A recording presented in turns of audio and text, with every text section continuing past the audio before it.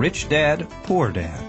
What the rich teach their kids about money that the poor and middle class do not. By Robert Kiyosaki. To parents everywhere, a child's first and most important teachers, and to all those who educate, influence, and lead by example. Acknowledgements. How does a person say thank you when there are so many people to thank? Obviously, this book is a thank you to my two fathers, who were powerful role models, and to my mom, who taught me love and kindness. The person most responsible for this book becoming a reality is my wife, Kim, my partner in marriage, business, and in life. She makes my life complete. Introduction. Rich Dad, Poor Dad. Having two dads offered me the choice of contrasting points of view, one of a rich man and one of a poor man. I had two fathers, a rich one and a poor one. One was highly educated and intelligent. He had a Ph.D. and completed 4 years of undergraduate work in less than 2 years. He then went on to Stanford University, the University of Chicago, and Northwestern University to do his advanced studies, all on full financial scholarships. The other father never finished the 8th grade. Both men were successful in their careers, working hard all their lives. Both earned substantial incomes, yet one always struggled financially. The other would become one of the richest men in Hawaii. One died, leaving tens of millions of dollars to his family, charities, and his church. The other left bills to be paid. Both men were strong, charismatic, and influential. Both men offered me advice, but they did not advise the same things. Both men believed strongly in education, but did not recommend the same course of study.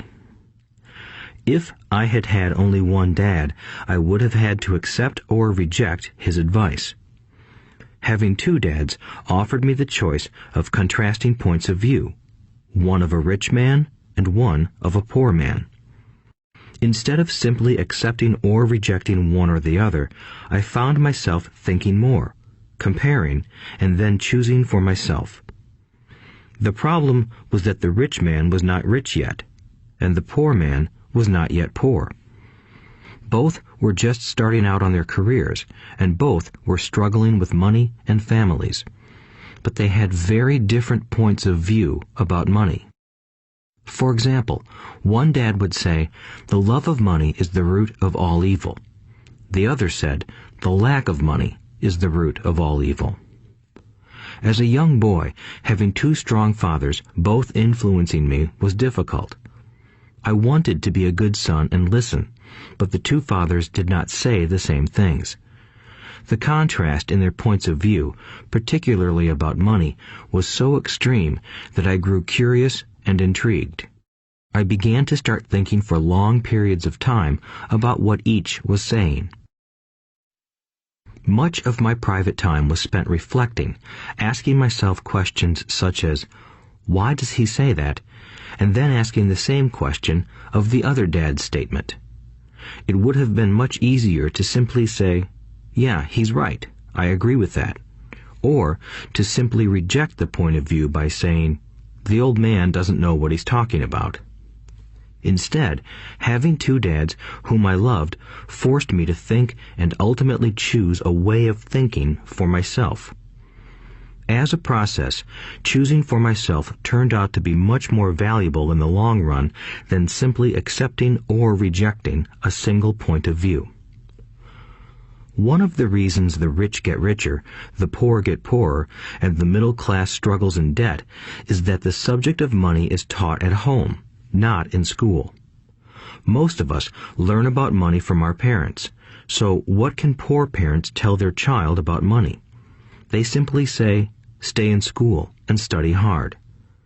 The child may graduate with excellent grades, but with a poor person's financial programming and mindset.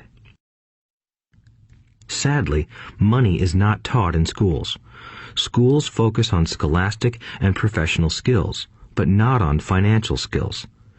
This explains how smart bankers, doctors, and accountants who earned excellent grades may struggle financially all of their lives.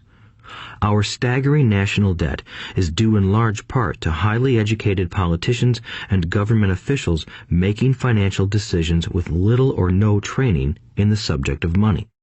Today, I often wonder what will soon happen when we have millions of people who need financial and medical assistance. They will be dependent upon their families or the government for financial support.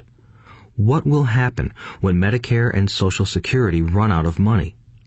How will a nation survive if teaching children about money continues to be left to parents, most of whom will be, or already are, poor? Because I had two influential fathers, I learned from both of them. I had to think about each dad's advice, and in doing so, I gained valuable insight into the power and effect of one's thoughts on one's life. For example, one dad had a habit of saying, "I can't afford it." The other dad forbade those words to be used. He insisted I ask, "How can I afford it?" One is a statement, and the other is a question. One lets you off the hook, and the other forces you to think.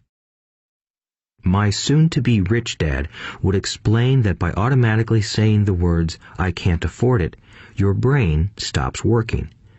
By asking the question, "How can I afford it?" your brain is put to work. He did not mean that you should buy everything you want. He was fanatical about exercising your mind, the most powerful computer in the world. He'd say, "My brain gets stronger every day because I exercise it. The stronger it gets, the more money I can make." He believed that automatically saying, "I can't afford it," was a sign of mental laziness. Although both dads worked hard, I noticed that one dad had a habit of putting his brain to sleep when it came to finances, and the other had a habit of exercising his brain. The long-term result was that one dad grew stronger financially, and the other grew weaker. It is not much different from a person who goes to the gym to exercise on a regular basis versus someone who sits on the couch watching television. Proper physical exercise increases your chances for health, and proper mental exercise increases your chances for wealth. My two dads had opposing attitudes, and that affected the way they thought. One dad thought that the rich should pay more in taxes to take care of those less fortunate. The other said, taxes punish those who produce and reward those who don't produce. One dad recommended, study hard so you can find a good company to work for. The other recommended, study hard so you can find a good company to buy. One dad said, the reason I'm not rich is because I have you kids. The other said, the reason I must be rich is because I have you kids. One encouraged talking about money and business at the dinner table, while the other forbade the subject of money to be discussed over a meal. One said, when it comes to money, play it safe. Don't take risks. The other said, learn to manage risk. One believed, our home is our largest investment and our greatest asset. The other believed, my house is a liability, and if your house is your largest investment, you're in trouble. Both dads paid their bills on time, yet one paid his bills first while the other paid his bills last. One dad believed in a company or the government taking care of you and your needs. He was always concerned about pay raises, retirement plans, medical benefits, sick leave, vacation days, and other perks. He was impressed with two of his uncles who joined the military and earned a retirement and entitlement package for life after 20 years of active service. He loved the idea of medical benefits and PX privileges the military provided its retirees. He also loved the tenure system available through the university. The idea of job protection for life and job benefits seemed more important at times than the job. He would often say, I've worked hard for the government and I'm entitled to these benefits. The other believed in total financial self-reliance. He spoke out against the entitlement mentality and how it created weak and financially needy people. He was emphatic about being financially competent. One dad struggled to save a few dollars. The other created investments. One dad taught me how to write an impressive resume so I could find a good job. The other taught me how to write strong business and financial plans so I could create jobs. Being a product of two strong dads allowed me the luxury of observing the effects different thoughts have on one's life. I noticed that people really do shape their lives through their thoughts. For example, my poor dad always said, "I'll never be rich," and that prophecy became reality. My rich dad, on the other hand, always referred to himself as rich. He would say things like, "I'm a rich man and rich people don't do this." Even when he was flat broke after a major financial setback, he continued to refer to himself as a rich man. He would cover himself by saying, "There is a difference between being poor and being broke. Broke is temporary. Poor is eternal." My poor dad would say, "I'm not interested in money," or "Money doesn't matter." My rich dad always said, "Money is power." The power of our thoughts may never be measured or appreciated, but it became obvious to me as a young boy that it was important to be aware of my thoughts and how I expressed myself. I noticed that my poor dad was poor, not because of the amount of money he earned, which was significant, but because of his thoughts and actions. As a young boy having two fathers, I became acutely aware of being careful about which thoughts I chose to adopt as my own. Should I listen to my rich dad or to my poor dad? Although both men had tremendous respect for education and learning, they disagreed about what they thought was important to learn. One wanted me to study hard, earn a degree, and get a good job to earn money. He wanted me to study to become a professional, an attorney or an accountant, and to go to business school for my MBA. The other encouraged me to study to be rich, to understand how money works, and to learn how to have it work for me. "I don't work for money" were words he would repeat over and over. "Money works for me." At the age of 9, I decided to listen to and learn from my rich dad about money. In doing so, I chose not to listen to my poor dad, even though he was the one with all the college degrees. A lesson from Robert Frost. Robert Frost is my favorite poet. Although I love many of his poems, my favorite is "The Road Not Taken." I use its lesson almost daily. The road not taken. Two roads diverged in a yellow wood, and sorry I could not travel both. And be one traveler long I stood, and looked down one as far as I could, to where it bent in the undergrowth, then took the other as just as fair, and having perhaps the better claim, because it was grassy and wanted wear. Though as for that the passing there had worn them really about the same, and both that morning equally lay in leaves no step had trodden black. Oh, I kept the first for another day, yet knowing how way leads on to way, I doubted if I should ever come back. I shall be telling this with a sigh, somewhere ages and ages hence. Two roads diverged in a wood, and I took the one less traveled by, and that has made all the difference. And that has made all the difference. Over the years, I have often reflected upon Robert Frost's poem. Choosing not to listen to my highly educated dad's advice and attitude about money was a painful decision, but it was a decision that shaped the rest of my life. Once I made up my mind about whom to listen to, my education about money began. My rich dad taught me over a period of 30 years until I was 39 years old. He stopped once he realized that I knew and fully understood what he had been trying to drum into my often thick skull. Money is one form of power. But what is more powerful is financial education. Money comes and goes, but if you have the education about how money works, you gain power over it and can begin building wealth. The reason positive thinking alone does not work is because most people went to school and never learned how money works. So they spend their lives working for money. Because I was only 9 years old when I started, the lessons my rich dad taught me were simple. And when it was all said and done, there were only 6 main lessons, repeated over 30 years. This audiobook is about those 6 lessons, put as simply as possible, just as simply as my rich dad put forth those lessons to me.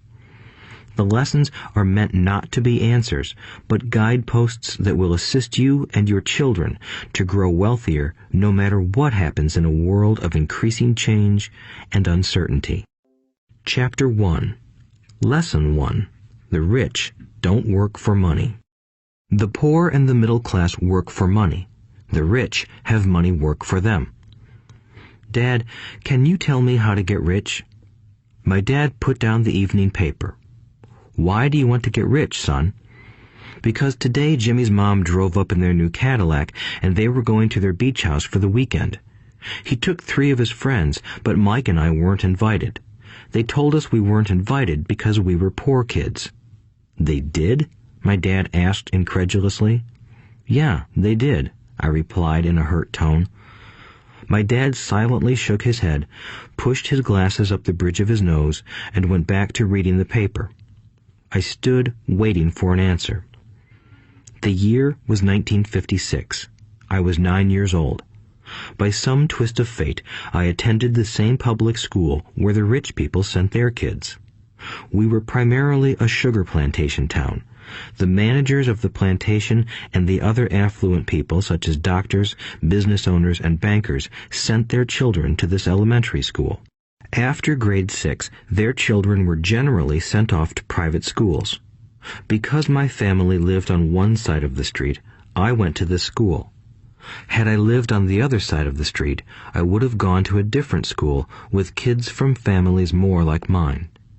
After grade 6, these kids and I would go on to the public intermediate and high school. There was no private school for them or for me. My dad finally put down the paper. I could tell he was thinking. Well, son, he began slowly, if you want to be rich, you have to learn to make money. How do I make money? I asked. Well, use your head, son, he said, smiling. Even then, I knew that really meant, that's all I'm going to tell you, or, I don't know the answer, so don't embarrass me. A partnership is formed. The next morning, I told my best friend, Mike, what my dad had said. As best as I could tell, Mike and I were the only poor kids in this school. Mike was also in this school by a twist of fate. Someone had drawn a jog in the line for the school district, and we wound up in school with the rich kids. We weren't really poor, but we felt as if we were because all the other boys had new baseball gloves, new bicycles, new everything. Mom and Dad provided us with the basics, like food and shelter and clothes, but that was about it. My dad used to say, if you want something, work for it. We wanted things, but there was not much work available for 9-year-old boys. So what do we do to make money? Mike asked. I don't know, I said, but do you want to be my partner? He agreed, and so on that Saturday morning, Mike became my first business partner. We spent all morning coming up with ideas on how to make money. Occasionally, we talked about all the cool guys at Jimmy's beach house having fun. It hurt a little, but that hurt was good, because it inspired us to keep thinking of a way to make money. Finally, that afternoon, a bolt of lightning struck. It was an idea Mike got from a science book he had read. Excitedly, we shook hands, and the partnership now had a business. For the next several weeks, Mike and I ran around our neighborhood, knocking on doors and asking our neighbors if they would save their toothpaste tubes for us. With puzzled looks, most adults consented with a smile. Some asked us what we were doing, to which we replied, "We can't tell you. It's a business secret. My mom grew distressed as the weeks wore on. We had selected a site next to her washing machine as the place we would stockpile our raw materials. In a brown cardboard box that at one time held ketchup bottles, our little pile of used toothpaste tubes began to grow. Finally, my mom put her foot down. The sight of her neighbor's messy, crumpled, used toothpaste tubes had gotten to her. "What are you boys doing?" she asked. "And I don't want to hear again that it's a business secret. Do something with this mess or I'm going to throw it out." Mike and I pleaded and begged, explaining that we would soon have enough and then we would begin production. We informed her that we were waiting on a couple of neighbors to finish their toothpaste so we could have their tubes. Mom granted us a 1-week extension. The date to begin production was moved up, and the pressure was on. My first partnership was already being threatened with an eviction notice by my own mom. It became Mike's job to tell the neighbors to quickly use up their toothpaste, saying their dentist wanted them to brush more often anyway. I began to put together the production line. One day, my dad drove up with a friend to see 2 9-year-old boys in the driveway with a production line operating at full speed. There was fine white powder everywhere. On a long table were small milk cartons from school, and our family's hibachi grill was glowing with red-hot coals at maximum heat. Dad walked up cautiously, having to park the car at the base of the driveway since the production line blocked the carport. As he and his friend got closer, they saw a steel pot sitting on top of the coals in which the toothpaste tubes were being melted down. In those days, toothpaste did not come in plastic tubes. The tubes were made of lead, so once the paint was burned off, the tubes were dropped in the small steel pot. They melted until they became liquid, and with my mom's pot holders, we poured the lead through a small hole in the top of the milk cartons. The milk cartons were filled with plaster of Paris. White powder was everywhere. In my haste, I had knocked the bag over, and the entire area looked like it had been hit by a snowstorm. The milk cartons were the outer containers for plaster of Paris molds. My dad and his friend watched as we carefully poured the molten lead through a small hole in the top of the plaster of Paris cube. "Careful," my dad said. I nodded without looking up. Finally, once the pouring was through, I put the steel pot down and smiled at my dad. "What are you boys doing?" he asked with a cautious smile. "We're doing what you told me to do. We're going to be rich," I said. "Yup," said Mike, grinning and nodding his head. "We're partners." "And what is in those plaster molds?" my dad asked. "Watch," I said. "This should be a good batch." With a small hammer, I tapped at the seal that divided the cube in half. Cautiously, I pulled up the top half of the plaster mold, and a lead nickel fell out. "Oh my God," my dad said, "you're casting nickels out of lead." "That's right," Mike said. "We're doing as you told us to do. We're making money." My dad's friend turned and burst into laughter. My dad smiled and shook his head. Along with a fire and a box of spent toothpaste tubes, in front of him were 2 little boys covered with white dust, smiling from ear to ear. He asked us to put everything down and sit with him on the front step of our house. With a smile, he gently explained what the word counterfeiting meant. Our dreams were dashed. "You mean this is illegal?" asked Mike in a quivering voice. "Let them go," my dad's friend said. "They might be developing a natural talent." My dad glared at him.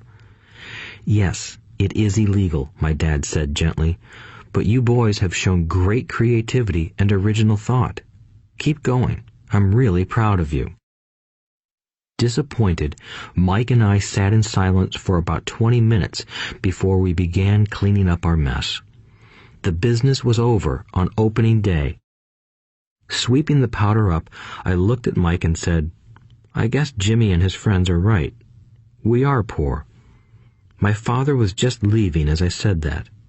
"Boys," he said. "You're only poor if you give up. The most important thing is that you did something. Most people only talk and dream of getting rich. You've done something. I'm very proud of the two of you. I will say it again. Keep going. Don't quit." Mike and I stood there in silence. They were nice words, but we still did not know what to do. "So how come you're not rich, Dad?" I asked. "Because I chose to be a school teacher. School teachers really don't think about being rich. We just like to teach.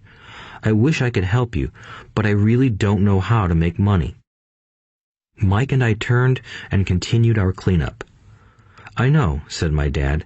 "If you boys want to learn how to be rich, don't ask me. Talk to your dad, Mike." "My dad?" asked Mike with a scrunched-up face. "Yeah, your dad," repeated my dad with a smile. "Your dad and I have the same banker, and he raves about your father. He's told me several times that your father is brilliant when it comes to making money." "My dad?" Mike asked again in disbelief. "Then how come we don't have a nice car and a nice house like the rich kids at school?" "A nice car and a nice house don't necessarily mean you're rich or you know how to make money," my dad replied. "Jimmy's dad works for the sugar plantation. He's not much different from me. He works for a company and I work for the government. The company buys the car for him. The sugar company is in financial trouble, and Jimmy's dad may soon have nothing. Your dad is different, Mike. He seems to be building an empire, and I suspect in a few years he will be a very rich man." With that, Mike and I got excited again. With new vigor, we began cleaning up the mess caused by our now defunct first business. As we were cleaning, we made plans for how and when to talk to Mike's dad. The problem was that Mike's dad worked long hours and often did not come home until late. His father owned warehouses, a construction company, a chain of stores, and 3 restaurants. It was the restaurants that kept him out late.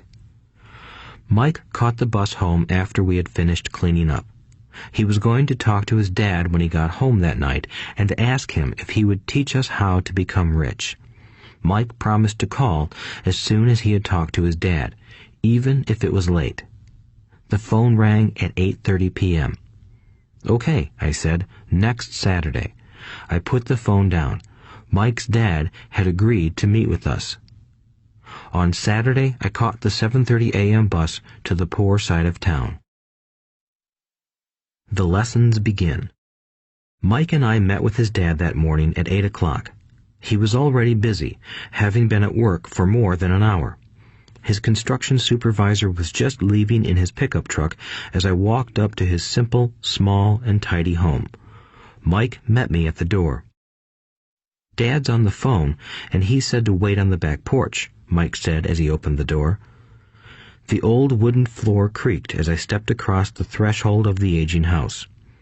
There was a cheap mat just inside the door. The mat was there to hide the years of wear from countless footsteps that the floor had supported. Although clean, it needed to be replaced. I felt claustrophobic as I entered the narrow living room that was filled with old, musty, overstuffed furniture that today would be collector's items. Sitting on the couch were 2 women, both a little older than my mom. Across from the women sat a man in workman's clothes. He wore khaki slacks and a khaki shirt, neatly pressed but without starch, and polished work boots. He was about 10 years older than my dad. They smiled as Mike and I walked past them toward the back porch. I smiled back shyly. "Who are those people?" I asked. "Oh, they work for my dad. The older man runs his warehouses, and the women are the managers of the restaurants. And as you arrived, you saw the construction supervisor who was working on a road project about 50 miles from here. His other supervisor, who was building a track of houses, left before you got here." "Does this go on all the time?" I asked. "Not always, but quite often," said Mike, smiling as he pulled up a chair to sit down next to me. "I asked my dad if he would teach us to make money," Mike said. "Oh, and what did he say to that?" I asked with cautious curiosity. Well, he had a funny look on his face at first, and then he said he would make us an offer. "Oh," I said, rocking my chair back against the wall. I sat there, perched on two rear legs of the chair. Mike did the same thing. "Do you know what the offer is?" I asked. "No, but we'll soon find out." Suddenly, Mike's dad burst through the rickety screen door and onto the porch. Mike and I jumped to our feet, not out of respect, but because we were startled. "Ready, boys?" he asked as he pulled up a chair to sit down with us. We nodded our heads as we pulled our chairs away from the wall to sit in front of him. He was a big man, about 6 feet tall and 200 pounds. My dad was taller, about the same weight, and 5 years older than Mike's dad. They sort of looked alike, though not of the same ethnic makeup. Maybe their energy was similar. "Mike says you want to learn to make money. Is that correct, Robert?" I nodded my head quickly, but with a little trepidation. He had a lot of power behind his words and smile. "Okay, here's my offer. I'll teach you, but I won't do it classroom style. You work for me, I'll teach you. You don't work for me, I won't teach you.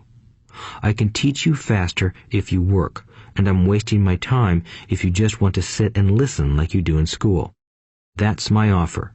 Take it or leave it." May I ask a question first?" I asked. "No. Take it or leave it. I've got too much work to do to waste my time. If you can't make up your mind decisively, then you'll never learn to make money anyway. Opportunities come and go. Being able to know when to make quick decisions is an important skill. You have the opportunity that you asked for. School is beginning, or it's over, in 10 seconds, Mike's dad said with a teasing smile. "Take it," I said. "Take it," said Mike. "Good," said Mike's dad. "Mrs. Martin will be by in 10 minutes. After I'm through with her, you'll ride with her to my superette and you can begin working. I'll pay you 10 cents an hour and you'll work 3 hours every Saturday." "But I have a softball game today," I said. Mike's dad lowered his voice to a stern tone. "Take it or leave it," he said. "I'll take it," I replied, choosing to work and learn instead of playing. 30 cents later. By 9 a.m. that day, Mike and I were working for Mrs. Martin. She was a kind and patient woman. She always said that Mike and I reminded her of her 2 grown sons. Although kind, she believed in hard work and kept us moving. We spent 3 hours taking canned goods off the shelves, brushing each can with a feather duster to get the dust off, and then restacking them neatly. It was excruciatingly boring work. Mike's dad, whom I called my rich dad, owned 9 of these little superettes, each with a large parking lot. They were the early version of the 7-Eleven convenience stores, little neighborhood grocery stores where people bought items such as milk, bread, butter, and cigarettes. The problem was that this was Hawaii before air conditioning was widely used, and the stores could not close their doors because of the heat. On 2 sides of the store, the doors had to be wide open to the road and parking lot. Every time a car drove by or pulled into the parking lot, dust would swirl and settle in the store. We knew we had a job as long as there was no air conditioning. For 3 weeks, Mike and I reported to Mrs. Martin and worked our 3 hours. By noon, our work was over, and she dropped 3 little dimes in each of our hands. Now, even at the age of 9 in the mid-1950s, 30 cents was not too exciting. Comic books cost 10 cents back then, so I usually spent my money on comic books and went home. By Wednesday of the 4th week, I was ready to quit. I had agreed to work only because I wanted to learn to make money from Mike's dad, and now I was a slave for 10 cents an hour. On top of that, I had not seen Mike's dad since that first Saturday. "I'm quitting," I told Mike at lunchtime. School was boring, and now I did not even have my Saturdays to look forward to. But it was the 30 cents that really got to me. This time, Mike smiled. "What are you laughing at?" I asked with anger and frustration. "Dad said this would happen. He said to meet with him when you were ready to quit." "What?" I said indignantly. He's been waiting for me to get fed up? Sort of, Mike said. Dad's kind of different. He doesn't teach like your dad. Your mom and dad lecture a lot. My dad is quiet and a man of few words. You just wait till this Saturday. I'll tell him you're ready. You mean I've been set up? No, not really. But maybe. Dad will explain on Saturday. Waiting in line on Saturday. I was ready to face Mike's dad. Even my real dad was angry with him. My real dad, the one I called the poor one, thought that my rich dad was violating child labor laws and should be investigated. My educated poor dad told me to demand what I deserve, at least 25 cents an hour. My poor dad told me that if I did not get a raise, I was to quit immediately. You don't need that damn job anyway, said my poor dad with indignation. At 8 o'clock Saturday morning, I walked through the door of Mike's house when Mike's dad opened it. Take a seat and wait in line, he said as I entered. He turned and disappeared into his little office next to a bedroom. I looked around the room and didn't see Mike anywhere. Feeling awkward, I cautiously sat down next to the same two women who were there 4 weeks earlier. They smiled and slid down the couch to make room for me. 45 minutes went by, and I was steaming. The two women had met with him and left 30 minutes earlier. An older gentleman was in there for 20 minutes and was also gone. The house was empty, and here I sat in a musty, dark living room on a beautiful, sunny Hawaiian day, waiting to talk to a cheapskate who exploited children. I could hear him rustling around the office, talking on the phone, and ignoring me. I was ready to walk out, but for some reason I stayed. Finally, 15 minutes later, at exactly 9 o'clock, Rich Dad walked out of his office, said nothing, and signaled with his hand for me to enter. I understand you want a raise or you're going to quit, Rich Dad said as he swiveled in his office chair. Well, you're not keeping your end of the bargain, I blurted out, nearly in tears. It was really frightening for me to confront a grown-up. You said that you would teach me if I worked for you. Well, I've worked for you. I've worked hard. I've given up my baseball games to work for you, but you haven't kept your word, and you haven't taught me anything. You are a crook like everyone in town thinks you are. You're greedy. You want all the money and don't take care of your employees. You made me wait and don't show me any respect. I'm only a little boy, but I deserve to be treated better. Rich Dad rocked back in his swivel chair, hands up to his chin, and stared at me. Not bad, he said. In less than a month, you sound like most of my employees. What? I asked. Not understanding what he was saying, I continued with my grievance. I thought you were going to keep your end of the bargain and teach me. Instead, you want to torture me? That's cruel. That's really cruel. I am teaching you, Rich Dad said quietly. What have you taught me? Nothing, I said angrily. You haven't even talked to me once since I agreed to work for peanuts. 10 cents an hour. Ha! I should notify the government about you. We have child labor laws, you know. My dad works for the government, you know. Wow, said Rich Dad. Now you sound just like most of the people who used to work for me. People I've either fired or who have quit. So, what do you have to say? I demanded, feeling pretty brave for a little kid. You lied to me. I've worked for you, and you have not kept your word. You haven't taught me anything. How do you know that I've not taught you anything? Asked Rich Dad calmly. Well, you've never talked to me. I've worked for 3 weeks, and you have not taught me anything, I said with a pout. Does teaching mean talking or a lecture? Rich Dad asked. Well, yes, I replied. That's how they teach you in school, he said, smiling. But that is not how life teaches you, and I would say that life is the best teacher of all.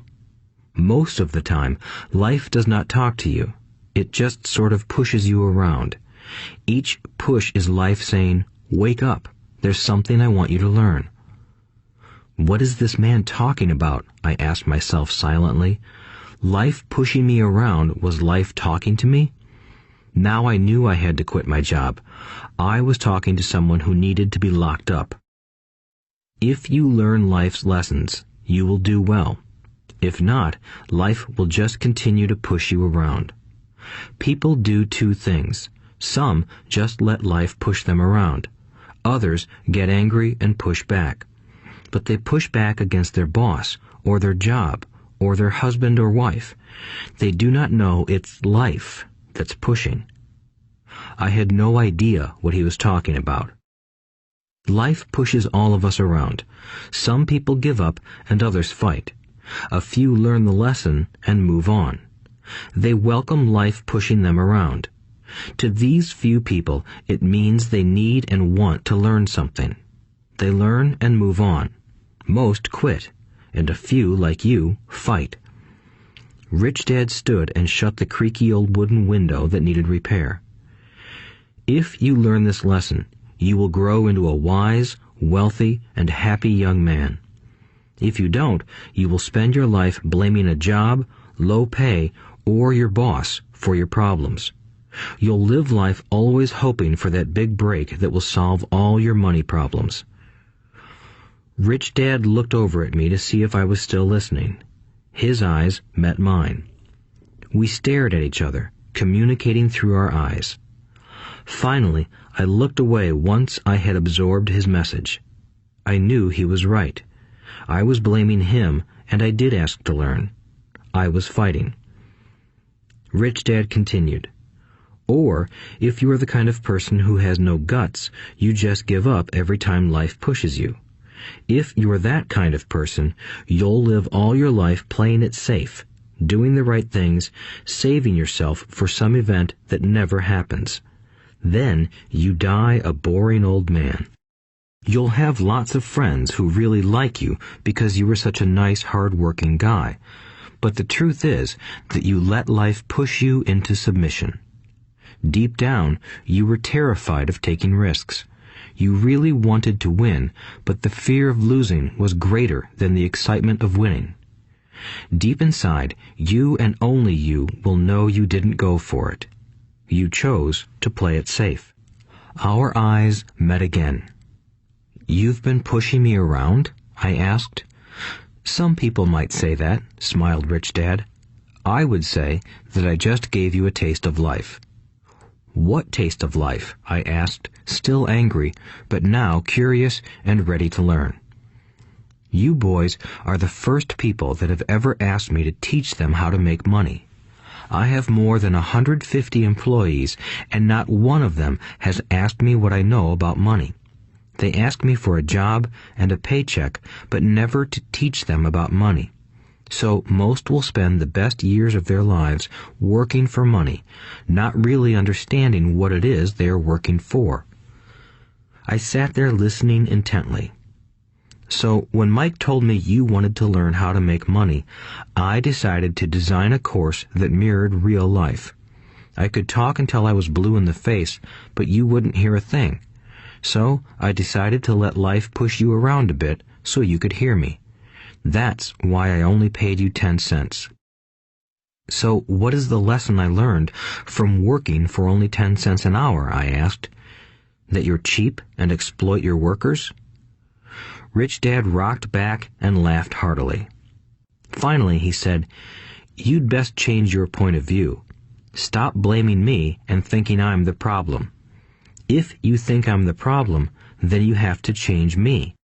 If you realize that you're the problem, then you can change yourself, learn something, and grow wiser.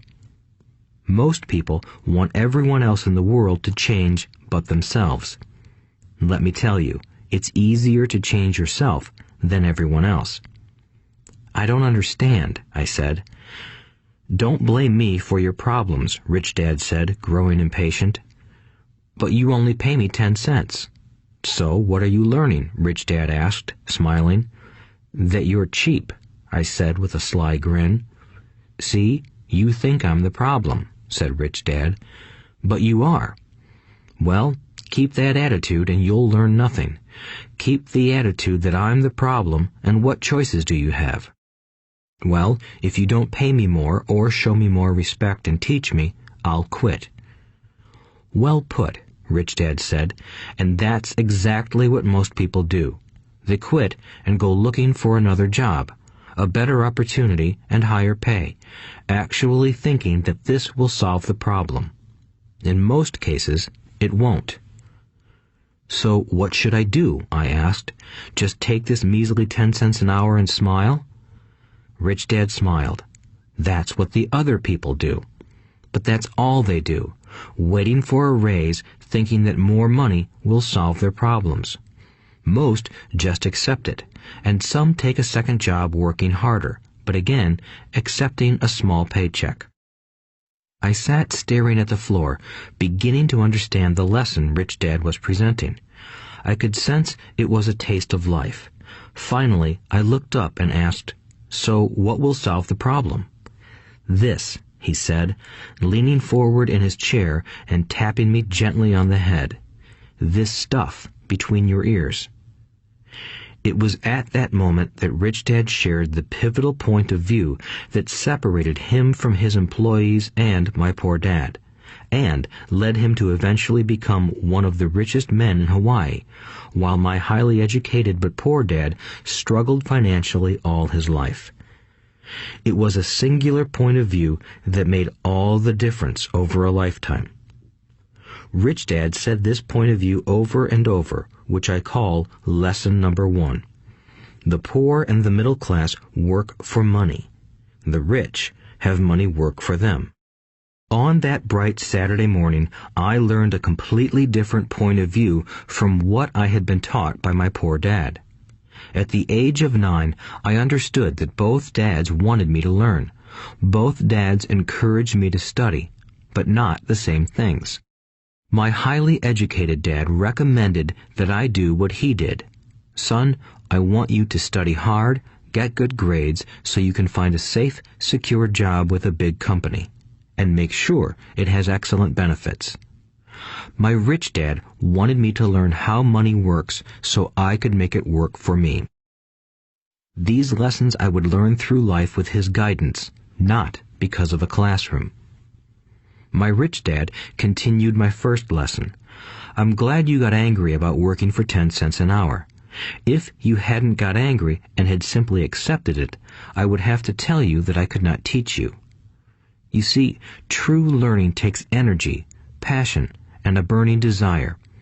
Anger is a big part of that formula, for passion is anger and love combined. When it comes to money, most people want to play it safe and feel secure, so passion does not direct them. Fear does." "So is that why they'll take jobs with low pay?" I asked. "Yes," said Rich Dad. "Some people say I exploit people because I don't pay as much as the sugar plantation or the government. I say the people exploit themselves. It's their fear, not mine." "But don't you feel you should pay them more?" I asked. "I don't have to. And besides, more money will not solve their problems. Just look at your dad. He makes a lot of money, and he still can't pay his bills. Most people, given more money, only get into more debt." "So that's why the 10 cents an hour," I said, smiling. "It's part of the lesson." "That's right," smiled Rich Dad. "You see, your dad went to school and got an excellent education so he could get a high-paying job. But he still has money problems because he never learned anything about money in school. On top of that, he believes in working for money." "And you don't?" I asked. "No, not really," said Rich Dad. "If you want to learn to work for money, then stay in school. That is a great place to learn to do that. But if you want to learn how to have money work for you, then I will teach you that. But only if you want to learn." "Wouldn't everyone want to learn that?" I asked. "No," said Rich Dad, "simply because it's easier to learn to work for money, especially if fear is your primary emotion when the subject of money is discussed." "I don't understand," I said with a frown. "Don't worry about that for now. Just know that it's fear that keeps most people working at a job. The fear of not paying their bills, the fear of being fired, the fear of not having enough money, and the fear of starting over. That's the price of studying to learn a profession or trade and then working for money. Most people become a slave to money and then get angry at their boss. Learning to have money work for you is a completely different course of study? I asked. Absolutely, Rich Dad answered. Absolutely. We sat in the silence on that beautiful Hawaiian Saturday morning. My friends had just started their Little League baseball game, but for some reason I was now thankful I had decided to work for 10 cents an hour. I sensed that I was about to learn something my friends wouldn't learn in school. Ready to learn? Asked Rich Dad. Absolutely, I said with a grin. I have kept my promise. I've been teaching you from afar, my Rich Dad said. At 9 years old, you've gotten a taste of what it feels like to work for money. Just multiply your last month by 50 years, and you will have an idea of what most people spend their life doing. I don't understand, I said. How did you feel waiting in line to see me, once to get hired and once to ask for more money? Terrible, I said. If you choose to work for money, that is what life will be like, said Rich Dad. And how did you feel when Mrs. Martin dropped 3 dimes in your hand for 3 hours of work? I felt like it wasn't enough. It seemed like nothing. I was disappointed, I said. And that is how most employees feel when they look at their paychecks, especially after all the tax and other deductions are taken out. At least you got 100%. You mean most workers don't get paid everything? I asked with amazement. Heavens no, said Rich Dad. The government always takes its share first. How do they do that? I asked. Taxes, said Rich Dad. You're taxed when you earn. You're taxed when you spend. You're taxed when you save. You're taxed when you die. Why do people let the government do that to them? The rich don't, said Rich Dad with a smile. The poor and the middle class do. I'll bet you that I earn more than your dad, yet he pays more in taxes. How can that be? I asked. At my age, that made no sense to me. Why would someone let the government do that to them? Rich Dad rocked slowly and silently in his chair, just looking at me. Ready to learn? He asked. I nodded my head slowly. As I said, there is a lot to learn. Learning how to have money work for you is a lifetime study. Most people go to college for 4 years and their education ends. I already know that my study of money will continue over my lifetime, simply because the more I find out I need to know. Most people never study the subject. They go to work, get their paycheck, balance their checkbooks, and that's it. Then they wonder why they have money problems. They think that more money will solve the problem, and don't realize that it's their lack of financial education that is the problem. So my dad has tax problems because he doesn't understand money? I asked, confused. Look, said Rich Dad, taxes are just one small section on learning how to have money work for you. Today, I just wanted to find out if you still have the passion to learn about money. Most people don't. They want to go to school, learn a profession, have fun at their work, and earn lots of money. One day they wake up with big money problems, and then they can't stop working. That's the price of only knowing how to work for money instead of studying how to have money work for you. So, do you still have the passion to learn? Asked Rich Dad. I nodded my head. Good, said Rich Dad. Now get back to work. This time, I will pay you nothing. What? I asked in amazement. You heard me. Nothing. You will work the same 3 hours every Saturday, but this time you will not be paid 10 cents per hour. You said you wanted to learn to not work for money, so I'm not going to pay you anything. I couldn't believe what I was hearing. I've already had this conversation with Mike, and he's already working, dusting and stacking canned goods for free. You better hurry and get back there. That's not fair, I shouted. You've got to pay something. You said you wanted to learn. If you don't learn this now, you'll grow up to be like the two women and the older man sitting in my living room, working for money and hoping I don't fire them. Or, like your dad, earning lots of money only to be in debt up to his eyeballs, hoping more money will solve the problem. If that's what you want, I'll go back to our original deal of 10 cents an hour. Or you can do what most adults do. Complain that there is not enough pay, quit, and go looking for another job. But what do I do? I asked. Rich Dad tapped me on the head. Use this, he said. If you use it well, you will soon thank me for giving you an opportunity, and you will grow into a rich man. I stood there, still not believing what a raw deal I was handed. I came to ask for a raise, and somehow I was instead working for nothing. Rich Dad tapped me on the head again and said, "Use this. Now, get out of here and get back to work." Lesson number 1. The rich don't work for money. I didn't tell my poor dad I wasn't being paid. He wouldn't have understood, and I didn't want to try to explain something I didn't understand myself. For 3 more weeks, Mike and I worked 3 hours every Saturday for nothing. The work didn't bother me, and the routine got easier. But it was the missed baseball games and not being able to afford to buy a few comic books that got to me. Rich Dad stopped by at noon on the 3rd week. We heard his truck pull up in the parking lot and sputter when the engine was turned off. He entered the store and greeted Mrs. Martin with a hug. After finding out how things were going in the store, he reached into the ice cream freezer, pulled out 2 bars, paid for them, and signaled to Mike and me. "Let's go for a walk, boys." We crossed the street, dodging a few cars, and walked across a large grassy field where a few adults were playing softball. Sitting down at a lone picnic table, he handed Mike and me the treats. "How's it going, boys?" "Okay," Mike said. I nodded in agreement. "Learn anything yet?" Rich Dad asked. Mike and I looked at each other, shrugged our shoulders, and shook our heads in unison. Avoiding one of life's biggest traps.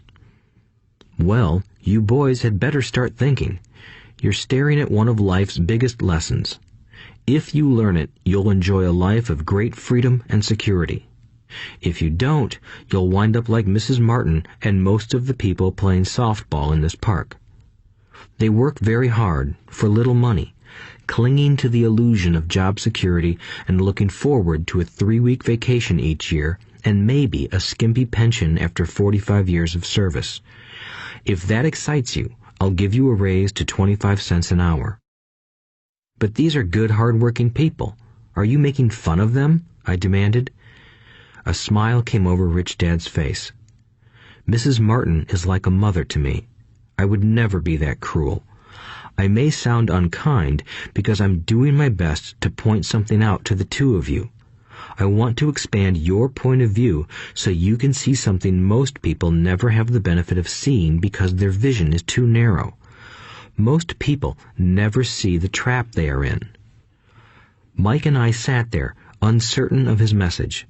He sounded cruel, yet we could sense he was trying to drive home a point. With a smile, Rich Dad said, "Doesn't that 25 cents an hour sound good? Doesn't it make your heart beat a little faster?" I shook my head no, but it really did. 25 cents an hour would be big bucks to me. "Okay, I'll pay you $1 an hour," Rich Dad said, with a sly grin. Now my heart started to race. My brain was screaming, "Take it, take it." I could not believe what I was hearing. Still, I said nothing. "Okay, $2 an hour." My little brain and heart nearly exploded. After all, it was 1956, and being paid $2 an hour would have made me the richest kid in the world. I couldn't imagine earning that kind of money. I wanted to say yes. I wanted the deal. I could picture a new bicycle, new baseball glove, and the adoration of my friends when I flashed some cash. On top of that, Jimmy and his rich friends could never call me poor again. But somehow, my mouth stayed shut. The ice cream had melted and was running down my hand. Rich Dad was looking at two boys staring back at him, eyes wide open and brains empty. He was testing us, and he knew there was a part of our emotions that wanted to take the deal.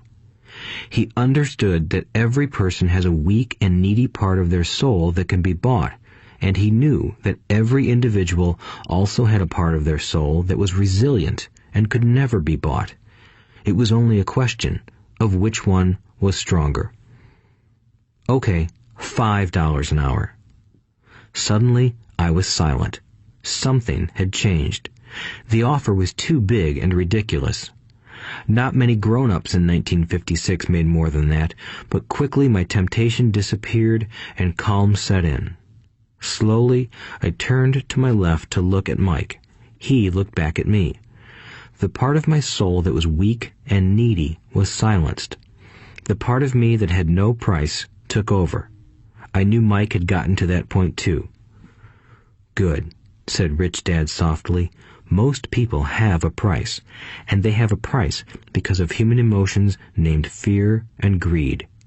First, the fear of being without money motivates us to work hard, and then, once we get that paycheck, greed or desire starts us thinking about all the wonderful things money can buy. The pattern is then set." "What pattern?" I asked.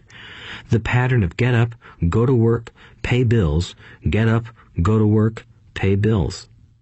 People's lives are forever controlled by two emotions, fear and greed. Offer them more money, and they continue the cycle by increasing their spending. This is what I call the rat race. "There is another way?" Mike asked. "Yes," said Rich Dad slowly, "but only a few people find it." "And what is that way?" Mike asked. "That's what I hope you boys will learn as you work and study with me. That is why I took away all forms of pay." "Any hints?" Mike asked. "We're kind of tired of working hard, especially for nothing." "Well, the first step is telling the truth," said Rich Dad. "We haven't been lying," I said. "I did not say you were lying. I said to tell the truth," Rich Dad retorted. "The truth about what?" I asked. "How you're feeling," Rich Dad said. "You don't have to say it to anyone else. Just admit it to yourself." "You mean the people in this park, the people who work for you, Mrs. Martin, they don't do that?" I asked. "I doubt it," said Rich Dad. "Instead, they feel the fear of not having money. They don't confront it logically. They react emotionally instead of using their heads," Rich Dad said. "Then, they get a few bucks in their hands, and again, the emotions of joy, desire, and greed take over. And again they react instead of think." "So their emotions control their brain," Mike said. "That's correct," said Rich Dad. "Instead of admitting the truth about how they feel, they react to their feelings and fail to think. They feel the fear, so they go to work, hoping that money will soothe the fear, but it doesn't. It continues to haunt them, and they return to work, hoping again that money will calm their fears, and again it doesn't. Fear keeps them in this trap of working, earning money, working, earning money, hoping the fear will go away. But every day they get up, and that old fear wakes up with them. For millions of people, that old fear keeps them awake all night, causing a night of turmoil and worry. So they get up and go to work, hoping that a paycheck will kill that fear gnawing at their souls. Money is running their lives, and they refuse to tell the truth about that. Money is in control of their emotions and their souls." Rich Dad sat quietly, letting his words sink in. Mike and I had heard what he said, but didn't understand fully what he was talking about. I just knew that I often wondered why grown-ups hurried off to work. It did not seem like much fun, and they never looked that happy, but something kept them going. Realizing we had absorbed as much as possible of what he was talking about, Rich Dad said, "I want you boys to avoid that trap. That is really what I want to teach you. Not just to be rich, because being rich does not solve the problem." "It doesn't?" I asked, surprised. No, it doesn't. Let me explain the other emotion. Desire. Some call it greed, but I prefer desire. It's perfectly normal to desire something better, prettier, more fun, or exciting. So people also work for money because of desire. They desire money for the joy they think it can buy. But the joy that money brings is often short-lived, and they soon need more money for more joy, more pleasure, more comfort, and more security. So they keep working, thinking money will soothe their souls that are troubled by fear and desire. But money can't do that. Even rich people do this? Mike asked. Rich people included, said Rich Dad. In fact, the reason many rich people are rich isn't because of desire, but because of fear. They believe that money can eliminate the fear of being poor, so they amass tons of it, only to find the fear gets worse. Now they fear losing the money. I have friends who keep working even though they have plenty. I know people who have millions who are more afraid now than when they were poor. They're terrified of losing it all. The fears that drove them to get rich got worse. That weak and needy part of their soul is actually screaming louder. They don't want to lose the big houses, the cars, and the high life money has bought them. They worry about what their friends would say if they lost all their money. Many are emotionally desperate and neurotic, although they look rich and have more money. So, is a poor man happier? I asked. No, I don't think so, replied Rich Dad. The avoidance of money is just as psychotic as being attached to money. As if on cue, the town derelict went past our table, stopping by the large rubbish can and rummaging around in it. The three of us watched him with great interest, when before we probably would have just ignored him. Rich Dad pulled $1 out of his wallet and gestured to the older man. Seeing the money, the derelict came over immediately, took the bill, thanked Rich Dad profusely, and hurried off, ecstatic with his good fortune. He's not much different from most of my employees, said Rich Dad. I've met so many people who say, "Oh, I'm not interested in money," yet they'll work at a job for 8 hours a day. That's a denial of truth. If they weren't interested in money, then why are they working? That kind of thinking is probably more psychotic than a person who hoards money.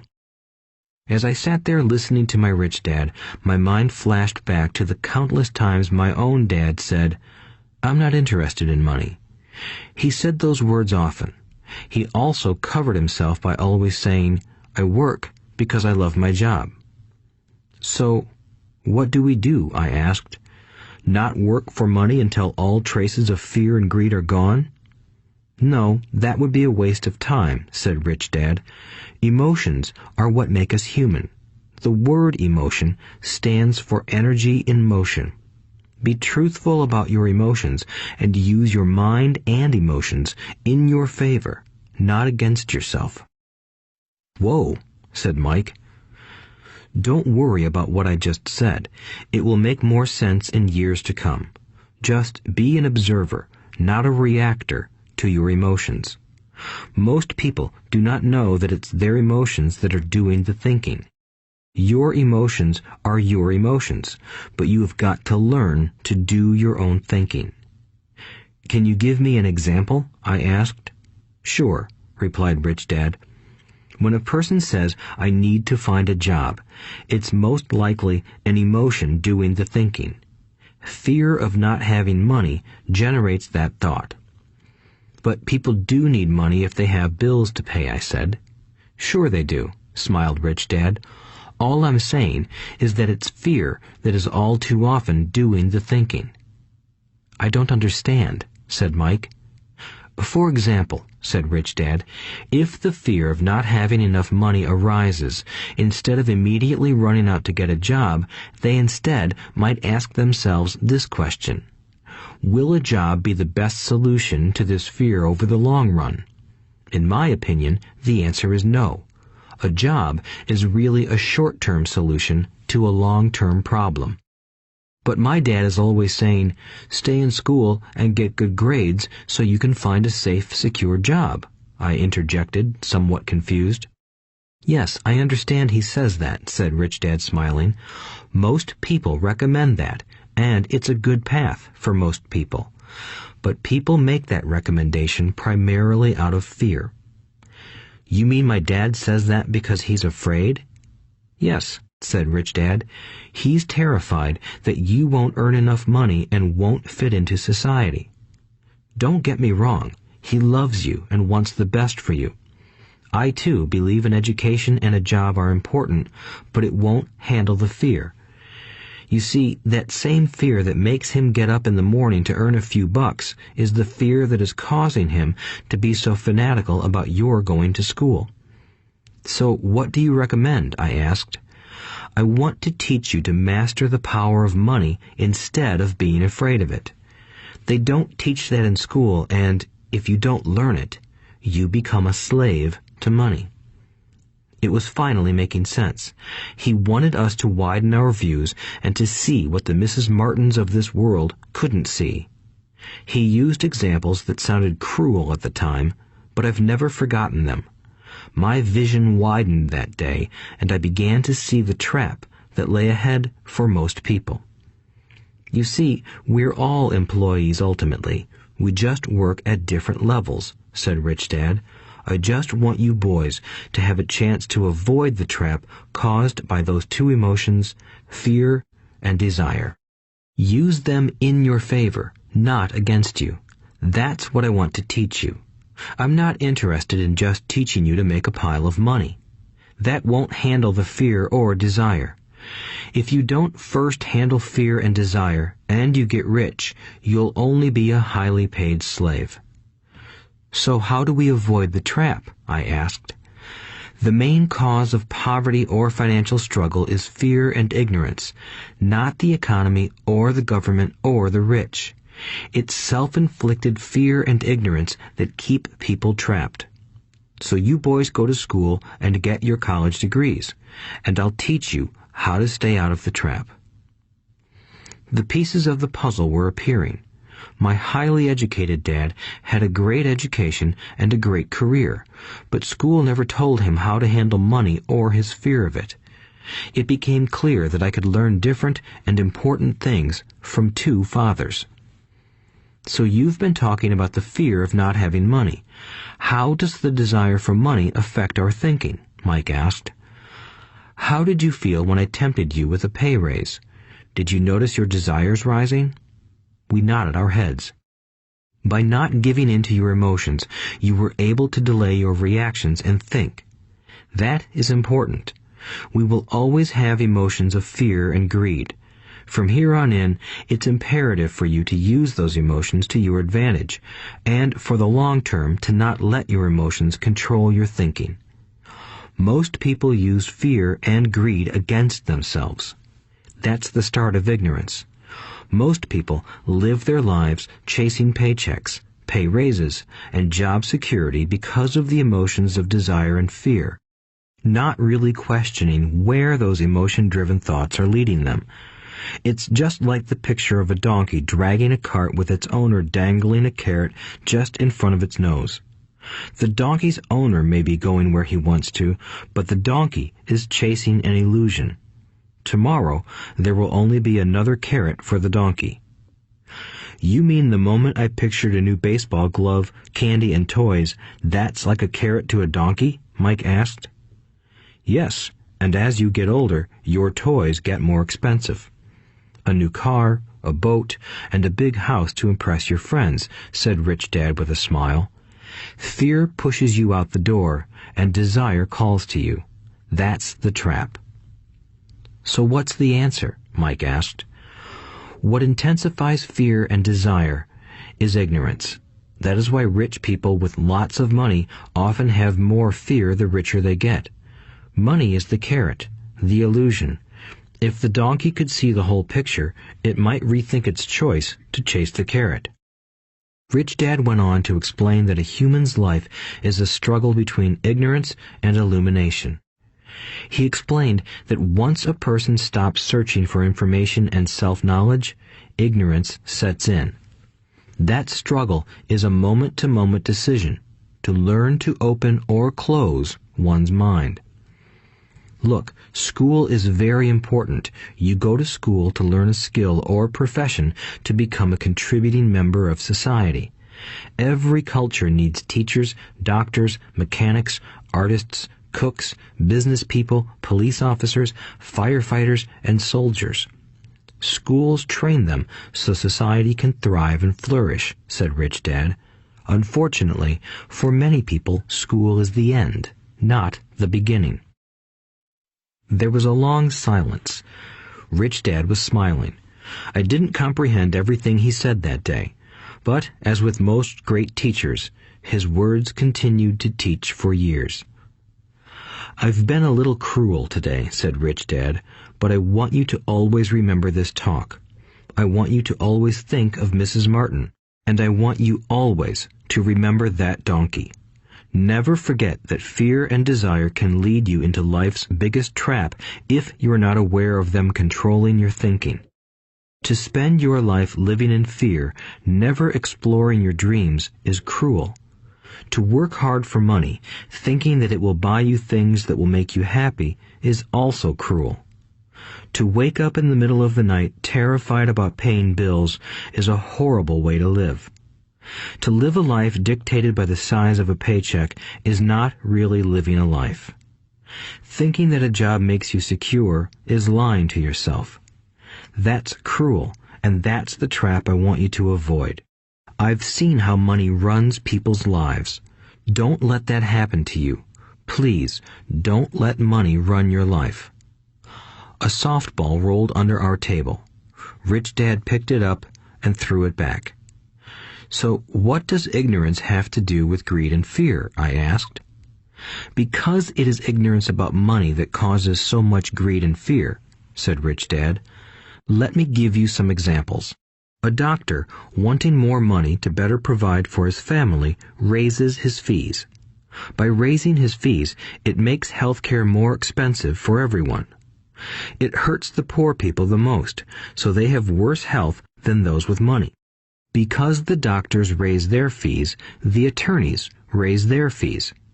Because the attorneys' fees have gone up, school teachers want a raise, which raises our taxes, and on and on and on.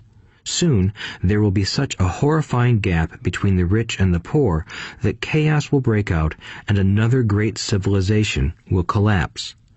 History proves that great civilizations collapse when the gap between the haves and have-nots is too great. Sadly, America is on that same course because we haven't learned from history. We only memorize historical dates and names, not the lesson. Aren't prices supposed to go up? I asked. In an educated society with a well-run government, prices should actually come down. Of course, that is often only true in theory. Prices go up because of greed and fear caused by ignorance. If schools taught people about money, there would be more money and lower prices. But schools focus only on teaching people to work for money, not how to harness money's power. But don't we have business schools? Mike asked. And haven't you encouraged me to go for my MBA? Yes, said Rich Dad, but all too often business schools train employees to become sophisticated bean counters. Heaven forbid a bean counter takes over a business. All they do is look at the numbers, fire people, and kill the business. I know this because I hire bean counters. All they think about is cutting costs and raising prices, which cause more problems. Bean counting is important. I wish more people knew it, but it, too, is not the whole picture, added Rich Dad angrily. So, is there an answer? Asked Mike. Yes, said Rich Dad. Learn to use your emotions to think, not think with your emotions. When you boys mastered your emotions by agreeing to work for free, I knew there was hope. When you again resisted your emotions when I tempted you with more money, you were again learning to think in spite of being emotionally charged. That's the first step. Why is that step so important? I asked. Well, that's up to you to find out. If you want to learn, I'll take you boys into the briar patch, a place almost everyone else avoids. If you go with me, you'll let go of the idea of working for money and instead learn to have money work for you. And what will we get if we go with you? What if we agree to learn from you? What will we get? I asked. The same thing Brer Rabbit got, said Rich Dad, referring to the classic children's story. Is there a briar patch? I asked. Yes, said Rich Dad. The briar patch is our fear and greed. Confronting fear, weaknesses, and neediness by choosing our own thoughts is the way out. Choosing our thoughts? Mike asked, puzzled. Yes, choosing what we think rather than reacting to our emotions. Instead of just getting up and going to work because not having the money to pay your bills is scaring you, ask yourself, is working harder at this the best solution to this problem? Most people are too afraid to rationally think things through and instead run out the door to a job they hate. The tar baby is in control. That's what I mean by choosing your thoughts. And how do we do that? Mike asked. That's what I will teach you. I'll teach you to have a choice of thoughts rather than a knee-jerk reaction, like gulping down your morning coffee and running out the door. Remember what I said before. A job is only a short-term solution to a long-term problem. Most people have only one problem in mind, and it's short-term. It's the bills at the end of the month, the tar baby. Money controls their lives, or should I say the fear and ignorance about money controls it. So they do as their parents did. They get up every day and go work for money, not taking the time to ask the question, is there another way? Their emotions now control their thinking, not their heads. Can you tell the difference between emotions thinking and the head thinking? Mike asked. Oh yes, I hear it all the time, said Rich Dad. I hear things like, well, everyone has to work, or the rich are crooks, or I'll get another job, I deserve this raise, you can't push me around, or I like this job because it's secure. No one asks, is there something I'm missing here? Which would break through the emotional thought and give you time to think clearly. As we headed back to the store, Rich Dad explained that the rich really did make money. They did not work for it. He went on to explain that when Mike and I were casting 5-cent pieces out of lead, thinking we were making money, we were very close to thinking the way the rich think. The problem was that creating money is legal for the government and banks to do, but illegal for us to do. There are legal ways to create money from nothing, he told us. Rich Dad went on to explain that the rich know that money is an illusion, truly like the carrot for the donkey. It's only out of fear and greed that the illusion of money is held together by billions of people who believe that money is real. It's not. Money is really made up. It is only because of the illusion of confidence and the ignorance of the masses that this house of cards stands. He talked about the gold standard that America was on, and that each dollar bill was actually a silver certificate. What concerned him was the rumor that we would someday go off the gold standard and our dollars would no longer be backed by something tangible. If that happens, boys, all hell will break loose.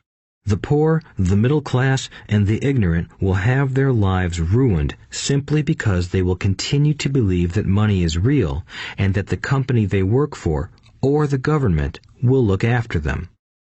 We really did not understand what he was saying that day, but over the years, it made more and more sense. Seeing what others miss. As he climbed into his pickup truck outside his convenience store, Rich Dad said, "Keep working, boys, but the sooner you forget about needing a paycheck, the easier your adult life will be. Keep using your brain, work for free, and soon your mind will show you ways of making money far beyond what I could ever pay you. You will see things that other people never see. Most people never see these opportunities because they're looking for money and security, so that's all they get. The moment you see one opportunity, you'll see them for the rest of your life. The moment you do that, I'll teach you something else. Learn this, and you'll avoid one of life's biggest traps. Mike and I picked up our things from the store and waved goodbye to Mrs. Martin. We went back to the park, to the same picnic bench, and spent several more hours thinking and talking. We spent the next week at school thinking and talking too. For 2 more weeks, we kept thinking, talking, and working for free. At the end of the second Saturday, I was again saying goodbye to Mrs. Martin and looking at the comic book stand with a longing gaze. The hard thing about not even getting 30 cents every Saturday was that I didn't have any money to buy comic books. Suddenly, as Mrs. Martin said goodbye to Mike and me, I saw her do something I'd never seen her do before.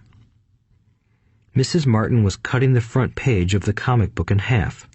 She kept the top half of the comic book cover and threw the rest of the book into a large cardboard box. When I asked her what she did with the comic books, she said, "I throw them away. I give the top half of the cover back to the comic book distributor for credit when he brings in the new comics. He's coming in an hour." Mike and I waited for an hour. Soon the distributor arrived, and I asked him if we could have the comic books. To my delight, he said, "You can have them if you work for this store and do not resell them." Remember our old business partnership? Well, Mike and I revived it. Using a spare room in Mike's basement, we began piling hundreds of comic books in that room. Soon, our comic book library was open to the public. We hired Mike's younger sister, who loved to study, to be head librarian. She charged each child 10 cents admission to the library, which was open from 2:30 p.m. to 4:30 p.m. every day after school. The customers, the children of the neighborhood, could read as many comics as they wanted in 2 hours. It was a bargain for them since a comic cost 10 cents each, and they could read 5 or 6 in 2 hours. Mike's sister would check the kids as they left to make sure they weren't borrowing any comic books. She also kept the books, logging in how many kids showed up each day, who they were, and any comments they might have. Mike and I averaged $9.50 per week over a 3-month period. We paid his sister $1 a week and allowed her to read the comics for free, which she rarely did since she was always studying. Mike and I kept our agreement by working in the store every Saturday and collecting all the comic books from the different stores. We kept our agreement to the distributor by not selling any comic books. We burned them once they got too tattered. We tried opening a branch office, but we could never quite find someone as trustworthy and dedicated as Mike's sister. At an early age, we found out how hard it was to find good staff. 3 months after the library first opened, a fight broke out in the room. Some bullies from another neighborhood pushed their way in, and Mike's dad suggested we shut down the business. So our comic book business shut down, and we stopped working on Saturdays at the convenience store. But Rich Dad was excited because he had new things he wanted to teach us. He was happy because we had learned our first lessons so well. We learned to make money work for us. By not getting paid for our work at the store, we were forced to use our imaginations to identify an opportunity to make money. By starting our own business, the comic book library, we were in control of our own finances, not dependent on an employer. The best part was that our business generated money for us even when we weren't physically there. Our money worked for us.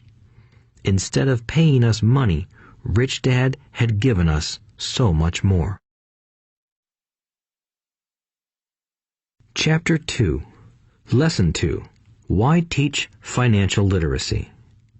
It's not how much money you make, it's how much money you keep. In 1990, Mike took over his father's empire and is, in fact, doing a better job than his dad did. We see each other once or twice a year on the golf course. He and his wife are wealthier than you can imagine. Rich Dad's empire is in great hands, and Mike is now grooming his son to take his place, as his dad had groomed us. In 1994, I retired at the age of 47, and my wife Kim was 37. Retirement does not mean not working. For us, it means that, barring unforeseen cataclysmic changes, we can work or not work, and our wealth grows automatically, staying ahead of inflation. Our assets are large enough to grow by themselves. It's like planting a tree. You water it for years, and then one day it doesn't need you anymore. Its roots are implanted deep enough. Then the tree provides shade for your enjoyment. Mike chose to run the empire, and I chose to retire. Whenever I speak to groups of people, they often ask what I would recommend that they do. How do I get started? Is there a book you would recommend? What should I do to prepare my children? What is your secret to success? How do I make millions? Whenever I hear one of these questions, I'm reminded of the following story. The Richest Businessmen. In 1923, a group of our greatest leaders and richest businessmen held a meeting at the Edgewater Beach Hotel in Chicago. Among them were Charles Schwab, head of the largest independent steel company; Samuel Insull, president of the world's largest utility; Howard Hobson, head of the largest gas company; Ivar Kruger, president of International Match Company, one of the world's largest companies at that time; Leon Fraser, president of the Bank of International Settlements; Richard Whitney, president of the New York Stock Exchange; Arthur Cotton and Jesse Livermore, two of the biggest stock speculators; and Albert Fall, a member of President Harding's cabinet. 25 years later, 9 of these titans ended their lives as follows. Schwab died penniless after living for 5 years on borrowed money. Insull died broke in a foreign land, and Kruger and Cotton also died broke. Hobson went insane. Whitney and Albert Fall were released from prison, and Fraser and Livermore committed suicide. I doubt if anyone can say what really happened to these men. If you look at the date, 1923, it was just before the 1929 market crash and the Great Depression, which I suspect had a great impact on these men and their lives. The point is this. Today, we live in times of greater and faster change than these men did. I suspect there will be many booms and busts in the coming years that will parallel the ups and downs these men faced. I am concerned that too many people are too focused on money and not on their greatest wealth, their education. If people are prepared to be flexible, keep an open mind and learn, they will grow richer and richer despite tough changes. If they think money will solve problems, they will have a rough ride. Intelligence solves problems and produces money. Money without financial intelligence is money soon gone. Most people fail to realize that in life, it's not how much money you make, it's how much money you keep. We've all heard stories of lottery winners who are poor, then suddenly rich, and then poor again. They win millions, yet are soon back where they started.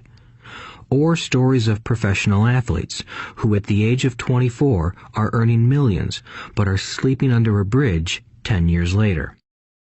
I remember a story of a young basketball player who a year ago had millions. Today, at just 29, he claims his friends, attorney, and accountant took his money and he was forced to work at a car wash for minimum wage.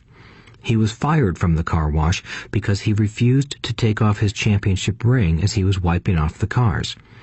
His story made national news, and he is appealing his termination, claiming hardship and discrimination. He claims that the ring is all he has left, and if it was stripped away, he'll crumble. I know so many people who became instant millionaires, and while I am glad some people have become richer and richer, I caution them that in the long run, it's not how much money you make, it's how much you keep and how many generations you keep it. So when people ask, "Where do I get started?" or "Tell me how to get rich quick," they often are greatly disappointed with my answer. I simply say to them what my rich dad said to me when I was a little kid. If you want to be rich, you need to be financially literate. That idea was drummed into my head every time we were together. As I said, my educated dad stressed the importance of reading books, while my rich dad stressed the need to master financial literacy. If you are going to build the Empire State Building, the first thing you need to do is dig a deep hole and pour a strong foundation. If you are going to build a home in the suburbs, all you need to do is pour a 6-inch slab of concrete. Most people, in their drive to get rich, are trying to build an Empire State Building on a 6-inch slab. Our school system, created in the agrarian age, still believes in homes with no foundation. Dirt floors are still the rage, so kids graduate from school with virtually no financial foundation. One day, sleepless and deep in debt in suburbia, living the American dream, they decide that the answer to their financial problems is to find a way to get rich quick. Construction on the skyscraper begins. It goes up quickly, and soon, instead of the Empire State Building, we have the Leaning Tower of suburbia. The sleepless nights return. As for Mike and me in our adult years, both of our choices were possible because we were taught to pour a strong financial foundation when we were just kids. Accounting is possibly the most confusing, boring subject in the world, but if you want to be rich long term, it could be the most important subject. For Rich Dad, the question was how to take a boring and confusing subject and teach it to kids. The answer he found was to make it simple by teaching it in pictures. My rich dad poured a strong financial foundation for Mike and me. Since we were just kids, he created a simple way to teach us. For years, he only drew pictures and used few words. Mike and I understood the simple drawings, the jargon, the movement of money, and then in later years, Rich Dad began adding numbers. Today, Mike has gone on to master much more complex and sophisticated accounting analysis because he had to in order to run his empire. I am not as sophisticated because my empire is smaller, yet we come from the same simple foundation. Over the following pages, we will discuss those same simple line drawings Mike's dad created for us. Though basic, those drawings helped guide two little boys in building great sums of wealth on a solid and deep foundation. Rule number 1. You must know the difference between an asset and a liability, and buy assets. If you want to be rich, this is all you need to know. It is rule number 1. It is the only rule. This may sound absurdly simple, but most people have no idea how profound this rule is. Most people struggle financially because they do not know the difference between an asset and a liability. Rich people acquire assets. The poor and middle class acquire liabilities that they think are assets, said Rich Dad. When Rich Dad explained this to Mike and me, we thought he was kidding. Here we were, nearly teenagers, and waiting for the secret to getting rich. And this was his answer. It was so simple that we stopped for a long time to think about it. "What is an asset?" asked Mike. "Don't worry right now," said Rich Dad. "Just let the idea sink in. If you can comprehend the simplicity, your life will have a plan and be financially easy. It is simple. That is why the idea is missed." "You mean all we need to know is what an asset is, acquire them, and we'll be rich?" I asked. Rich Dad nodded his head. "It's that simple." "If it's that simple, how come everyone is not rich?" I asked. Rich Dad smiled. "Because people do not know the difference between an asset and a liability." I remember asking, how could adults be so misguided? If it is that simple, if it is that important, why would everyone not want to find out? It took Rich Dad only a few minutes to explain what assets and liabilities were.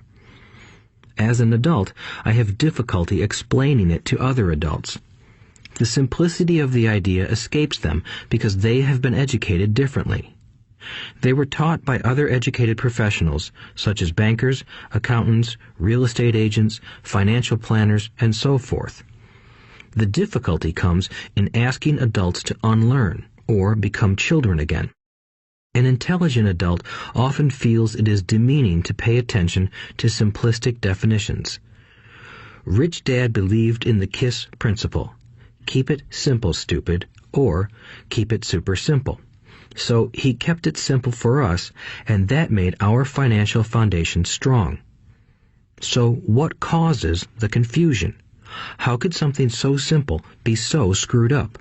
Why would someone buy an asset that was really a liability? The answer is found in basic education. We focus on the word literacy and not financial literacy. What defines something to be an asset or a liability are not words. In fact, if you really want to be confused, look up the words asset and liability in the dictionary. I know the definition may sound good to a trained accountant, but for the average person, it makes no sense. But we adults are often too proud to admit that something does not make sense. To us young boys, Rich Dad said, "What defines an asset are not words, but numbers. And if you can't read the numbers, you can't tell an asset from a hole in the ground."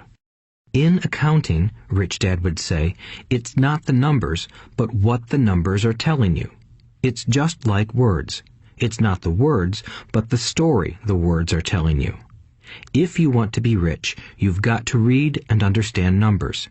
If I heard that once, I heard it 1,000 times from my rich dad. And I also heard the rich acquire assets and the poor and middle class acquire liabilities. Here is how to tell the difference between an asset and a liability. Most accountants and financial professionals do not agree with the definitions, but these simple drawings were the start of strong financial foundations for two young boys. An asset is something that puts money in my pocket. A liability is something that takes money out of my pocket. This is really all you need to know. If you want to be rich, simply spend your life buying assets. If you want to be poor or middle class, spend your life buying liabilities. Illiteracy, both in words and numbers, is the foundation of financial struggle. If people are having difficulties financially, there is something that they don't understand, either in words or numbers. The rich are rich because they are more literate in different areas than people who struggle financially. So if you want to be rich and maintain your wealth, it's important to be financially literate in words as well as numbers. Numbers alone mean little, just as words out of context mean little. It's the story that counts. In financial reporting, reading numbers is looking for the plot, the story of where the cash is flowing. In 80% of most families, the financial story paints a picture of hard work to get ahead. However, this effort is for naught because they spend their lives buying liabilities instead of assets. Everyone has living expenses, the need for food, shelter, and clothing. It is the cash flow that tells the story of how a person handles their money. The reason I started with the story of the richest men in America is to illustrate the flaw in believing that money will solve all problems. That is why I cringe whenever I hear people ask me how to get rich quicker or where they should start. I often hear, "I'm in debt, so I need to make more money." But more money will often not solve the problem. In fact, it may compound the problem. Money often makes obvious our tragic human flaws, putting a spotlight on what we don't know. That is why, all too often, a person who comes into a sudden windfall of cash, let's say an inheritance, a pay raise, or lottery winnings, soon returns to the same financial mess, if not worse than the mess they were in before. Money only accentuates the cash flow pattern running in your head. If your pattern is to spend everything you get, most likely an increase in cash will just result in an increase in spending. Thus the saying, "A fool and his money is one big party." I have said many times that we go to school to gain scholastic and professional skills, both of which are important. We learn to make money with our professional skills. In the 1960s, when I was in high school, if someone did well academically, people assumed this bright student would go on to be a medical doctor because it was the profession with the promise of the greatest financial reward. Today, doctors face financial challenges I wouldn't wish on my worst enemy. Insurance companies taking control of the business, managed health care, government intervention, and malpractice suits. Today, kids want to be famous athletes, movie stars, rock stars, beauty queens, or CEOs because that is where the fame, money, and prestige are. That is the reason it is so hard to motivate kids in school today. They know that professional success is no longer solely linked to academic success, as it once was. Because students leave school without financial skills, millions of educated people pursue their profession successfully, but later find themselves struggling financially. They work harder, but don't get ahead. What is missing from their education is not how to make money, but how to manage money. It's called financial aptitude, what you do with the money once you make it, how to keep people from taking it from you, how to keep it longer, and how to make that money work hard for you. Most people don't understand why they struggle financially because they don't understand cash flow. A person can be highly educated, professionally successful, and financially illiterate. These people often work harder than they need to because they learned how to work hard, but not how to have their money work hard for them. The story of how the quest for a financial dream turns into a financial nightmare. The classic story of hardworking people has set a pattern. Recently married, the happy, highly educated young couple moves into one of their cramped, rented apartments. Immediately, they realize that they are saving money because two can live as cheaply as one. The problem is, the apartment is cramped. They decide to save money to buy their dream home so they can have kids. They now have two incomes, and they begin to focus on their careers. Their incomes begin to increase. As their incomes go up, their expenses go up as well. The number one expense for most people is taxes. Many people think it's income tax, but for most Americans, their highest tax is Social Security. As an employee, it appears as if the Social Security tax combined with the Medicare tax rate is roughly 7.5%, but it's really 15% since the employer must match the Social Security amount. In essence, it is money the employer can't pay you. On top of that, you still have to pay income tax on the amount deducted from your wages for Social Security tax. Income you never received because it went directly to Social Security through withholding. Going back to the young couple, as a result of their incomes increasing, they decide to buy the house of their dreams. Once in their house, they have a new tax called property tax. Then they buy a new car, new furniture, and new appliances to match their new house. All of a sudden, they wake up and their liabilities column is full of mortgage and credit card debt. Their liabilities go up. They're now trapped in the rat race. Pretty soon, a baby comes along and they work harder. The process repeats itself. Higher incomes cause higher taxes, also called bracket creep. A credit card comes in the mail. They use it. It maxes out. A loan company calls and says their greatest asset, their home, has appreciated in value. Because their credit is so good, the company offers a bill consolidation loan and tells them the intelligent thing to do is clear off the high-interest consumer debt by paying off their credit card. And besides, interest on their home is a tax deduction. They go for it and pay off those high-interest credit cards. They breathe a sigh of relief. Their credit cards are paid off. They've now folded their consumer debt into their home mortgage. Their payments go down because they extend their debt over 30 years. It is the smart thing to do. Their neighbor calls to invite them to go shopping. The Memorial Day sale is on. They promise themselves they'll just window shop, but they take a credit card, just in case. I run into this young couple all the time. Their names change, but their financial dilemma is the same. They come to one of my talks to hear what I have to say.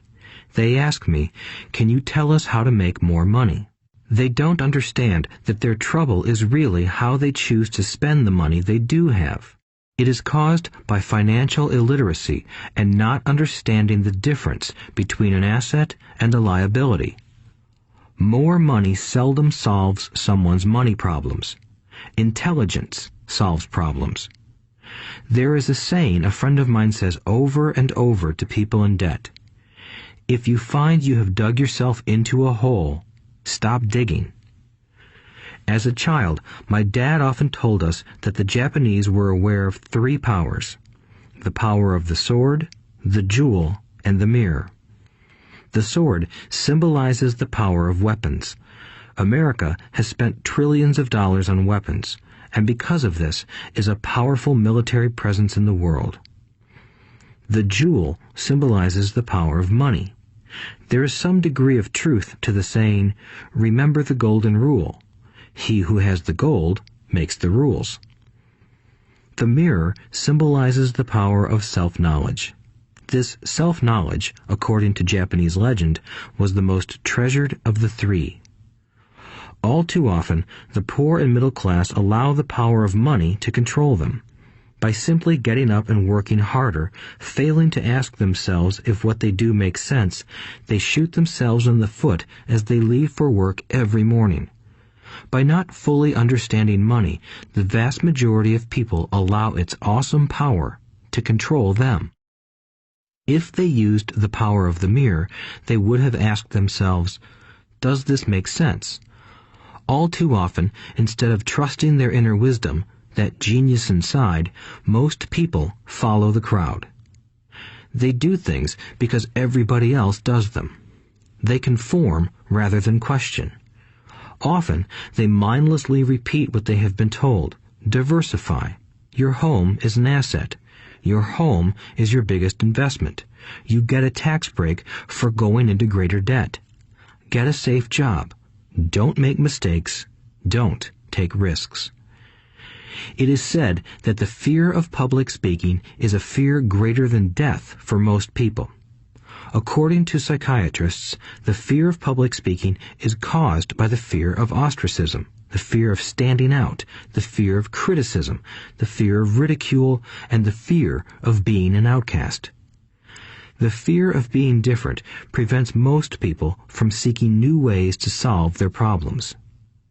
That is why my educated dad said the Japanese valued the power of the mirror the most, for it is only when we look into it that we find truth. Fear is the main reason that people say, "Play it safe." That goes for anything, be it sports, relationships, careers, or money. It is that same fear, the fear of ostracism, that causes people to conform to, and not question, commonly accepted opinions or popular trends. Your home is an asset. Get a bill consolidation loan and get out of debt. Work harder. It's a promotion. Someday I'll be a vice president. Save money. When I get a raise, I'll buy us a bigger house. Mutual funds are safe. Many financial problems are caused by trying to keep up with the Joneses. Occasionally, we all need to look in the mirror and be true to our inner wisdom rather than our fears. By the time Mike and I were 16 years old, we began to have problems in school. We were not bad kids. We just began to separate from the crowd. We worked for Mike's dad after school and on weekends. Mike and I often spent hours after work just sitting at a table with his dad while he held meetings with his bankers, attorneys, accountants, brokers, investors, managers, and employees. Here was a man who had left school at 13, who was now directing, instructing, ordering, and asking questions of educated people. They came at his beck and call, and cringed when he didn't approve of them. Here was a man who had not gone along with the crowd.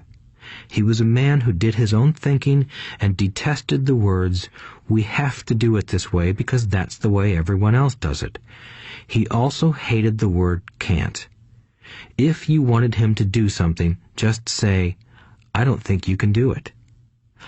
Mike and I learned more sitting in on his meetings than we did in all our years of school, college included. Mike's dad was not book smart, but he was financially educated and successful as a result. He told us over and over again, an intelligent person hires people who are more intelligent than he is. So Mike and I had the benefit of spending hours listening to and learning from intelligent people. But because of this, Mike and I couldn't go along with the standard dogma our teachers preached, and that caused problems. Whenever the teacher said, "If you don't get good grades, you won't do well in the real world," Mike and I just raised our eyebrows. When we were told to follow set procedures and not deviate from the rules, we could see how school discouraged creativity. We started to understand why our rich dad told us that schools were designed to produce good employees instead of employers. Occasionally, Mike or I would ask our teachers how what we studied was applicable to the real world, or why we never studied money and how it worked. To the latter question, we often got the answer that money was not important, that if we excelled in our education, the money would follow. The more we knew about the power of money, the more distant we grew from the teachers and our classmates. My highly educated dad never pressured me about my grades, but we did begin to argue about money. By the time I was 16, I probably had a far better foundation with money than both my parents. I could keep books, I listened to tax accountants, corporate attorneys, bankers, real estate brokers, investors, and so forth. By contrast, my dad talked to other teachers. One day, my dad told me that our home was his greatest investment. A not too pleasant argument took place when I showed him why I thought a house was not a good investment. I showed him the ancillary expenses that went along with owning the home. A bigger home meant bigger expenses, and the cash flow kept going out through the expense column. Today, people still challenge me on the idea of a house not being an asset. I know that for many people, it is their dream as well as their largest investment. And owning your own home is better than nothing. I simply offer an alternative way of looking at this popular dogma. If my wife and I were to buy a bigger, flashier house, we realize it wouldn't be an asset. It would be a liability since it would take money out of our pocket. So here is the argument I put forth. I really don't expect most people to agree with it because your home is an emotional thing, and when it comes to money, high emotions tend to lower financial intelligence. I know from personal experience that money has a way of making every decision emotional. 1. When it comes to houses, most people work all their lives paying for a home they never own. In other words, most people buy a new house every few years, each time incurring a new 30-year loan to pay off the previous one. 2. Even though people receive a tax deduction for interest on mortgage payments, they pay for all their other expenses with after-tax dollars, even after they pay off their mortgage. 3. My wife's parents were shocked when the property taxes on their home increased to $1,000 a month. This was after they had retired, so the increase put a strain on their retirement budget and they felt forced to move. 4. Houses do not always go up in value. I have friends who owe $1 million for a home that today would sell for far less. 5. The greatest losses of all are those from missed opportunities. If all your money is tied up in your house, you may be forced to work harder because your money continues blowing out of the expense column instead of adding to the asset column, the classic middle-class cash flow pattern. If a young couple would put more money into their asset column early on, their later years would be easier. Their assets would have grown and would be available to help cover expenses.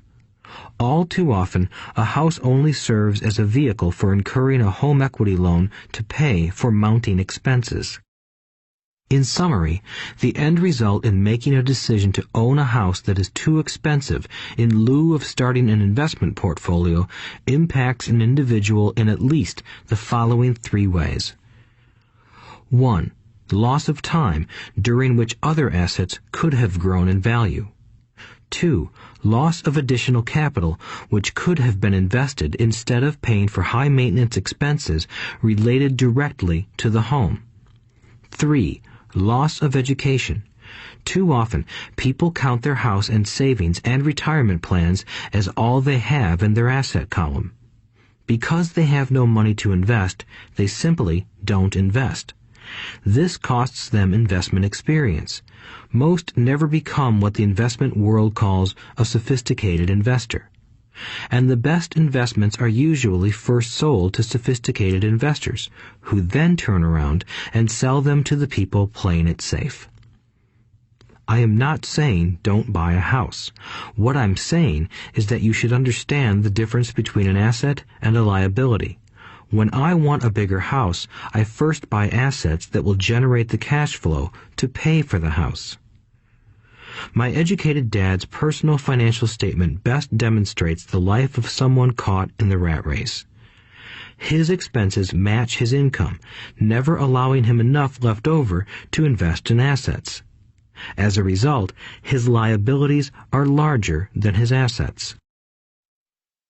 Why the rich get richer.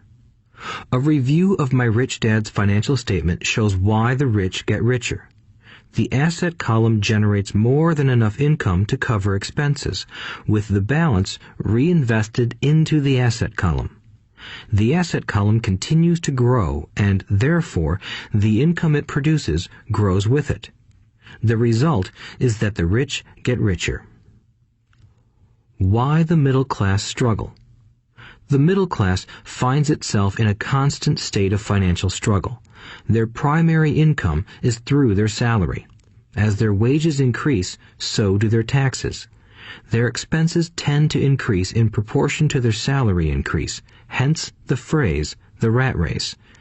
They treat their home as their primary asset instead of investing in income-producing assets.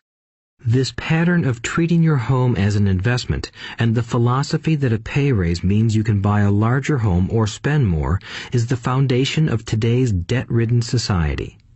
Increased spending throws families into greater debt and into more financial uncertainty, even though they may be advancing in their jobs and receiving raises on a regular basis. This is high-risk living caused by weak financial education. The massive loss of jobs in recent times proves how shaky the middle class really is financially. Company pension plans are being replaced by 401k plans. Social Security is obviously in trouble and can't be relied upon as a source for retirement. Panic has set in for the middle class. Today, mutual funds are popular because they supposedly represent safety. Average mutual fund buyers are too busy working to pay taxes and mortgages, save for their children's college, and pay off credit cards. They do not have time to study investing, so they rely on the expertise of the manager of a mutual fund. Also, because the mutual fund includes many different types of investments, they feel their money is safer because it is diversified. This educated middle class subscribes to the dogma put out by mutual fund brokers and financial planners. Play it safe, avoid risk. The real tragedy is that the lack of early financial education is what creates the risk faced by average middle class people. The reason they have to play it safe is because their financial positions are tenuous at best. Their balance sheets are not balanced. Instead, they are loaded with liabilities and have no real assets that generate income. Typically, their only source of income is their paycheck. Their livelihood becomes entirely dependent on their employer. So when genuine deals of a lifetime come along, these people can't take advantage of them because they are working so hard, are taxed to the max, and are loaded with debt. As I said at the start of this section, the most important rule is to know the difference between an asset and a liability.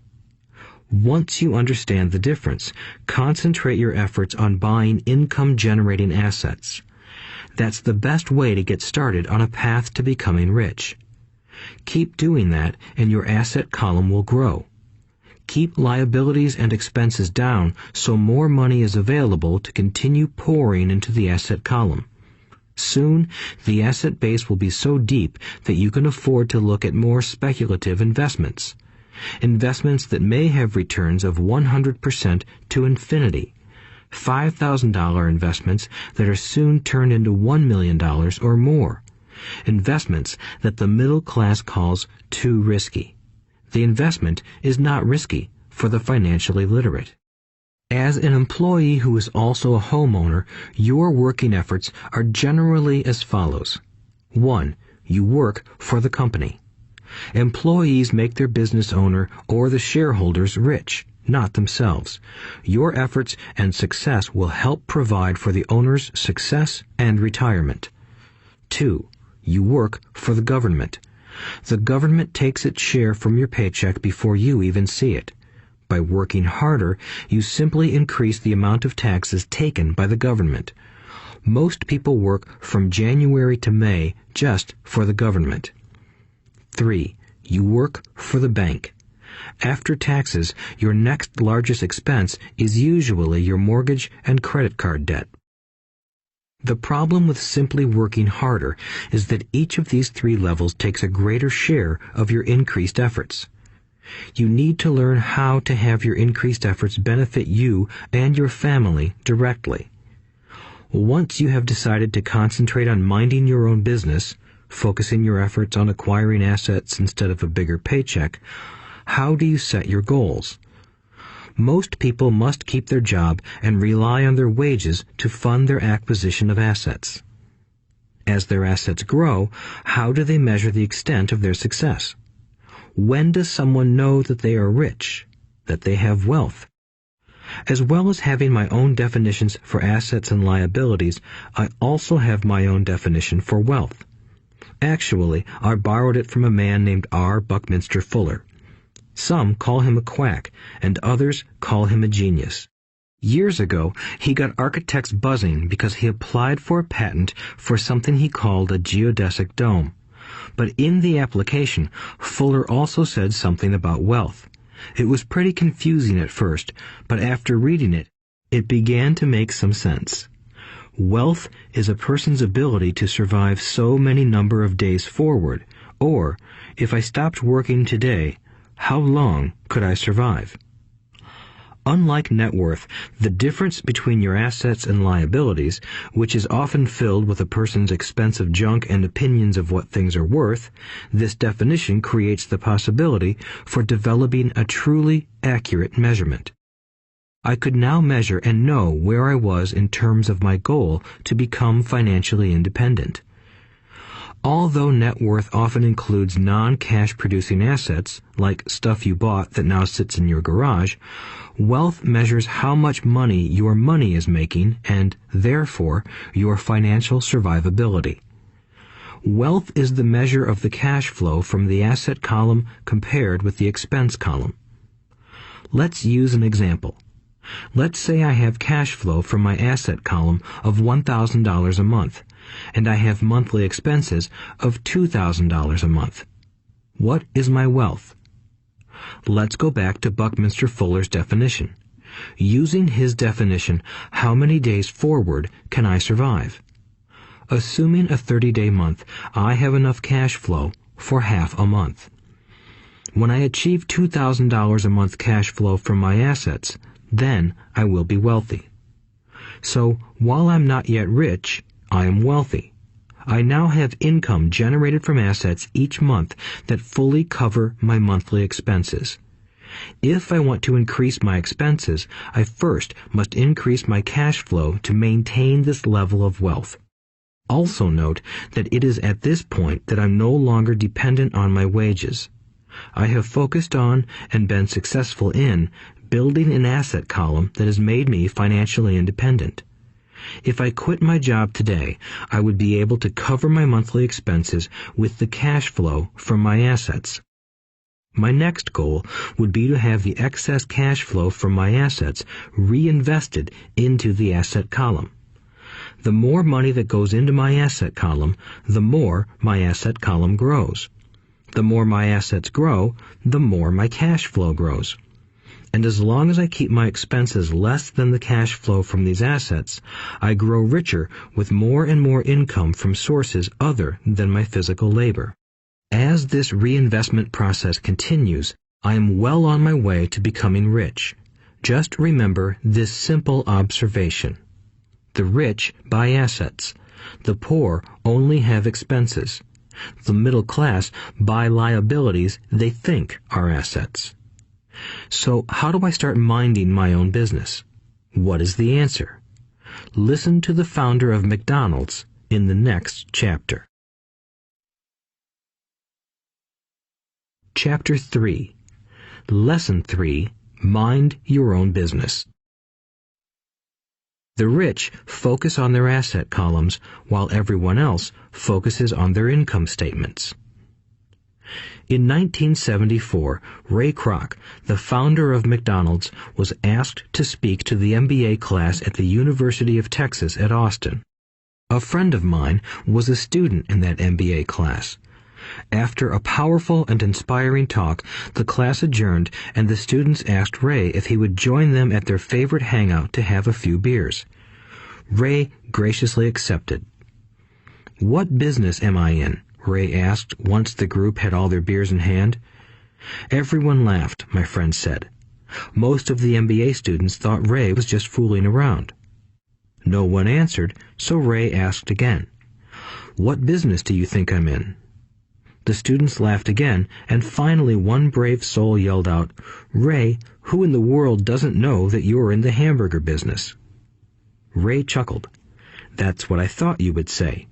He paused and then quickly added, "Ladies and gentlemen, I'm not in the hamburger business. My business is real estate." As my friend tells the story, Ray spent a good amount of time explaining his viewpoint. In his business plan, Ray knew that the primary business focus was to sell hamburger franchises, but what he never lost sight of was the location of each franchise. He knew that the land and its location were the most significant factors in the success of each franchise. Basically, the person who bought the franchise was also buying the real estate under the franchise for Ray Kroc's organization. Today, McDonald's is the largest single owner of real estate in the world, owning even more than the Catholic Church. McDonald's owns some of the most valuable intersections and street corners in America and around the globe. My friend considers this as one of the most important lessons in his life. Today, he owns car washes, but his business is the real estate under those car washes. The previous chapter presented that most people work for everyone but themselves. They work first for the owners of the company, then for the government through taxes, and finally for the bank that owns their mortgage. When I was a young boy, we did not have a McDonald's nearby. Yet my rich dad was responsible for teaching Mike and me the same lesson that Ray Kroc talked about at the University of Texas. It is secret number 3 of the rich. The secret is mind your own business. Financial struggle is often directly the result of people working all their lives for someone else. Many people will simply have nothing at the end of their working days to show for their efforts. Our current educational system focuses on preparing today's youth to get good jobs by developing scholastic skills. Their lives will revolve around their wages or, as described earlier, their income column. Many will study further to become engineers, scientists, cooks, police officers, artists, writers, and so on. These professional skills allow them to enter the workforce and work for money. But there is a big difference between your profession and your business. Often I ask people, "What is your business?" And they will say, "Oh, I'm a banker." Then I ask them if they own the bank, and they usually respond, "No, I work there." In that instance, they have confused their profession with their business. Their profession may be a banker, but they still need their own business. A problem with school is that you often become what you study. So if you study cooking, you become a chef. If you study the law, you become an attorney. And a study of auto mechanics makes you a mechanic. The mistake in becoming what you study is that too many people forget to mind their own business.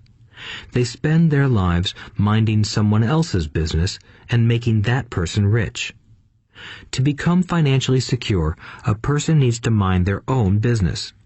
Your business revolves around your asset column, not your income column. As stated earlier, the number one rule is to know the difference between an asset and a liability and to buy assets.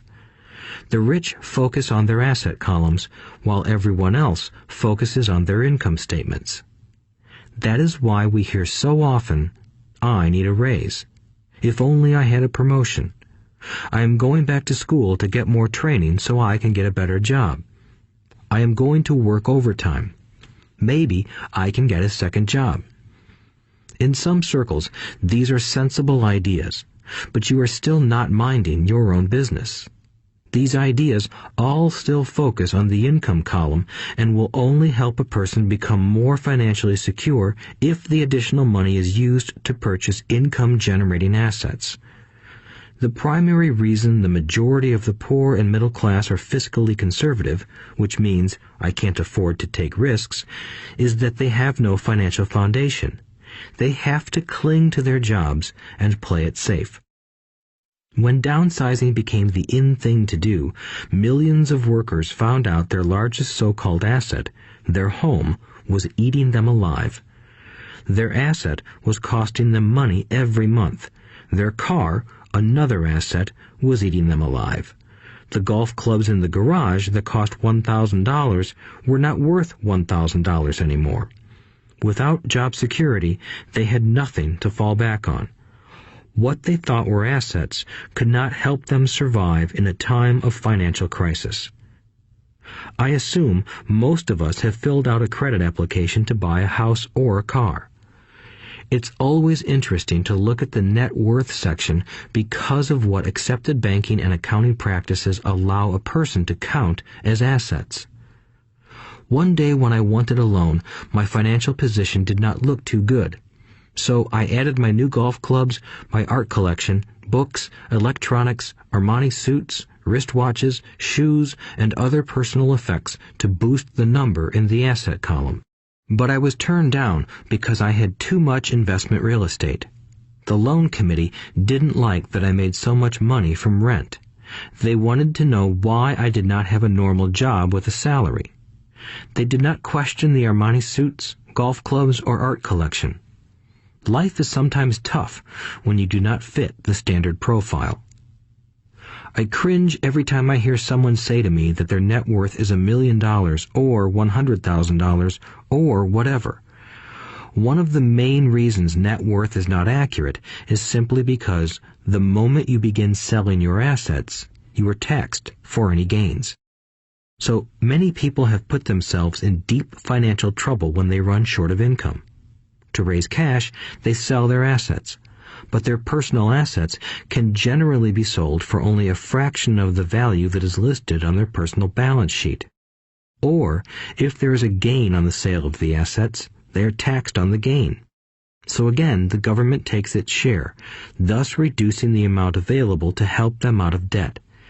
That is why I say someone's net worth is often worth less than they think. Start minding your own business. Keep your daytime job, but start buying real assets, not liabilities or personal effects that have no real value once you get them home. A new car loses nearly 25% of the price you pay for it the moment you drive it off the lot. It is not a true asset even if your banker lets you list it as one. My $400 new titanium driver was worth $150 the moment I teed off. Keep expenses low, reduce liabilities, and diligently build a base of solid assets. For young people who have not yet left home, it is important for parents to teach them the difference between an asset and a liability. Get them to start building a solid asset column before they leave home, get married, buy a house, have kids, and get stuck in a risky financial position, clinging to a job and buying everything on credit. I see so many young couples who get married and trap themselves into a lifestyle that will not let them get out of debt for most of their working years. For many people, just as the last child leaves home, the parents realize they have not adequately prepared for retirement and they begin to scramble to put some money away. Then their own parents become ill and they find themselves with new responsibilities. So what kind of assets am I suggesting that you or your children acquire? In my world, real assets fall into the following categories. Businesses that do not require my presence.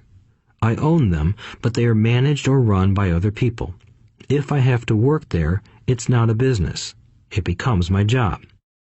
Stocks, bonds, income-generating real estate, notes, IOUs, royalties from intellectual property such as music, scripts, and patents.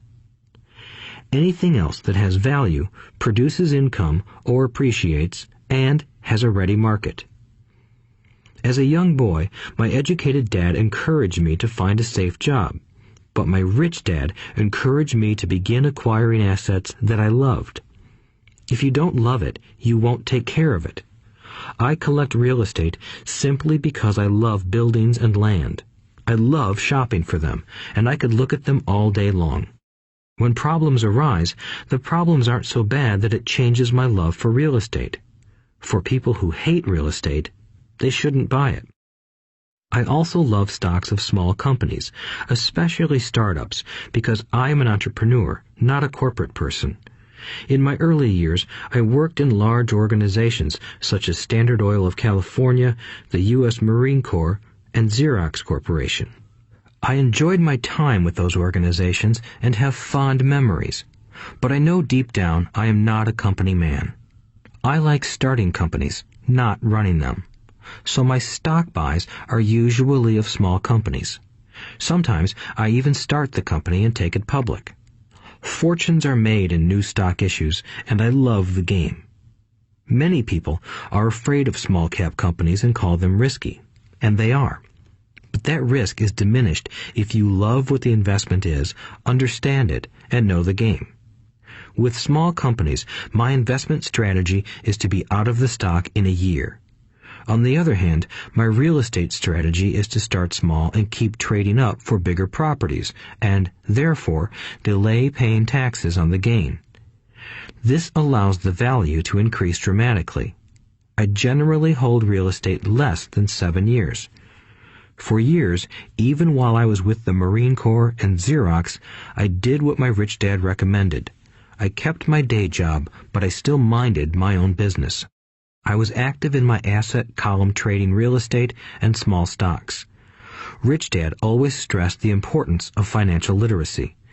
The better I was at understanding the accounting and cash management, the better I would be at analyzing investments and eventually starting and building my own company. I don't encourage anyone to start a company unless they really want to. Knowing what I know about running a company, I wouldn't wish that task on anyone. There are times when people can't find employment and starting a company seems like the best solution. But the odds are against success.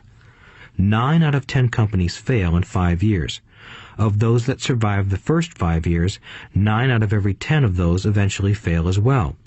So only if you really have the desire to own your own company do I recommend it. Otherwise, keep your day job and mind your own business. When I say mind your own business, I mean to build and keep your asset column strong. Once a dollar goes into it, never let it come out. Think of it this way. Once a dollar goes into your asset column, it becomes your employee. The best thing about money is that it works 24 hours a day and can work for generations. Keep your day job, be a great hard-working employee, but keep building that asset column. As your cash flow grows, you can indulge in some luxuries. An important distinction is that rich people buy luxuries last, while the poor and middle class tend to buy luxuries first. The poor and the middle class often buy luxury items like big houses, diamonds, furs, jewelry, or boats because they want to look rich. They look rich, but in reality they just get deeper in debt on credit. The old money people, the long-term rich, build their asset column first. Then the income generated from the asset column buys their luxuries. The poor and middle class buy luxuries with their own sweat, blood, and children's inheritance. A true luxury is a reward for investing in and developing a real asset. For example, when my wife Kim and I had extra money coming from our apartment houses, she went out and bought her Mercedes. It didn't take any extra work or risk on her part because the apartment house bought the car. She did, however, have to wait 4 years while the real estate investment portfolio grew and began generating enough extra cash flow to pay for the car. But the luxury, the Mercedes, was a true reward because she proved she knew how to grow her asset column. That car now means a lot more to her than simply another pretty car. It means she used her financial intelligence to afford it. Instead, most people impulsively go out and buy a new car or some other luxury on credit. They may feel bored and just want a new toy. Buying a luxury on credit often causes a person to eventually resent that luxury because the debt becomes a financial burden. After you've taken the time and invested in and built your own business, you are now ready to learn the biggest secret of the rich, the secret that puts the rich way ahead of the pack. Chapter 4. Lesson 4. The History of Taxes and the Power of Corporations. My rich dad just played the game smart, and he did it through corporations, the biggest secret of the rich. I remember in school being told the story of Robin Hood and his merry men. My teacher thought it was a wonderful story of a romantic hero who robbed from the rich and gave to the poor. My rich dad did not see Robin Hood as a hero. He called Robin Hood a crook. Robin Hood may be long gone, but his followers live on. I often still hear people say, "Why don't the rich pay for it?" Or, "The rich should pay more in taxes and give it to the poor." It is this Robin Hood fantasy, or taking from the rich to give to the poor, that has caused the most pain for the poor and the middle class. The reason the middle class is so heavily taxed is because of the Robin Hood ideal. The reality is that the rich are not taxed. It's the middle class who pays for the poor, especially the educated, upper-income middle class. Again, to understand fully how things happen, we need to look at the history of taxes. Although my highly educated dad was an expert on the history of education, my rich dad fashioned himself an expert on the history of taxes. Rich Dad explained to Mike and me that originally in England and America, there were no taxes. Occasionally, there were temporary taxes levied in order to pay for wars. The king or the president would put the word out and ask everyone to chip in. Taxes were levied in Britain for the fight against Napoleon from 1799 to 1816, and in America to pay for the Civil War from 1861 to 1865. In 1874, England made income tax a permanent levy on its citizens.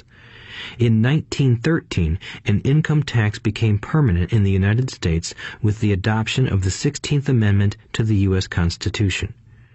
At one time, Americans were anti-tax. It had been the tax on tea that led to the famous Tea Party in Boston Harbor, an incident that helped ignite the Revolutionary War. It took approximately 50 years in both England and the United States to sell the idea of a regular income tax. What these historical dates fail to reveal is that both of these taxes were initially levied against only the rich. It was this point that Rich Dad wanted Mike and me to understand. He explained that the idea of taxes was made popular and accepted by the majority by telling the poor and the middle class that taxes were created only to punish the rich. This is how the masses voted for the law, and it became constitutionally legal. Although it was intended to punish the rich, in reality it wound up punishing the very people who voted for it, the poor and middle class. Once government got a taste of money, its appetite grew, said Rich Dad. Your dad and I are exactly opposite. He's a government bureaucrat, and I am a capitalist. We get paid, and our success is measured on opposite behaviors. He gets paid to spend money and hire people. The more he spends and the more people he hires, the larger his organization becomes.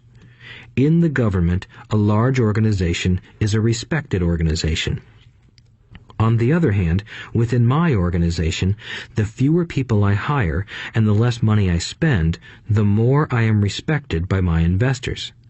That's why I don't like government people. They have different objectives than most business people. As the government grows, more and more tax dollars are needed to support it. My educated dad sincerely believed that government should help people. He loved John F. Kennedy and especially the idea of the Peace Corps. He loved the idea so much that both he and my mom worked for the Peace Corps, training volunteers to go to Malaysia, Thailand, and the Philippines. He always strived for additional grants and budget increases so he could hire more people, both in his job with the Education Department and in the Peace Corps. From the time I was about 10 years old, I would hear from my rich dad that government workers were a pack of lazy thieves, and from my poor dad I would hear how the rich were greedy crooks who should be made to pay more taxes. Both sides had valid points. It was difficult to go to work for one of the biggest capitalists in town and come home to a father who was a prominent government leader. It was not easy to know which dad to believe. Yet, when you study the history of taxes, an interesting perspective emerges. As I said, the passage of taxes was only possible because the masses believed in the Robin Hood theory of economics. Take from the rich and give to everyone else. The problem was that the government's appetite for money was so great that taxes soon needed to be levied on the middle class, and from there it kept trickling down. However, the rich saw an opportunity because they don't play by the same set of rules. The rich knew about corporations, which became popular in the days of sailing ships. The rich created the corporation as a vehicle to limit their risk to the assets of each voyage. The rich put their money into a corporation to finance the voyage. The corporation would then hire a crew to sail to the New World to look for treasure. If the ship was lost, the crew lost their lives, but the loss to the rich would be limited only to the money they invested for that particular voyage. It is the knowledge of the legal corporate structure that really gives the rich a vast advantage over the poor and middle class. Having two fathers teaching me, one a socialist and the other a capitalist, I quickly began to realize that the philosophy of the capitalist made more financial sense to me. It seemed to me that the socialists ultimately penalized themselves due to their lack of financial education. No matter what the take from the rich crowd came up with, the rich always found a way to outsmart them. That is how taxes were eventually levied on the middle class. The rich outsmarted the intellectuals solely because they understood the power of money, a subject not taught in schools. How did the rich outsmart the intellectuals? Once the take from the rich tax was passed, cash started flowing into government coffers. Initially, people were happy. Money was handed out to government workers and the rich. It went to government workers in the form of jobs and pensions, and it went to the rich via their factories receiving government contracts. The government received a large pool of money, but the problem was the fiscal management of that money. The government ideal is to avoid having excess money. If you fail to spend your allotted funds, you risk losing it in the next budget. You would certainly not be recognized for being efficient. Business people, on the other hand, are rewarded for having excess money and are applauded for their efficiency. As this cycle of growing government spending continued, the demand for money increased, and the tax the rich idea was adjusted to include lower income levels down to the very people who voted it in, the poor and the middle class. True capitalists used their financial knowledge to simply find an escape. They headed back to the protection of a corporation.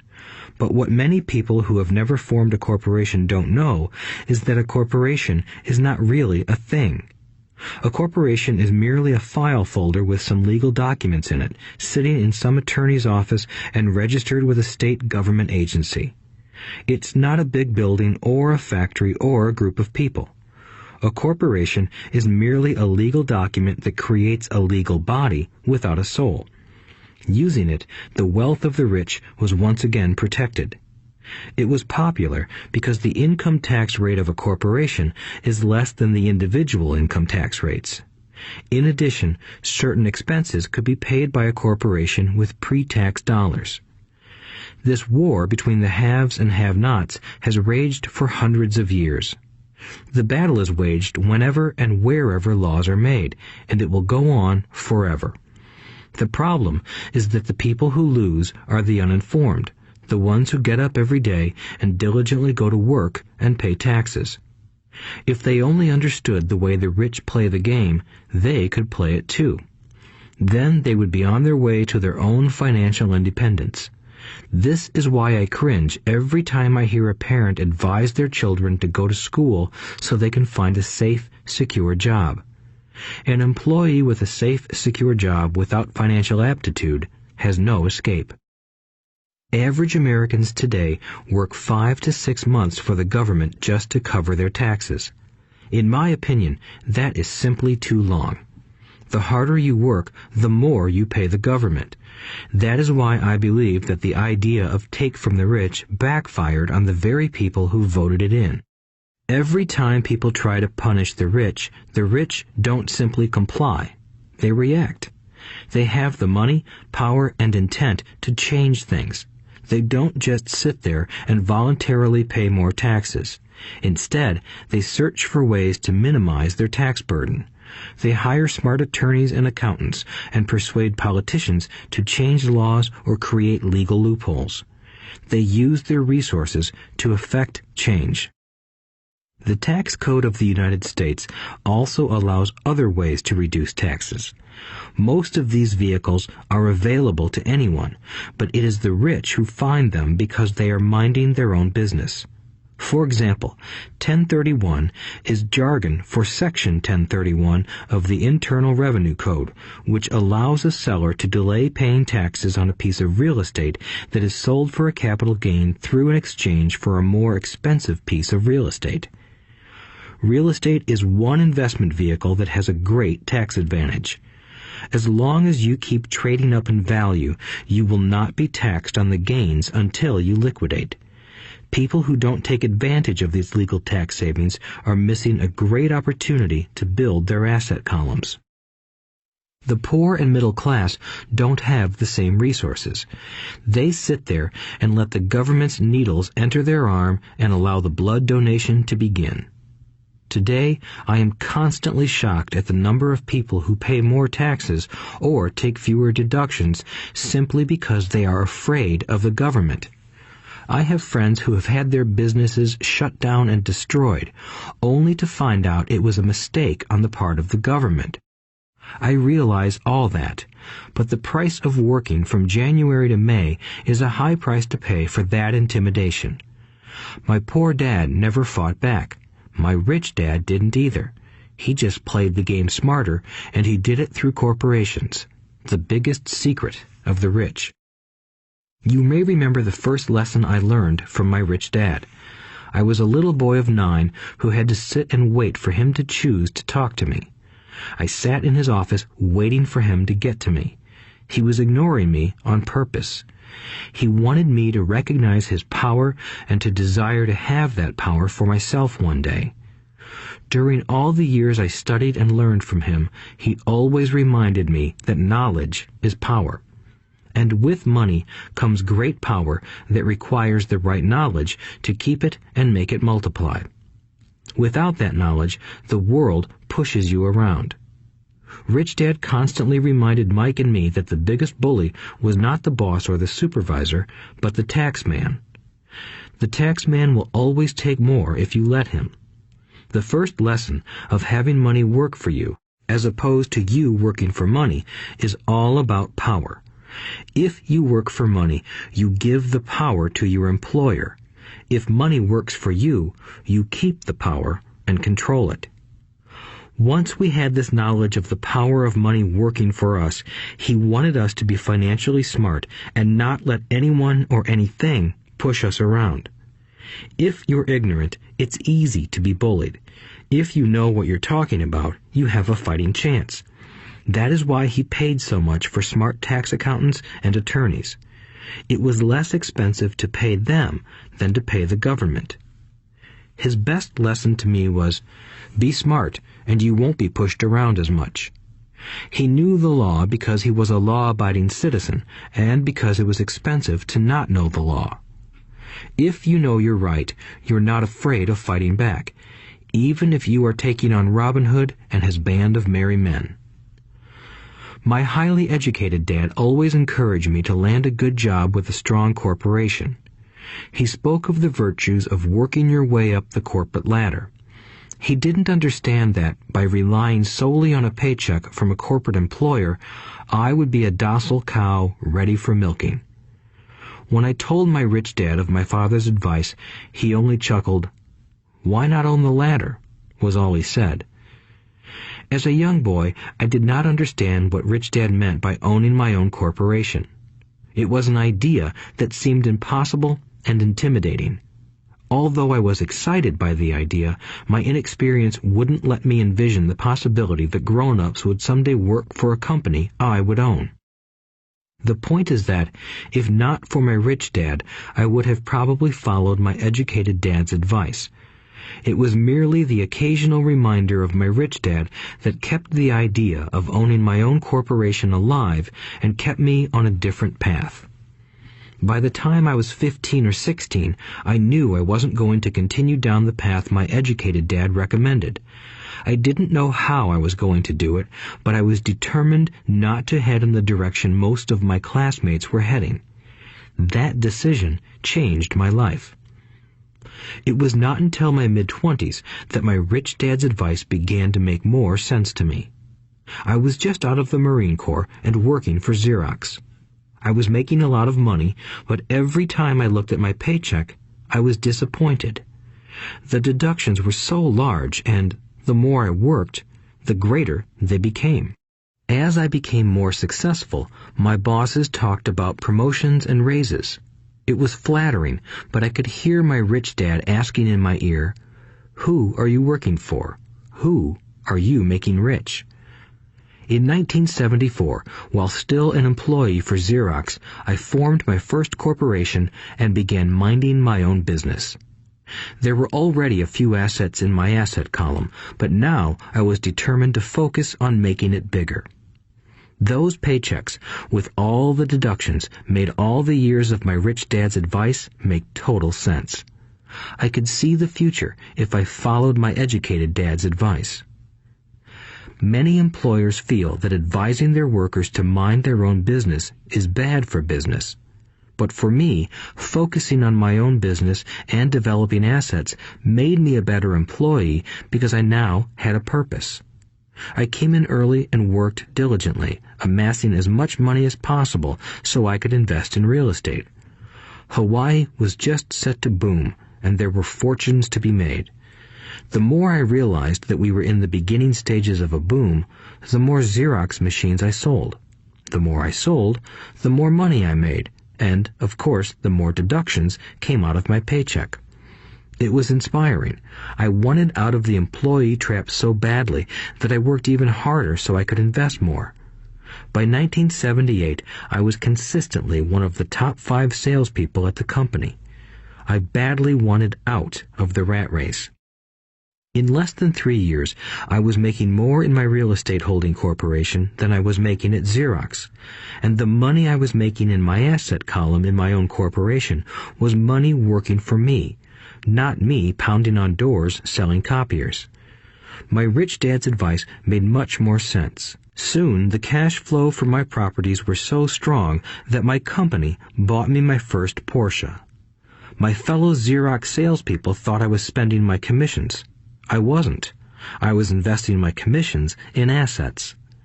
My money was working hard to make more money. Each dollar in my asset column was a great employee, working hard to make more employees and buy the boss a new Porsche with before-tax dollars. I began to work harder for Xerox. The plan was working, and my Porsche was the proof. By using the lessons I learned from my rich dad, I was able to get out of the proverbial rat race at an early age. It was made possible because of the strong financial knowledge I had acquired through rich dad's lessons. Without this financial knowledge, which I call financial intelligence or financial IQ, my road to financial independence would have been much more difficult. I now teach others in the hope that I may share my knowledge with them. I remind people that financial IQ is made up of knowledge from 4 broad areas of expertise. 1. Accounting. Accounting is financial literacy or the ability to read numbers. This is a vital skill if you want to build an empire. The more money you are responsible for, the more accuracy is required, or the house comes tumbling down. This is the left brain side, or the details. Financial literacy is the ability to read and understand financial statements, which allows you to identify the strengths and weaknesses of any business. 2. Investing. Investing is the science of money making money. This involves strategies and formulas which use the creative right brain side. 3. Understanding markets. Understanding markets is the science of supply and demand. You need to know the technical aspects of the market, which are emotion-driven, in addition to the fundamental or economic aspects of an investment. Does an investment make sense, or does it not make sense based on current market conditions? 4. The law. A corporation wrapped around the technical skills of accounting, investing, and markets can contribute to explosive growth. A person who understands the tax advantages and protections provided by a corporation can get rich so much faster than someone who is an employee or a small business sole proprietor. It's like the difference between someone walking and someone flying. The difference is profound when it comes to long-term wealth. Tax advantages. A corporation can do many things that an employee cannot, like pay expenses before paying taxes. That is a whole area of expertise that is very exciting. Employees earn and get taxed, and then try to live on what is left. A corporation earns, spends everything it can, and is taxed on anything that is left. It's one of the biggest legal tax loopholes that the rich use. They're easy to set up and are not expensive if you own investments that are producing good cash flow. For example, by owning your own corporation, your vacations can be board meetings in Hawaii. Car payments, insurance, repairs, and health club memberships are company expenses. Most restaurant meals are partial expenses, and on. But it's done legally with pre-tax dollars. Protection from lawsuits. We live in a litigious society. Everybody wants a piece of your action. The rich hide much of their wealth using vehicles such as corporations and trusts to protect their assets from creditors. When someone sues a wealthy individual, they are often met with layers of legal protection and often find that the wealthy person actually owns nothing. They control everything, but own nothing. The poor and middle class try to own everything and lose it to the government or to fellow citizens who like to sue the rich. They learned it from the Robin Hood story. Take from the rich and give it to the poor. It is not the purpose of this audiobook to go into the specifics of owning a corporation. But I will say that if you own any kind of legitimate assets, I would consider finding out more about the benefits and protection offered by a corporation as soon as possible. There are many books written on the subject that will detail the benefits and even walk you through the steps necessary to set up a corporation. Garrett Sutton's books on corporations provide wonderful insight into the power of personal corporations. Financial IQ is actually the synergy of many skills and talents. I would say it is the combination of the 4 technical skills listed above that make up basic financial intelligence. If you aspire to great wealth, it is the combination of these skills that will greatly amplify your financial intelligence. In summary, business owners with corporations 1. Earn, 2. Spend, 3. Pay taxes.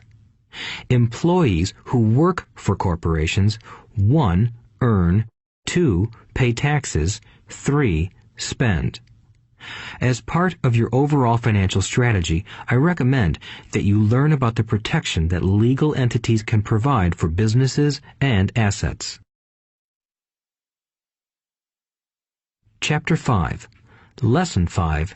The rich invent money. Often in the real world, it's not the smart who get ahead, but the bold. Last night, I took a break from writing and watched a TV program on the history of a young man named Alexander Graham Bell. Bell had just patented his telephone and was having growing pains because the demand for his new invention was so strong. Needing a bigger company, he then went to the giant at that time, Western Union, and asked them if they would buy his patent and his tiny company. He wanted $100,000 for the whole package. The president of Western Union scoffed at him and turned him down, saying the price was ridiculous. The rest is history. A multi-billion-dollar industry emerged, and AT&T was born. The evening news came on right after the story of Alexander Graham Bell. On the news was a story of another downsizing at a local company.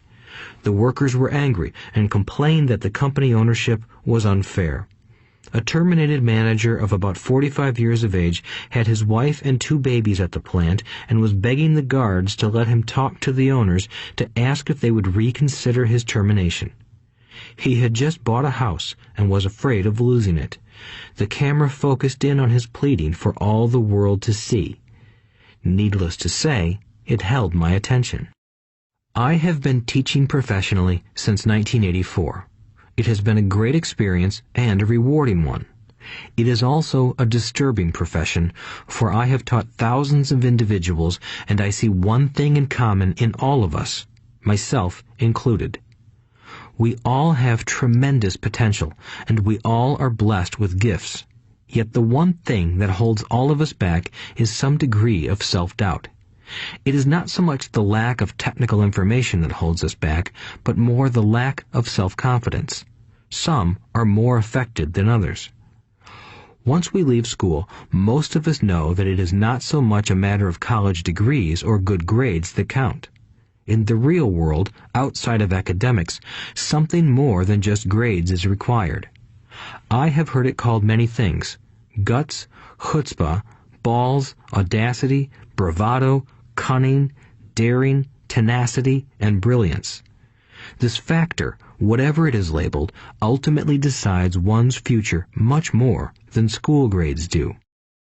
Inside each of us is one of these brave, brilliant, and daring characters. There is also the flip side of that character, people who could get down on their knees and beg if necessary. After a year in Vietnam as a Marine Corps pilot, I got to know both of those characters inside of me intimately. One is not better than the other. Yet, as a teacher, I recognized that it was excessive fear and self-doubt that were the greatest detractors of personal genius. It broke my heart to see students know the answers, yet lack the courage to act on the answer. Often in the real world, it's not the smart who get ahead, but the bold. In my personal experience, your financial genius requires both technical knowledge as well as courage. If fear is too strong, the genius is suppressed. In my classes, I strongly urge students to learn to take risks, to be bold, and to let their genius convert that fear into power and brilliance. It works for some and just terrifies others. I have come to realize that for most people, when it comes to the subject of money, they would rather play it safe. I have had to field questions such as, why take risks? Why should I bother developing my financial IQ? Why should I become financially literate? And I answer, just to have more options. There are huge changes up ahead. In the coming years, there will be more people just like the young inventor Alexander Graham Bell. There will be 100 people like Bill Gates and hugely successful companies like Microsoft created every year all over the world.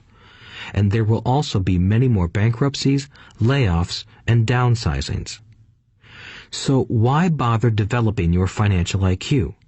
No one can answer that but you. Yet I can tell you why I myself do it. I do it because it is the most exciting time to be alive. I'd rather be welcoming change than dreading change.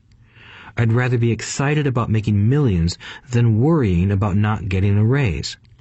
This period we are in now is a most exciting time, unprecedented in our world's history. Generations from now, people will look back at this period of time and remark at what an exciting era it must have been. It was the death of the old and birth of the new. It was full of turmoil, and it was exciting. So why bother developing your financial IQ? Because if you do, you will prosper greatly. And if you don't, this period of time will be a frightening one. It will be a time of watching some people move boldly forward while others cling to worn-out life preservers. Land was wealth 300 years ago, so the person who owned the land owned the wealth.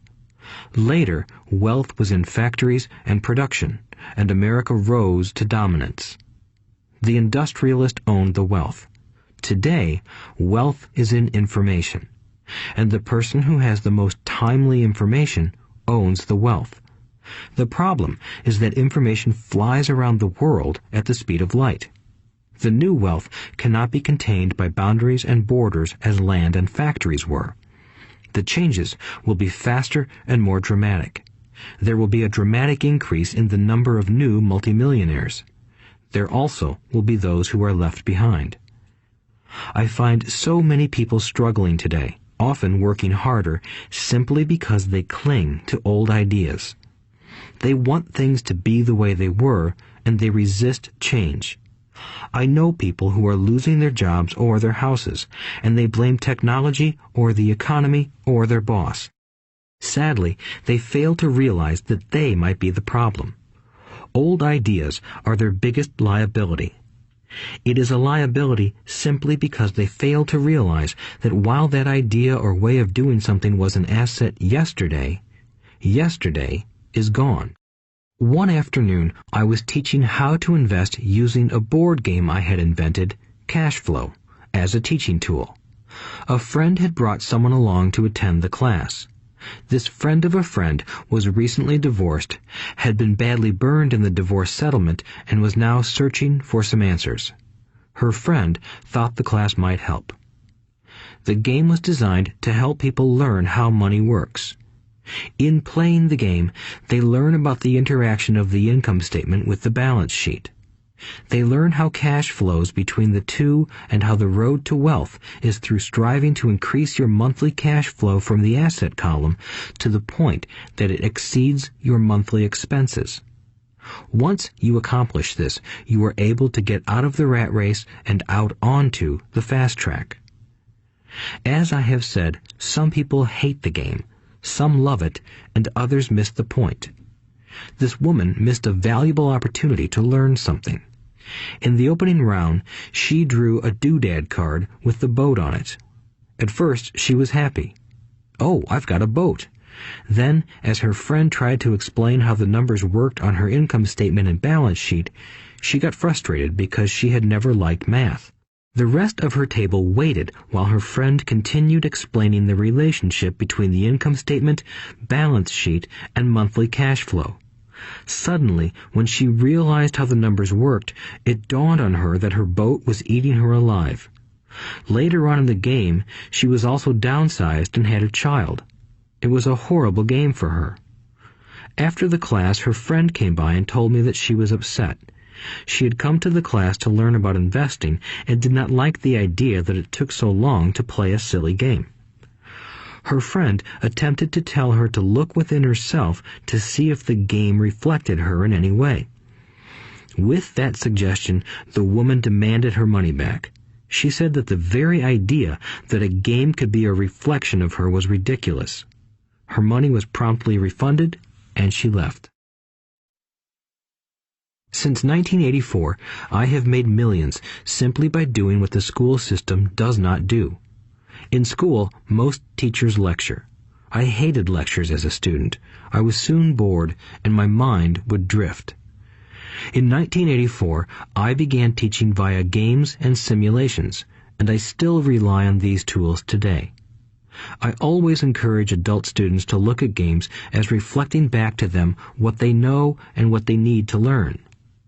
Most importantly, games reflect behavior. They are instant feedback systems. Instead of the teacher lecturing you, the game is giving you a personalized lecture, one that is custom-made just for you. The friend of the woman who left later called to give me an update. She said her friend was fine and had calmed down. In her cooling-off period, she could see some slight relationship between the game and her life. Although she and her husband did not own a boat, they did own everything else imaginable. She was angry after their divorce, both because he had run off with a younger woman and because, after 20 years of marriage, they had accumulated little in the way of assets. There was virtually nothing for them to split. Their 20 years of married life had been incredible fun, but all they had accumulated was a ton of doodads. She realized that her anger at doing the numbers, the income statement and balance sheet, came from her embarrassment about not understanding them. She believed that finances were the man's job. She maintained the house and did the entertaining, and he handled the finances. She was now quite certain that in the last 5 years of their marriage, he had hidden money from her. She was angry at herself for not being more aware of where the money was going, as well as for not knowing about the other woman. Just like a board game, the world is always providing us with instant feedback. We could learn a lot if we tuned in more. One day, not long ago, I complained to my wife that the cleaners must have shrunk my pants. My wife gently smiled and poked me in the stomach to inform me that the pants had not shrunk. Something else had expanded. Me. The cash flow game was designed to give every player personal feedback. Its purpose is to give you options. If you draw the boat card and it puts you into debt, the question is, now what can you do? How many different financial options can you come up with? That is the purpose of the game, to teach players to think and create new and various financial options. Thousands of people throughout the world have played this game. The players who get out of the rat race the quickest are the people who understand numbers and have creative financial minds. They recognize different financial options. Rich people are often creative and take calculated risks. People who take the longest are people who are not familiar with numbers and often do not understand the power of investing. Some people playing cash flow gain lots of money in the game, but they don't know what to do with it. Even though they have money, everyone else seems to be getting ahead of them. And that is true in real life. There are a lot of people who have a lot of money and do not get ahead financially. Limiting your options is the same as hanging on to old ideas. I have a friend from high school who now works at 3 jobs. Years ago, he was the richest of all my classmates. When the local sugar plantation closed, the company he worked for went down with the plantation. In his mind, he had but one option, and that was the old option: work hard. The problem was that he couldn't find an equivalent job that recognized his seniority from the old company. As a result, he is overqualified for the jobs he currently has. so his salary is lower. He now works 3 jobs to earn enough to survive. I have watched people playing cash flow complain that the right opportunity cards are not coming their way, so they sit there. I know people who do that in real life. They wait for the right opportunity. I have watched people get the right opportunity card and then not have enough money. Then they complain that they would have gotten out of the rat race if they had had more money. So they sit there. I know people in real life who do that also. They see all the great deals, but they have no money. And I have seen people pull a great opportunity card, read it out loud, and have no idea that it is a great opportunity. They have the money, the time is right, they have the card, but they can't see the opportunity staring them in the face. They fail to see how it fits into their financial plan for escaping the rat race. And I know more people like that than all the others combined. Most people have an opportunity of a lifetime flash right in front of them, and they fail to see it. A year later, they find out about it, after everyone else got rich. Financial intelligence is simply having more options. If the opportunities aren't coming your way, what else can you do to improve your financial position?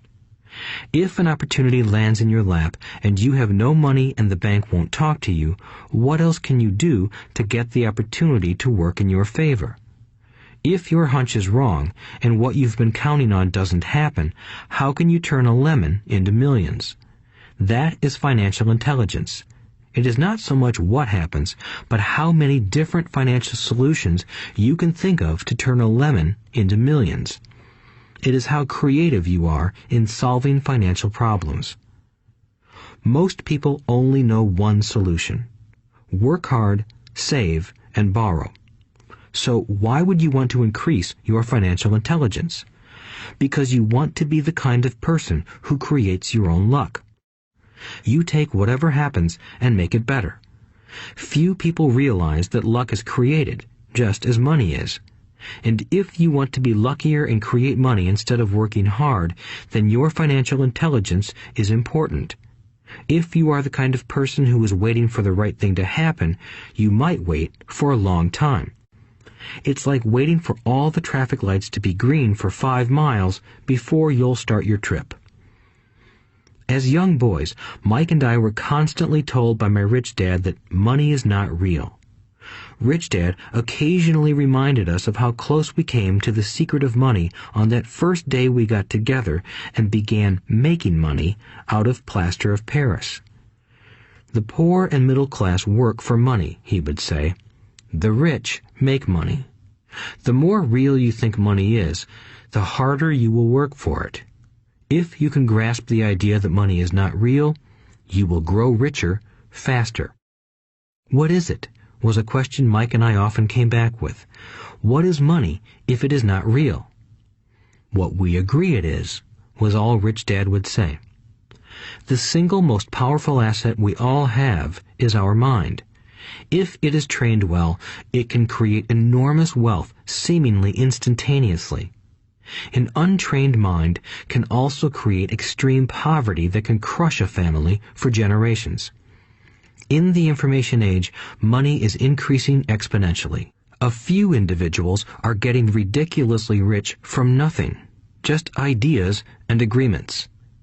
If you ask many people who trade stocks or other investments for a living, they see it done all the time.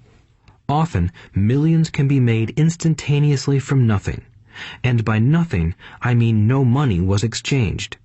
It is done via agreement, a hand signal in a trading pit, a blip on a trader's screen in Lisbon from a trader's screen in Toronto and back to Lisbon, a call to my broker to buy and a moment later to sell.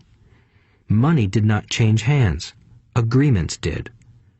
So why develop your financial genius? Only you can answer that. I can tell you why I have been developing this area of my intelligence. I do it because I want to make money fast. Not because I need to, but because I want to. It is a fascinating learning process. I develop my financial IQ because I want to participate in the fastest game and biggest game in the world. And, in my own small way, I would like to be part of this unprecedented evolution of humanity, the era where humans work purely with their minds and not with their bodies. Besides, it is where the action is. It is what is happening. It's hip, it's scary, and it's fun. That is why I invest in my financial intelligence, developing the most powerful asset I have. I want to be with people moving boldly forward. I do not want to be with those left behind. I will give you a simple example of creating money. In the early 1990s, the economy of Phoenix, Arizona was horrible. I was watching a TV show when a financial planner came on and began forecasting doom and gloom. His advice was to save money. Put $100 away every month, he said. In 40 years, you will be a multimillionaire. Well, putting money away every month is a sound idea. It is one option, the option most people subscribe to. The problem is this. It blinds the person to what is really going on. It causes them to miss major opportunities for much more significant growth of their money. The world is passing them by. As I said, the economy was terrible at that time. For investors, this is the perfect market condition. A chunk of my money was in the stock market and in apartment houses. I was short of cash. Because people were giving properties away, I was buying. I was not saving money. I was investing. Kim and I had more than $1 million in cash working in a market that was rising fast. It was the best opportunity to invest. The economy was terrible. I just could not pass up these small deals. Houses that were once $100,000 were now $75,000.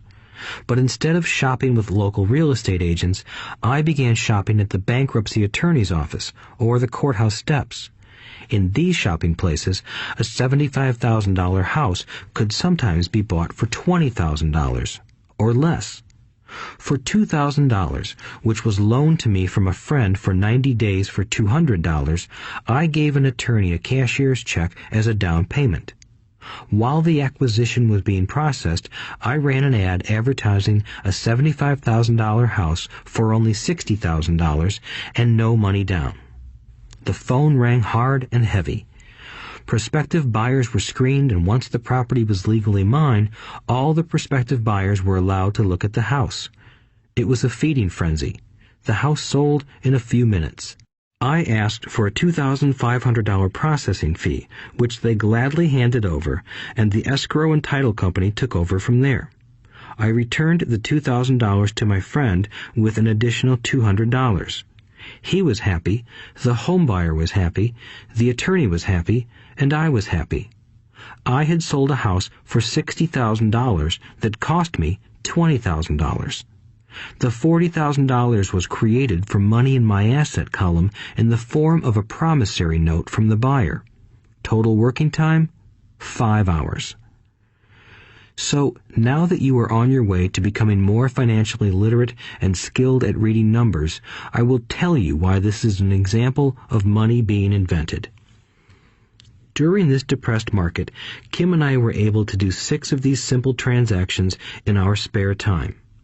While the bulk of our money was in larger properties and the stock market, we were able to create more than $190,000 in assets, notes at 10% interest, in those 6 buy, create, and sell transactions. That comes to approximately $19,000 a year income, much of it sheltered through our private corporation. Much of that $19,000 a year goes to pay for our company cars, gas, trips, insurance, dinners with clients, and other things. By the time the government gets a chance to tax that income, it's been spent on legally allowed pre-tax expenses. This was a simple example of how money is invented, created, and protected using financial intelligence. Ask yourself, how long would it take to save $190,000? Would the bank pay you 10% interest on your money? And the promissory note is good for 30 years. I hope they never pay me the $190,000. I have to pay a tax if they pay me the principal, and besides, $19,000 paid over 30 years is a little over $500,000 in income. I have people ask what happens if the person doesn't pay. That does happen, and it's good news. That $60,000 home could be taken back and resold for $70,000 and another $2,500 collected as a loan processing fee. It would still be a zero-down transaction in the mind of the new buyer, and the process would go on. The first time I sold the house, I paid back the $2,000, so technically I have no money in the transaction. My return on investment, ROI, is infinity. It's an example of no money making a lot of money. In the second transaction, when resold, I would have put $2,000 in my pocket and re-extended the loan to 30 years. What would my ROI be if I got paid money to make money? I do not know, but it sure beats saving $100 a month, which actually starts out as $150 because it's after-tax income for 40 years earning low interest. And again, you're taxed on the interest. That is not too intelligent. It may be safe, but it's not smart. A few years later, as the Phoenix real estate market strengthened, those houses we sold for $60,000 became worth $110,000. Foreclosure opportunities were still available, but became rare. It cost a valuable asset, my time, to go out looking for them. Thousands of buyers were looking for the few available deals. The market had changed. It was time to move on and look for other opportunities to put in the asset column. You cannot do that here. That is against the law. You're lying. I hear those comments much more often than, "Can you show me how to do that?" The math is simple. You do not need algebra or calculus, and the escrow company handles the legal transaction and the servicing of the payments. I have no roofs to fix or toilets to unplug because the owners do that. It's their house. Occasionally, someone does not pay, and that is wonderful because there are late fees, or they move out and the property is sold again. The court system handles that. And it may not work in your area. The market conditions may be different, but the example illustrates how a simple financial process can create hundreds of thousands of dollars with little money and low risk. It is an example of money being only an agreement. Anyone with a high school education can do it. Yet most people won't. Most people listen to the standard advice of work hard and save money. For about 30 hours of work, approximately $190,000 was created in the asset column, and no taxes were paid. Which one sounds harder to you? 1. Work hard, pay 50% in taxes, save what is left, your savings, then earn 5%, which is also taxed. Or 2. Take the time to develop your financial intelligence, harness the power of your brain and the asset column. If you use option number 1, be sure to factor in how much time it takes you to save $190,000. Time is one of your greatest assets. Now, you may understand why I silently shake my head when I hear parents say, "My child is doing well in school and receiving a good education." It may be good, but is it adequate? I know the above investment strategy is a small one. It is used to illustrate how small can grow into big.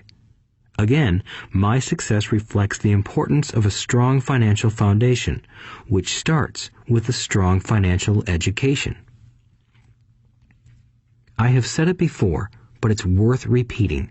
Financial intelligence is made up of these 4 main technical skills. 1. Accounting. Accounting is financial literacy, or the ability to read numbers. This is a vital skill if you want to build businesses or investments. 2. Investing. Investing is the science of money making money. 3. Understanding markets. Understanding markets is the science of supply and demand. Alexander Graham Bell gave the market what it wanted. So did Bill Gates. A $75,000 house offered for $60,000 that cost $20,000 was also the result of seizing an opportunity created by the market.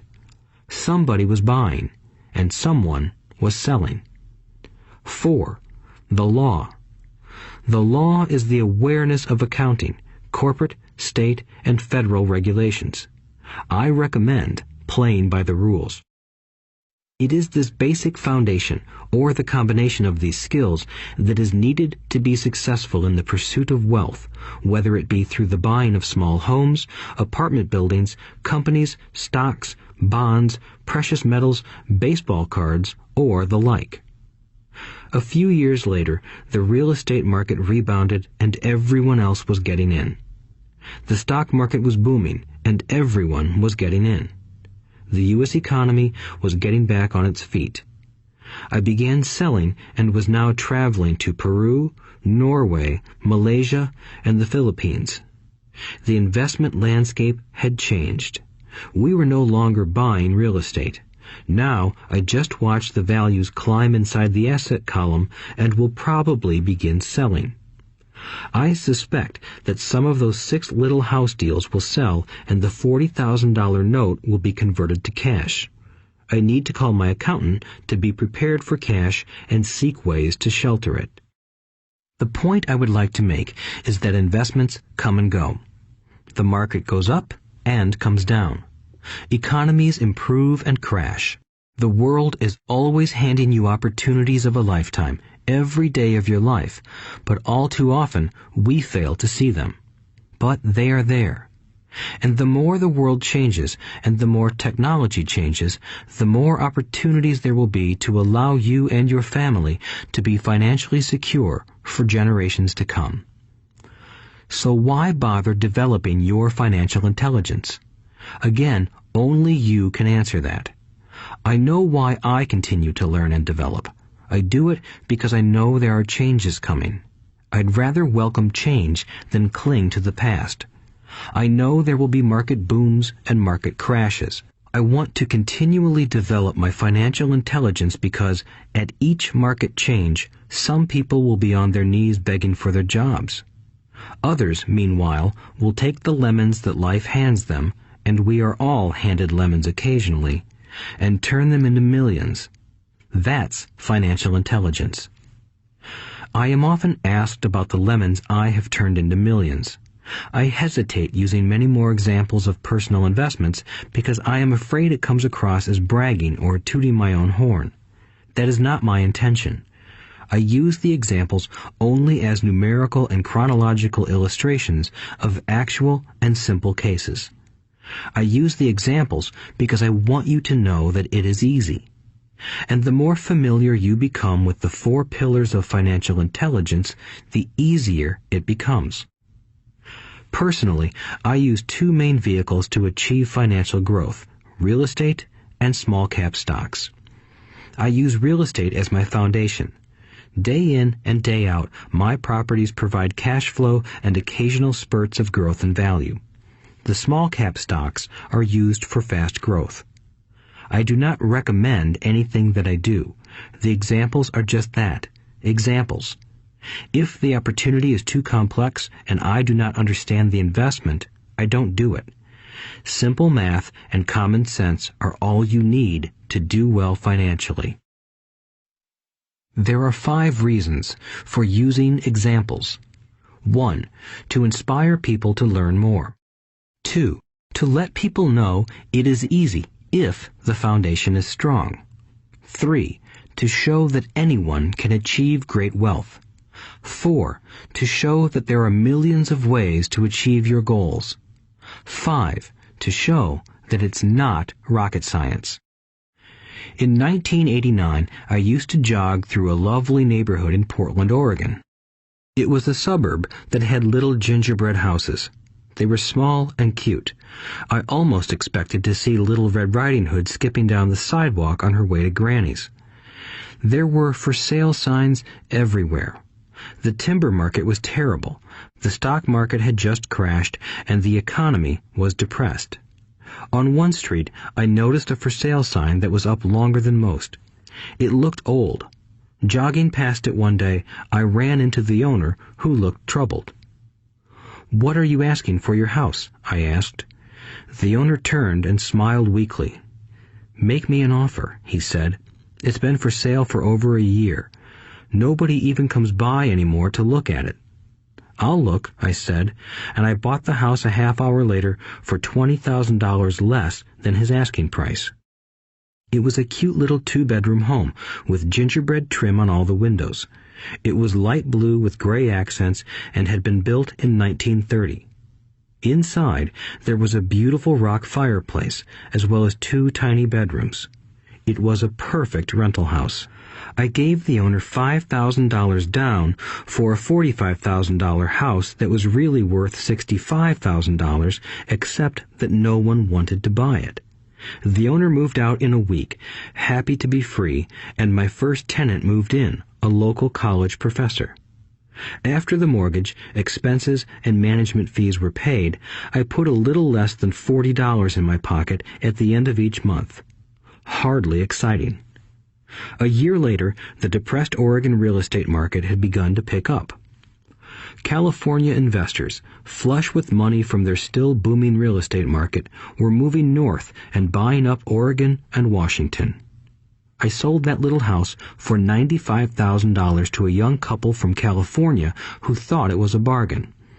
My capital gains of approximately $40,000 were placed into a 1031 tax-deferred exchange, and I went shopping for a place to put my money. In about a month, I found a 12-unit apartment house right next to the Intel plant in Beaverton, Oregon. The owners lived in Germany, had no idea what the place was worth, and again, just wanted to get out of it. I offered $275,000 for a $450,000 building. They agreed to $300,000. I bought it and held it for 2 years. Utilizing the same 1031 exchange process, we sold the building for $495,000 and bought a 30-unit apartment building in Phoenix, Arizona.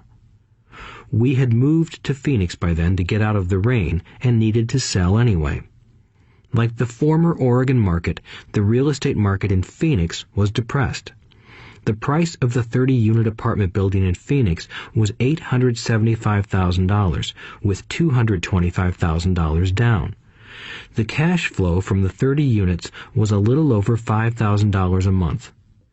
The Arizona market began moving up, and a few years later, a Colorado investor offered us $1.2 million for the property. The point of this example is how a small amount can grow into a large amount. Again, it is a matter of understanding financial statements, investment strategies, a sense of the market, and the laws. If people are not versed in these subjects, then obviously they must follow standard dogma, which is to play it safe, diversify, and only invest in secure investments. The problem with secure investments is that they are often sanitized, that is, made so safe that the gains are less. Most large brokerage houses will not touch speculative transactions in order to protect themselves and their clients, and that is a wise policy. The really hot deals are not offered to people who are novices. Often, the best deals that make the rich even richer are reserved for those who understand the game. It is technically illegal to offer speculative deals to someone who is considered not sophisticated, but of course, it happens. The more sophisticated I get, the more opportunities come my way. Another case for developing your financial intelligence over a lifetime is simply that more opportunities are presented to you. And the greater your financial intelligence, the easier it is to tell whether a deal is good. It's your intelligence that can spot a bad deal or make a bad deal good. The more I learn, and there is a lot to learn, the more money I make simply because I gain experience and wisdom as the years go on.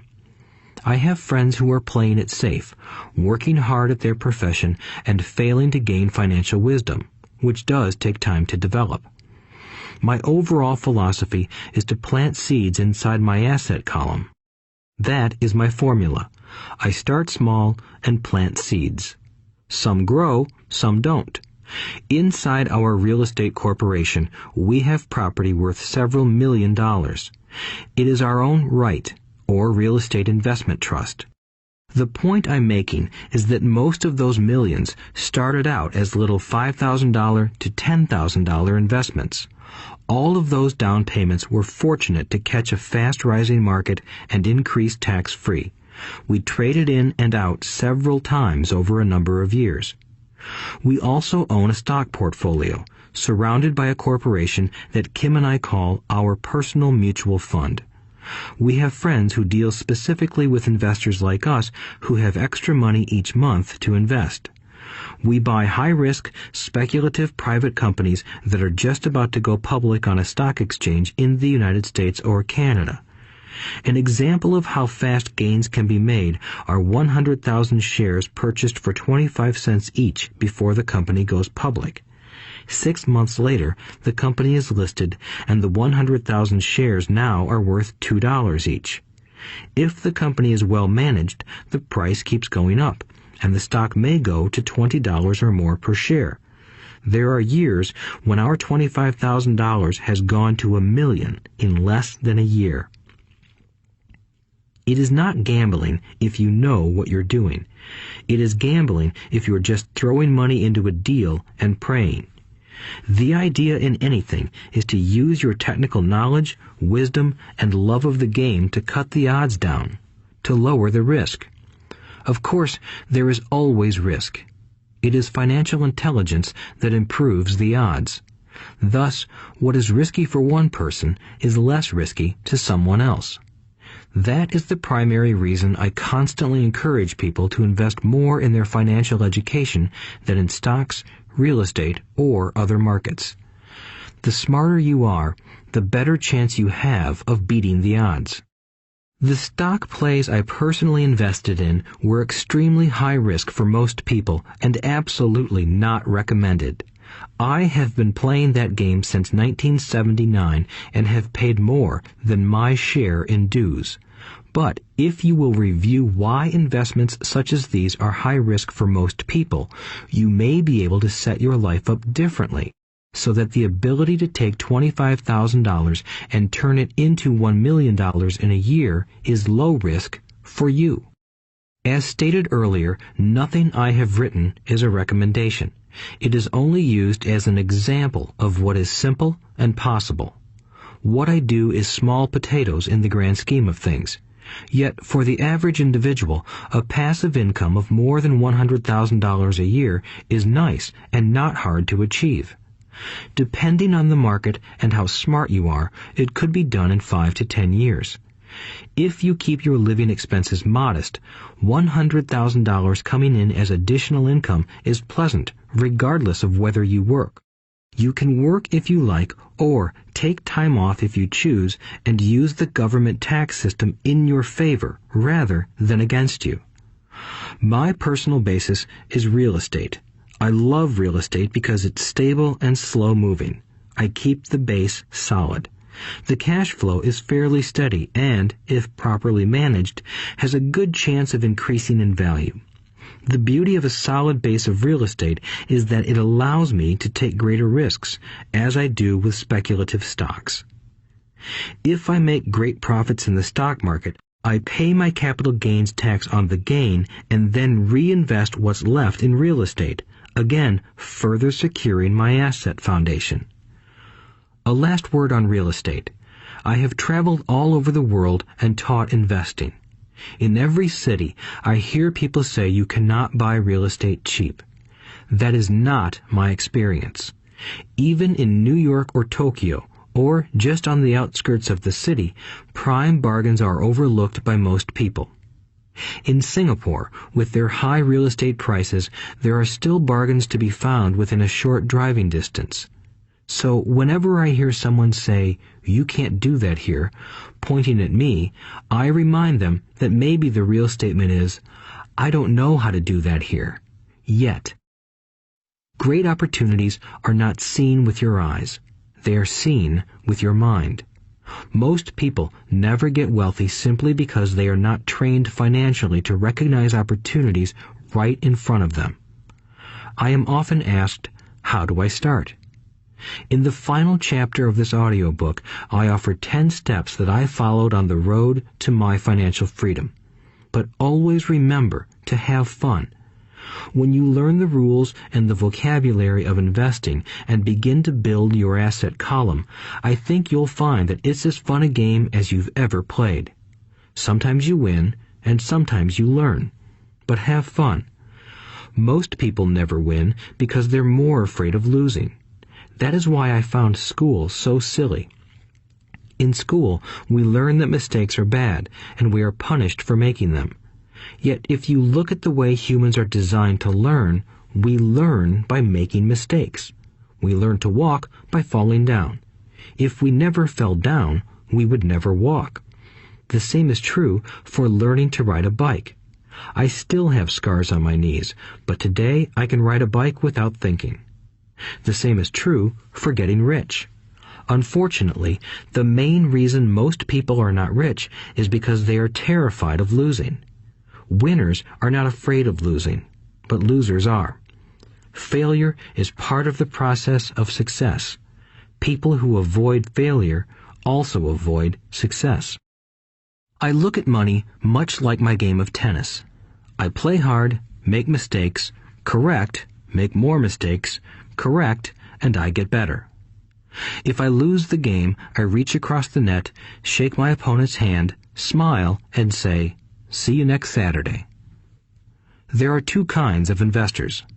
One, the first and most common type is a person who buys a packaged investment. They call a retail outlet, such as a real estate company, a stockbroker, or a financial planner, and they buy something. It could be a mutual fund, a right, a stock, or bond. It is a clean and simple way of investing. An analogy would be a shopper who goes to a computer store and buys a computer right off the shelf. 2. The second type is an investor who creates investments. This investor usually assembles a deal in the same way a person who buys components builds a computer. I do not know the first thing about putting components of a computer together, but I do know how to put pieces of opportunities together, or know people who know how. It is this second type of investor who is the more professional investor. Sometimes it may take years for all the pieces to come together. And sometimes they never do. It is this second type of investor that my rich dad encouraged me to be. It is important to learn how to put the pieces together, because that is where the huge wins reside, and sometimes some huge losses if the tide goes against you. If you want to be the second type of investor, you need to develop 3 main skills. These skills are in addition to those required to become financially intelligent. 1. Find an opportunity that everyone else missed. You see with your mind what others miss with their eyes. For example, a friend bought this run-down old house. It was spooky to look at. Everyone wondered why he bought it. What he saw that we did not was that the house came with 4 extra empty lots. He discovered that after going to the title company. After buying the house, he tore the house down and sold the 5 lots to a builder for 3 times what he paid for the entire package. He made $75,000 for 2 months of work. It's not a lot of money, but it sure beats minimum wage, and it's not technically difficult. 2. Raise money. The average person only goes to the bank. This second type of investor needs to know how to raise capital, and there are many ways that don't require a bank. To get started, I learned how to buy houses without a bank. It was the learned skill of raising money more than the houses themselves that was priceless. All too often, I hear people say, "The bank won't lend me money," or "I don't have the money to buy it." If you want to be a Type 2 investor, you need to learn how to do that which stops most people. In other words, a majority of people let their lack of money stop them from making a deal. If you can avoid that obstacle, you will be millions ahead of those who don't learn those skills. There have been many times I have bought a house, a stock, or an apartment building without a penny in the bank. I once bought an apartment house for $1.2 million. I did what is called tying it up with a written contract between seller and buyer. I then raised the $100,000 deposit, which bought me 90 days to raise the rest of the money. Why did I do it? Simply because I knew it was worth $2 million. I never raised the money. Instead, the person who put up the $100,000 gave me $50,000 for finding the deal, took over my position, and I walked away. Total working time? 3 days. Again, it's what you know more than what you buy. Investing is not buying. It's more a case of knowing. 3. Organize smart people. Intelligent people are those who work with or hire a person who is more intelligent than they are. When you need advice, make sure you choose your advisor wisely. There is a lot to learn, but the rewards can be astronomical. If you do not want to learn those skills, then being a Type 1 investor is highly recommended. It is what you know that is your greatest wealth. It is what you do not know that is your greatest risk. There is always risk, so learn to manage risk instead of avoiding it. Chapter 6. Lesson 6. Work to learn, don't work for money. Job security meant everything to my educated dad. Learning meant everything to my rich dad. A few years ago, I granted an interview with a newspaper in Singapore. The young female reporter was on time, and the interview got underway immediately. We sat in the lobby of a luxurious hotel, sipping coffee and discussing the purpose of my visit to Singapore. I was to share the platform with Zig Ziglar. He was speaking on motivation, and I was speaking on the secrets of the rich. Someday, I would like to be a best-selling author like you, she said. I had seen some of the articles she had written for the paper, and I was impressed. She had a tough, clear style of writing. Her articles held a reader's interest. You have a great style, I said in reply. What holds you back from achieving your dream? My work does not seem to go anywhere, she said quietly. Everyone says that my novels are excellent, but nothing happens. So I keep my job with the paper. At least it pays the bills. Do you have any suggestions? Yes, I do, I said brightly. A friend of mine here in Singapore runs a school that trains people to sell. He runs sales training courses for many of the top corporations here in Singapore, and I think attending one of his courses would greatly enhance your career. She stiffened. Are you saying I should go to school to learn to sell? I nodded. You aren't serious, are you? Again, I nodded. What is wrong with that? I was now backpedaling. She was offended by something, and now I was wishing I had not said anything. In my attempt to be helpful, I found myself defending my suggestion. I have a master's degree in English literature.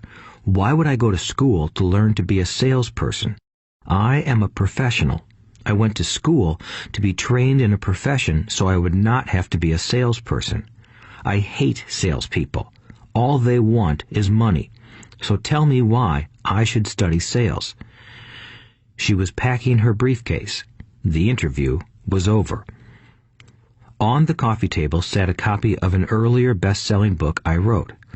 I picked it up as well as the notes she had jotted down on her legal pad. Do you see this? I said, pointing to her notes. She looked down at her notes. What? She said, confused. Again, I pointed deliberately to her notes.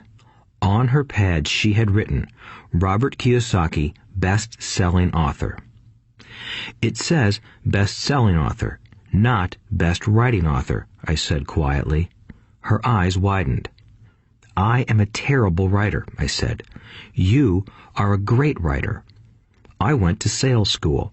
You have a master's degree. Put them together, and you get a best-selling author and a best-writing author. Anger flared from her eyes. I'll never stoop so low as to learn how to sell. People like you have no business writing. I'm a professionally trained writer, and you are a salesman. It is not fair, she fumed. She put the rest of her notes away and hurried out through the large glass doors into the humid Singapore morning. At least she gave me a fair and favorable write-up the next morning. The world is filled with smart, talented, educated, and gifted people. We meet them every day. They are all around us. A few days ago, my car was not running well. I pulled into a garage, and the young mechanic had it fixed in just a few minutes. He knew what was wrong by simply listening to the engine. I was amazed. I am constantly shocked at how little talented people earn. I have met brilliant, highly educated people who earn less than $20,000 a year. A business consultant who specializes in the medical trade was telling me how many doctors, dentists, and chiropractors struggle financially. All this time, I thought that when they graduated, the dollars would pour in. It was this business consultant who gave me the phrase, "They are one skill away from great wealth."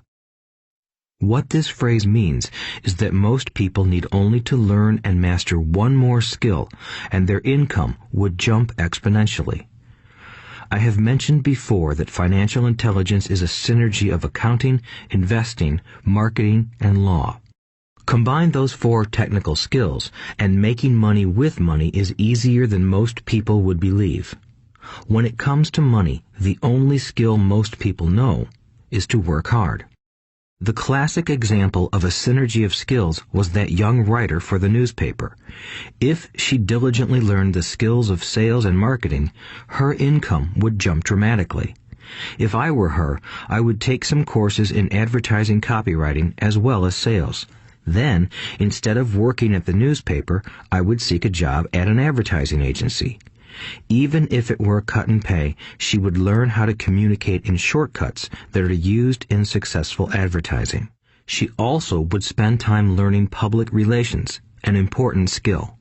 She would learn how to get millions in free publicity.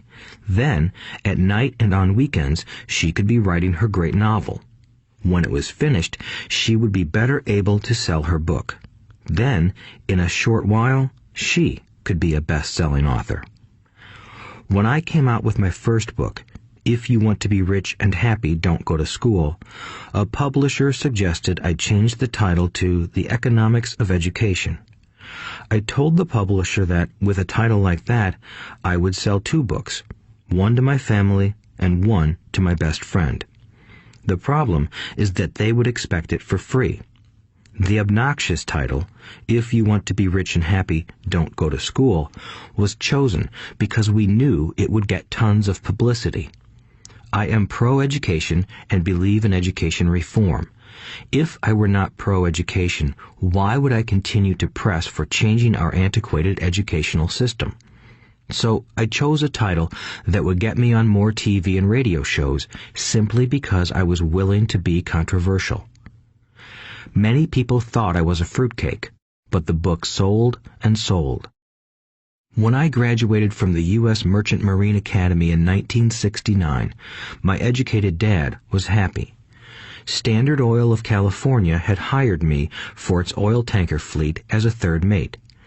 The pay was low compared with my classmates, but it was okay for a first real job after college. My starting pay was about $42,000 a year, including overtime, and I only had to work for 7 months. I had 5 months of vacation. If I had wanted to, I could have taken the run to Vietnam with a subsidiary shipping company and easily doubled my pay instead of taking 5 months of vacation. I had a great career ahead of me, yet I resigned after 6 months with the company and joined the Marine Corps to learn how to fly. My educated dad was devastated. Rich Dad congratulated me. In school and in the workplace, the popular opinion is the idea of specialization. That is, in order to make more money or get promoted, you need to specialize. That is why medical doctors immediately begin to seek a specialty such as orthopedics or pediatrics. The same is true for accountants, architects, lawyers, pilots, and others. My educated dad believed in the same dogma. That is why he was thrilled when he eventually achieved his doctorate. He often admitted that schools reward people who study more and more about less and less. Rich Dad encouraged me to do exactly the opposite. You want to know a little about a lot, was his suggestion. That is why for years I worked in different areas of his companies. For a while, I worked in his accounting department. Although I would probably never have been an accountant, he wanted me to learn via osmosis. Rich Dad knew I would pick up jargon and a sense of what is important and what is not.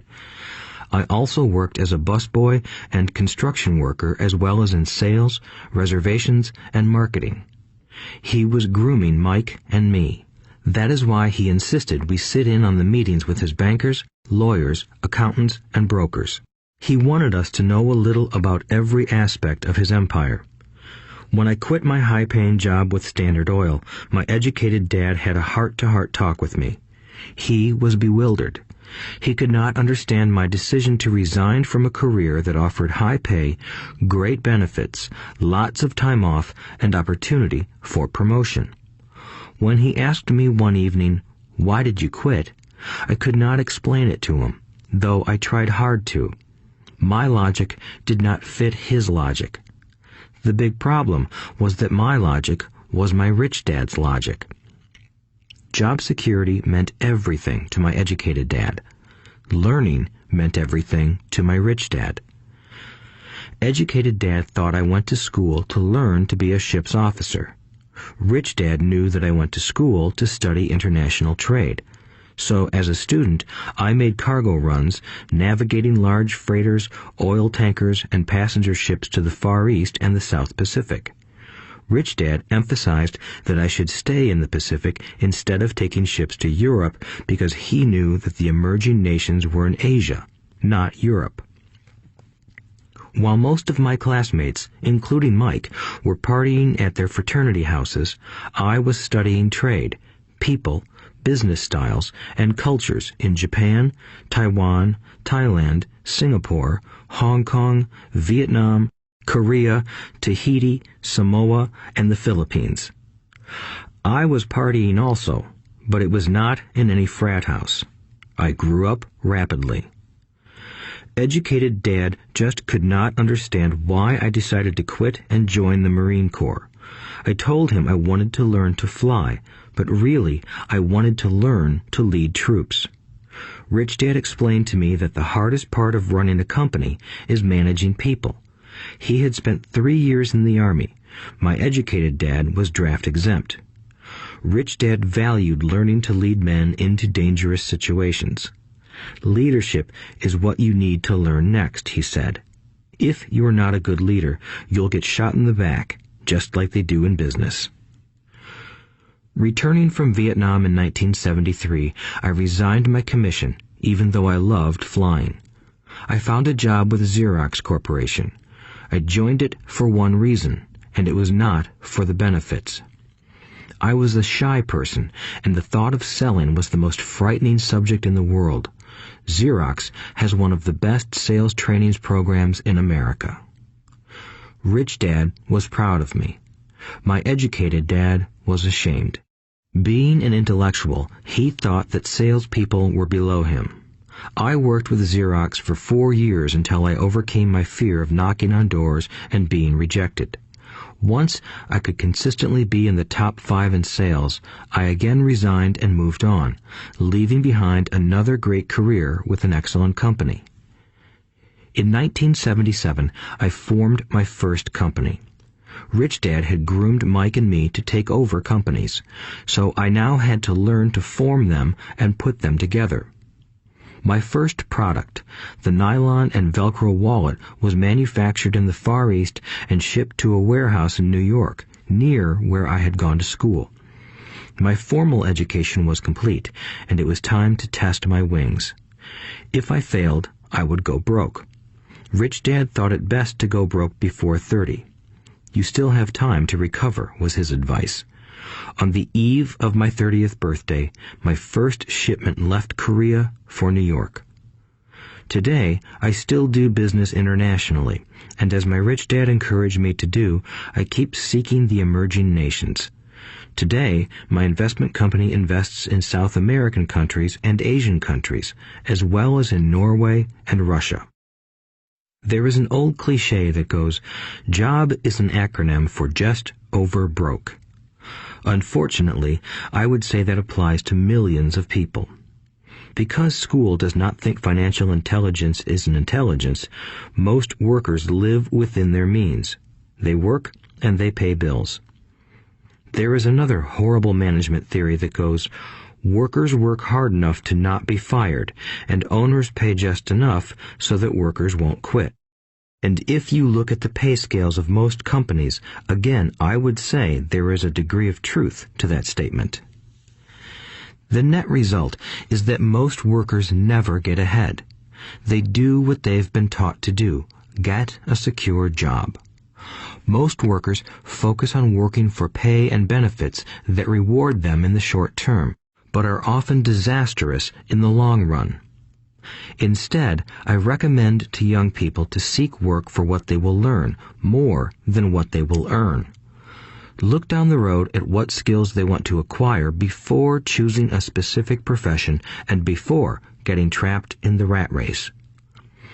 Once people are trapped in the lifelong process of bill paying, they become like those little hamsters running around in those metal wheels.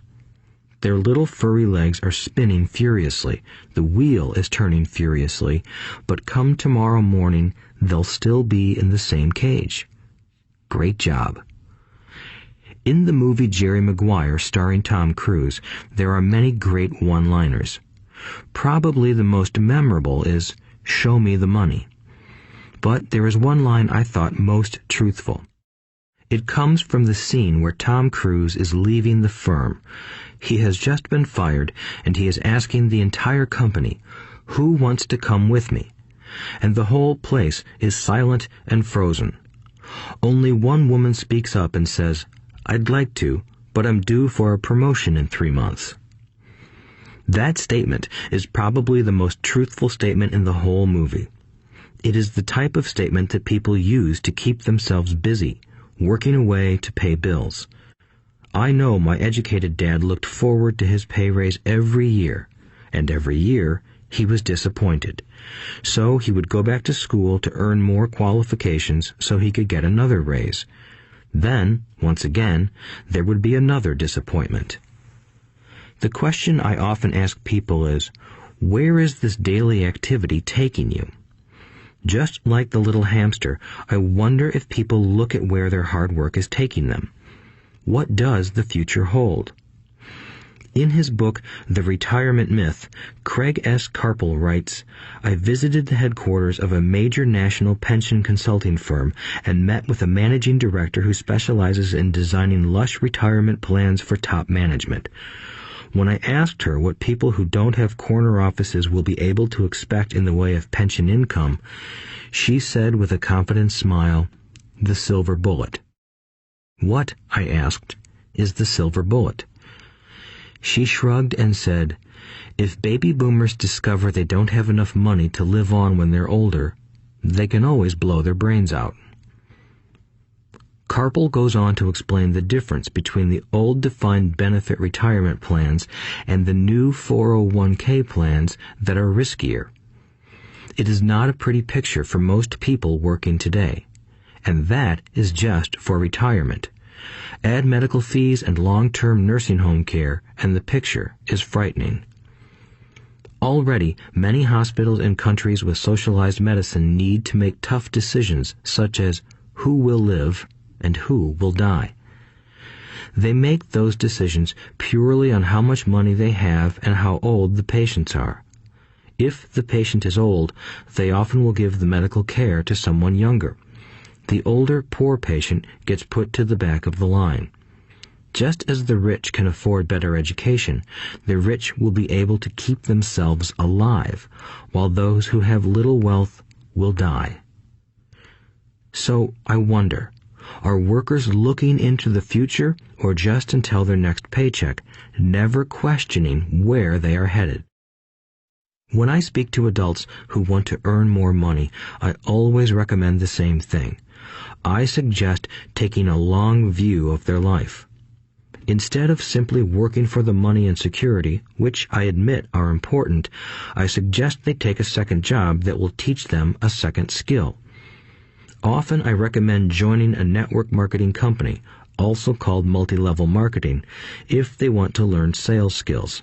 Some of these companies have excellent training programs that help people get over their fear of failure and rejection, which are the main reasons people are unsuccessful. Education is more valuable than money in the long run. When I offer this suggestion, I often hear in response, "Oh, that is too much hassle," or "I only want to do what I am interested in." If they say it's too much of a hassle, I ask, so you would rather work all your life giving 50% of what you earn to the government? If they tell me, I only do what I am interested in, I say, I'm not interested in going to the gym, but I go because I want to feel better and live longer. Unfortunately, there is some truth to the old statement, you can't teach an old dog new tricks. Unless a person is used to changing, it's hard to change. But for those of you who might be on the fence when it comes to the idea of working to learn something new, I offer this word of encouragement. Life is much like going to the gym. The most painful part is deciding to go. Once you get past that, it's easy. There have been many days I have dreaded going to the gym, but once I am there and in motion, it is a pleasure. After the workout is over, I am always glad I talked myself into going.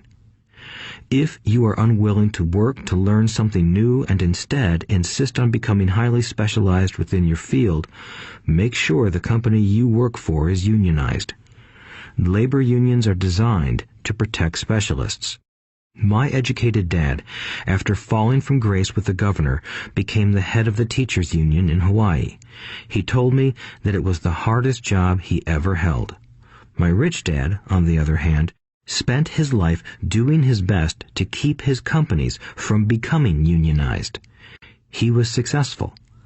Although the unions came close, Rich Dad was always able to fight them off. Personally, I take no sides because I can see the need for and the benefits of both sides.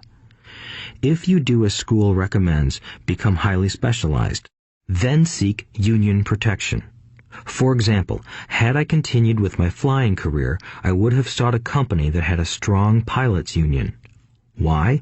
Because my life would be dedicated to learning a skill that was valuable in only one industry. If I were pushed out of that industry, my life's skills would not be as valuable to another industry. A displaced senior pilot with 100,000 hours of heavy airline transport time, earning $150,000 a year, would have a hard time finding an equivalent high-paying job teaching in school. Skills do not necessarily transfer from industry to industry. Skills the pilots are paid for in the airline industry are not as important in, say, the school system. The same is true even for doctors today. With all the changes in medicine, many medical specialists are needing to conform to medical organizations such as HMOs. School teachers definitely need to be union members. Today in America, the teachers' union is the largest and the richest labor union of all. The NEA, the National Education Association, has tremendous political clout. Teachers need the protection of their union because their skills are also of limited value to an industry outside of education. So the rule of thumb is, highly specialized, then unionize. It's the smart thing to do. When I ask the classes I teach, how many of you can cook a better hamburger than McDonald's, almost all the students raise their hands. I then ask, so if most of you can cook a better hamburger, how come McDonald's makes more money than you? The answer is obvious. McDonald's is excellent at business systems. The reason so many talented people are poor is because they focus on building a better hamburger and know little to nothing about business systems. A friend of mine in Hawaii is a great artist. He makes a sizable amount of money. One day, his mother's attorney called to tell him that she had left him $35,000. That is what was left of her estate after the attorney and the government took their shares. Immediately, he saw an opportunity to increase his business by using some of this money to advertise. 2 months later, his first 4-color full-page ad appeared in an expensive magazine that targeted the very rich. The ad ran for 3 months. He received no replies from the ad, and all of his inheritance is now gone. He now wants to sue the magazine for misrepresentation. This is a common case of someone who can build a beautiful hamburger but knows little about business. When I asked him what he learned, his only reply was, "Advertising salespeople are crooks." I then asked him if he would be willing to take a course in sales and a course in direct marketing. His reply, "I don't have the time, and I don't want to waste my money." The world is filled with talented poor people. All too often, they're poor or struggle financially or earn less than they are capable of, not because of what they know, but because of what they do not know. They focus on perfecting their skills at building a better hamburger rather than the skills of selling and delivering the hamburger. Maybe McDonald's does not make the best hamburger, but they are the best at selling and delivering a basic average burger. Poor Dad wanted me to specialize. That was his view on how to be paid more. Even after being told by the governor of Hawaii that he could no longer work in state government, my educated dad continued to encourage me to get specialized. Educated Dad then took up the cause of the teachers' union, campaigning for further protection and benefits for these highly skilled and educated professionals. We argued often, but I know he never agreed that over-specialization is what caused the need for union protection. He never understood that the more specialized you become, the more you are trapped and dependent on that specialty. Rich Dad advised that Mike and I groom ourselves. Many corporations do the same thing. They find a young, bright student just out of business school and begin grooming that person to someday take over the company. So these bright young employees do not specialize in one department. They are moved from department to department to learn all the aspects of business systems. The rich often groom their children or the children of others. By doing so, their children gain an overall knowledge of the operations of the business and how the various departments interrelate. For the World War II generation, it was considered bad to skip from company to company. Today, it is considered smart. Since people will skip from company to company rather than seek greater specialization in skills, why not seek to learn more than to earn? In the short term, it may earn you less, but it will pay dividends in the long term. The main management skills needed for success are 1. Management of cash flow, 2. Management of systems, 3. Management of people. The most important specialized skills are sales and marketing. The ability to sell, to communicate to another human being, be it a customer, employee, boss, spouse, or child, is the base skill of personal success. Communication skills such as writing, speaking, and negotiating are crucial to a life of success. These are skills I work on constantly, attending courses or buying educational resources to expand my knowledge. As I have mentioned, my educated dad worked harder and harder the more competent he became. He also became more trapped the more specialized he got. Although his salary went up, his choices diminished. Soon after he was locked out of government work, he found out how vulnerable he really was professionally. It is like professional athletes who suddenly are injured or are too old to play. Their once high-paying position is gone, and they have limited skills to fall back on. I think that is why my educated dad sided so much with the unions after that. He realized how much a union would have benefited him. Rich Dad encouraged Mike and me to know a little about a lot. He encouraged us to work with people smarter than we were and to bring smart people together to work as a team. Today, it would be called a synergy of professional specialties. Today, I meet ex-school teachers earning hundreds of thousands of dollars a year. They earn that much because they have specialized skills in their field as well as other skills.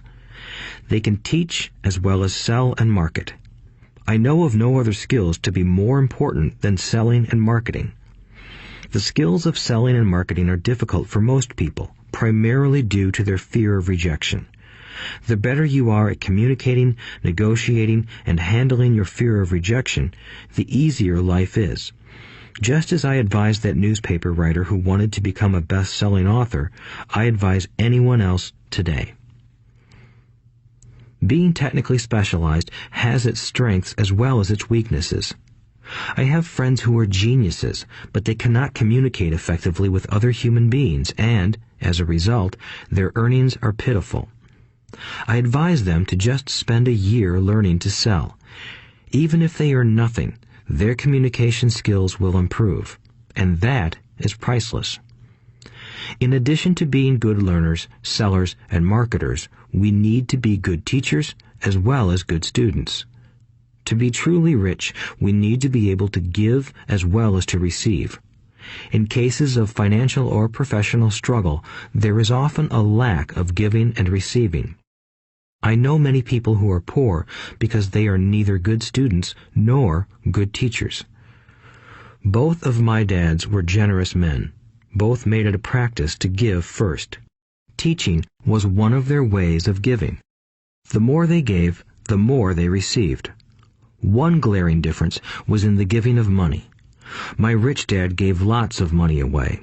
He gave to his church, to charities, and to his foundation. He knew that to receive money, you had to give money. Giving money is the secret to most great wealthy families. That is why there are organizations like the Rockefeller Foundation and the Ford Foundation. These are organizations designed to take their wealth and increase it, as well as give it away in perpetuity. My educated dad always said, "When I have some extra money, I'll give it." The problem was that there was never any extra. So he worked harder to draw more money in rather than focus on the most important law of money. Give and you shall receive. Instead, he believed in receive and then you give. In conclusion, I became both dads.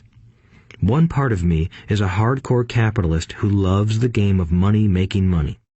The other part is a socially responsible teacher who is deeply concerned with this ever-widening gap between the haves and have-nots.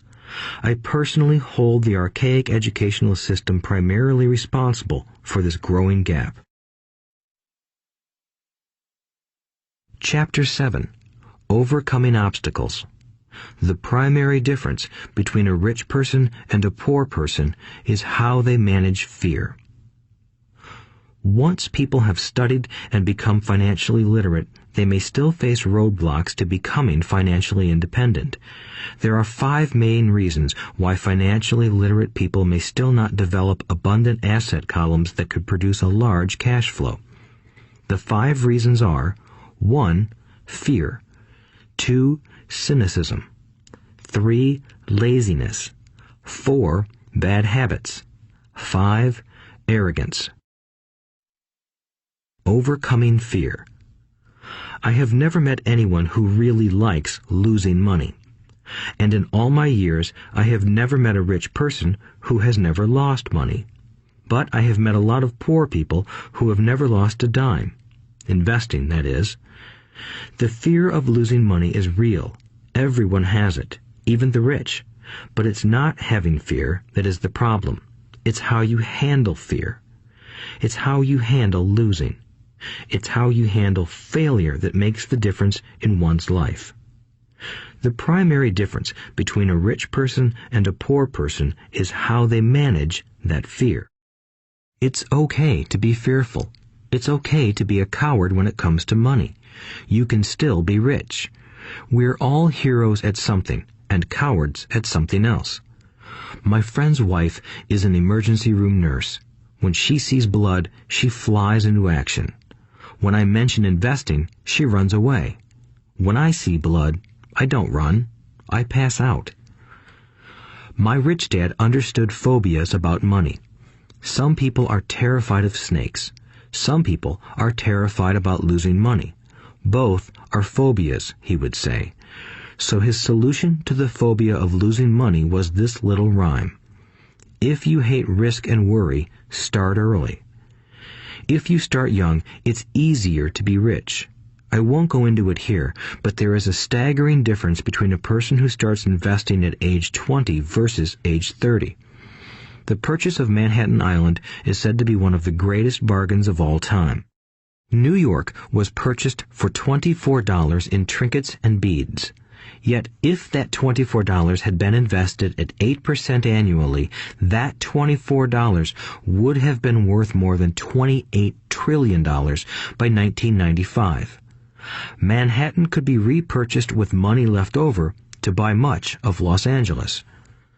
But what if you don't have much time left or would like to retire early? How do you handle the fear of losing money? My poor dad did nothing. He simply avoided the issue, refusing to discuss the subject. My rich dad, on the other hand, recommended that I think like a Texan. I like Texas and Texans, he used to say. In Texas, everything is bigger. When Texans win, they win big. And when they lose, it's spectacular. They like losing? I asked. That's not what I'm saying. Nobody likes losing. Show me a happy loser, and I'll show you a loser, said Rich Dad. It's a Texan's attitude toward risk, reward, and failure I'm talking about. It's how they handle life. They live it big. Not like most of the people around here, living like roaches when it comes to money, terrified that someone will shine a light on them, and whimpering when the grocery clerk shortchanges them a quarter. Rich Dad went on, "What I like best is the Texas attitude. They're proud when they win, and they brag when they lose. Texans have a saying, if you're going to go broke, go big. You don't want to admit you went broke over a duplex." He constantly told Mike and me that the greatest reason for lack of financial success was because most people played it too safe. People are so afraid of losing that they lose, were his words. Fran Tarkenton, a one-time great NFL quarterback, says it still another way. Winning means being unafraid to lose. In my own life, I've noticed that winning usually follows losing. Before I finally learned to ride a bike, I first fell down many times. I've never met a golfer who has never lost a golf ball. I've never met people who have fallen in love who have never had their heart broken. And I've never met someone rich who has never lost money. So for most people, the reason they don't win financially is because the pain of losing money is far greater than the joy of being rich. Another saying in Texas is, everyone wants to go to heaven, but no one wants to die. Most people dream of being rich, but are terrified of losing money, so they never get to heaven. Rich Dad used to tell Mike and me stories about his trips to Texas. If you really want to learn the attitude of how to handle risk, losing, and failure, go to San Antonio and visit the Alamo. The Alamo is a great story of brave people who chose to fight, knowing there was no hope of success. They chose to die instead of surrendering. It's an inspiring story, worthy of study. Nonetheless, it's still a tragic military defeat. They got their butts kicked. So, how do Texans handle failure? They still shout, "Remember the Alamo." Mike and I heard this story a lot. He always told us this story when he was about to go into a big deal and he was nervous. After he had done all his due diligence and it was time to put up or shut up, he told us this story. Every time he was afraid of making a mistake or losing money, he told us this story. It gave him strength, for it reminded him that he could always turn a financial loss into a financial win. Rich Dad knew that failure would only make him stronger and smarter. It's not that he wanted to lose. He just knew who he was and how he would take a loss. He would take a loss and make it a win. That's what made him a winner and others losers. It gave him the courage to cross the line when others backed out. That's why I like Texans so much, he would say. They took a great failure and turned it into inspiration, as well as a tourist destination that makes them millions. But probably his words that mean the most to me today are these. Texans don't bury their failures. They get inspired by them. They take their failures and turn them into rallying cries. Failure inspires Texans to become winners. But that formula is not just the formula for Texans. It is the formula for all winners. I've said that falling off my bike was part of learning to ride. I remember falling off only made me more determined to learn to ride, not less. I also said that I have never met a golfer who has never lost a ball. For top professional golfers, losing a ball or a tournament provides the inspiration to be better, to practice harder, to study more. That's what makes them better. For winners, losing inspires them. For losers, losing defeats them. I like to quote John D. Rockefeller, who said, "I always tried to turn every disaster into an opportunity." And being Japanese American, I can say this. Many people say that Pearl Harbor was an American mistake. I say it was a Japanese mistake. From the movie Tora, Tora, Tora, a somber Japanese admiral says to his cheering subordinates, "I am afraid we have awakened a sleeping giant." Remember Pearl Harbor became a rallying cry. It turned one of America's greatest losses into the reason to win. This great defeat gave America strength, and America soon emerged as a world power. Failure inspires winners, and failure defeats losers. It is the biggest secret of winners. It's the secret that losers do not know. The greatest secret of winners is that failure inspires winning. Thus, they're not afraid of losing. Repeating Fran Tarkenton's quote, "Winning means being unafraid to lose." People like Fran Tarkenton are not afraid of losing because they know who they are. They hate losing, so they know that losing will only inspire them to become better. There is a big difference between hating losing and being afraid to lose. Most people are so afraid of losing money that they lose. They go broke over a duplex. Financially, they play life too safe and too small. They buy big houses and big cars, but not big investments. The main reason that over 90% of the American public struggles financially is because they play not to lose. They don't play to win. They go to their financial planners or accountants or stockbrokers and buy a balanced portfolio. Most have lots of cash in CDs, low-yield bonds, mutual funds that can be traded within a mutual fund family, and a few individual stocks. It is a safe and sensible portfolio, but it is not a winning portfolio. It is a portfolio of someone playing not to lose. Don't get me wrong, it's probably a better portfolio than more than 70% of the population has, and that's frightening. It's a great portfolio for someone who loves safety. But playing it safe and balanced on your investment portfolio is not the way successful investors play the game. If you have little money and you want to be rich, you must first be focused, not balanced. If you look at any successful person, at the start, they were not balanced. Balanced people go nowhere. They stay in one spot. To make progress, you must first go unbalanced. Just look at how you make progress walking. Thomas Edison was not balanced. He was focused. Bill Gates was not balanced. He was focused. Donald Trump is focused. George Soros is focused. George Patton did not take his tanks wide. He focused them and blew through the weak spots in the German line. The French went wide with the Maginot Line, and you know what happened to them. If you have any desire to be rich, you must focus.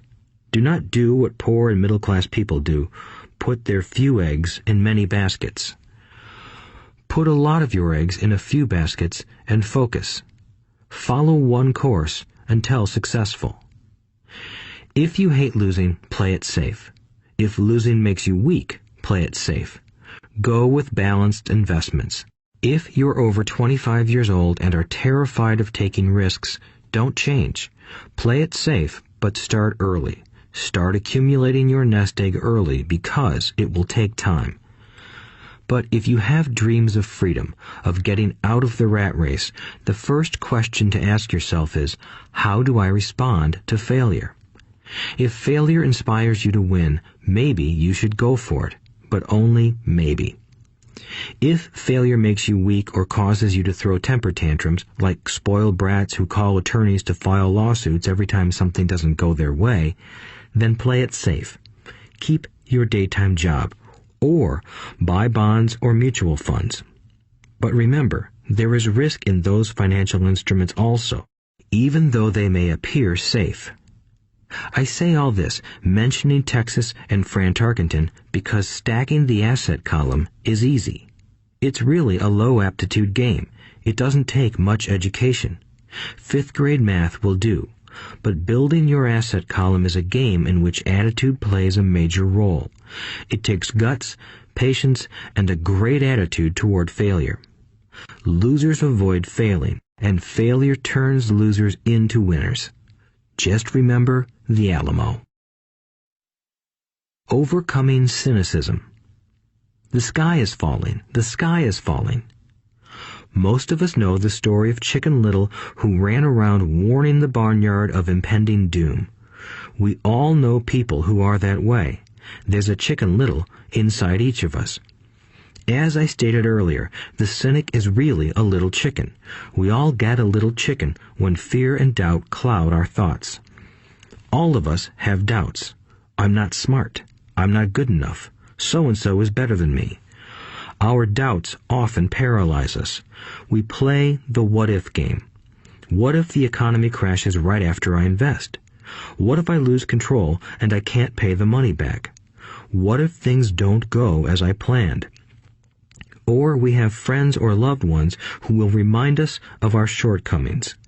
They often say, "What makes you think you can do that? If it's such a good idea, how come someone else hasn't done it?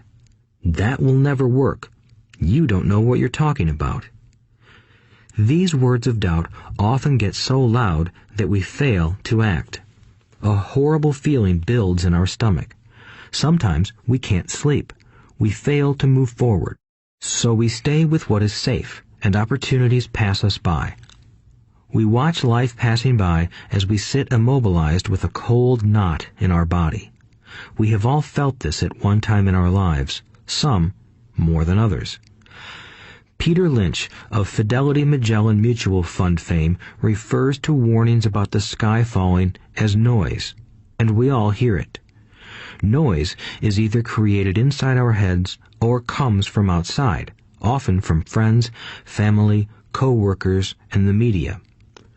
Lynch recalls the time during the 1950s when the threat of nuclear war was so prevalent in the news that people began building fallout shelters and storing food and water. If they had invested that money wisely in the market, instead of building a fallout shelter, they'd probably be financially independent today. When violence breaks out in a city, gun sales go up all over the country. A person dies from rare hamburger meat in the state of Washington, and the Arizona Health Department orders restaurants to have all beef cooked well done. A drug company runs a TV commercial in February showing people catching the flu. Colds go up as well as sales of cold medicine. Most people are poor because when it comes to investing, the world is filled with Chicken Littles running around yelling, "The sky is falling! The sky is falling!" And Chicken Littles are effective because every one of us is a little chicken. It often takes great courage to not let rumors and talk of doom and gloom affect your doubts and fears. But a savvy investor knows that the seemingly worst of times is actually the best of times to make money. When everyone else is too afraid to act, they pull the trigger and are rewarded. Some time ago, a friend named Richard came from Boston to visit Kim and me in Phoenix. He was impressed with what we had done through stocks and real estate. The Phoenix real estate prices were depressed. We spent 2 days showing him what we thought were excellent opportunities for cash flow and capital appreciation. Kim and I are not real estate agents. We are strictly investors. After identifying a unit in a resort community, we called an agent who sold it to him that afternoon. The price was a mere $42,000 for a 2-bedroom townhome. Similar units were going for $65,000. He had found a bargain. Excited, he bought it and returned to Boston. 2 weeks later, the agent called to say that our friend had backed out. I called immediately to find out why. All he said was that he talked to his neighbor, and his neighbor told him it was a bad deal. He was paying too much. I asked Richard if his neighbor was an investor. Richard said he was not. When I asked why he listened to him, Richard got defensive and simply said he wanted to keep looking. The real estate market in Phoenix turned, and a few years later, that little unit was renting for $1,000 a month, $2,500 in the peak winter months. The unit was worth $95,000. All Richard had to put down was $5,000, and he would have had a start at getting out of the rat race. Today, he still has done nothing. Richard's backing out did not surprise me. It's called buyer's remorse, and it affects all of us. The little chicken won, and a chance at freedom was lost. In another example, I hold a small portion of my assets in tax lien certificates instead of CDs. I earn 16% per year on my money, which certainly beats the interest rates banks offer on CDs. The certificates are secured by real estate and enforced by state law, which is also better than most banks. The formula they're bought on makes them safe. They just lack liquidity. So I look at them as 2 to 7 year CDs. Almost every time I tell someone that I hold my money this way, especially if they have money in CDs, they will tell me it's risky. They tell me why I should not do it. When I ask them where they get their information, they say from a friend or an investment magazine. They've never done it, and they're telling someone who's doing it why they shouldn't. The lowest yield I look for is 16%, but people who are filled with doubt are willing to accept a far lower return. Doubt is expensive. My point is that it's those doubts and cynicism that keep most people poor and playing it safe. The real world is simply waiting for you to get rich. Only a person's doubts keep them poor. As I said, getting out of the rat race is technically easy. It doesn't take much education, but those doubts are cripplers for most people. Cynics never win, said Rich Dad. Unchecked doubt and fear creates a cynic. Cynics criticize and winners analyze was another of his favorite sayings. Rich Dad explained that criticism blinded while analysis opened eyes. Analysis allowed winners to see that critics were blind and to see opportunities that everyone else missed. And finding what people miss is key to any success. Real estate is a powerful investment tool for anyone seeking financial independence or freedom. It is a unique investment tool. Yet every time I mention real estate as a vehicle, I often hear, "I don't want to fix toilets." That's what Peter Lynch calls noise. That's what my rich dad would say is the cynic talking, someone who criticizes and does not analyze, someone who lets their doubts and fears close their mind instead of open their eyes. So when someone says, "I don't want to fix toilets, I want to fire back," what makes you think I want to? They're saying a toilet is more important than what they want.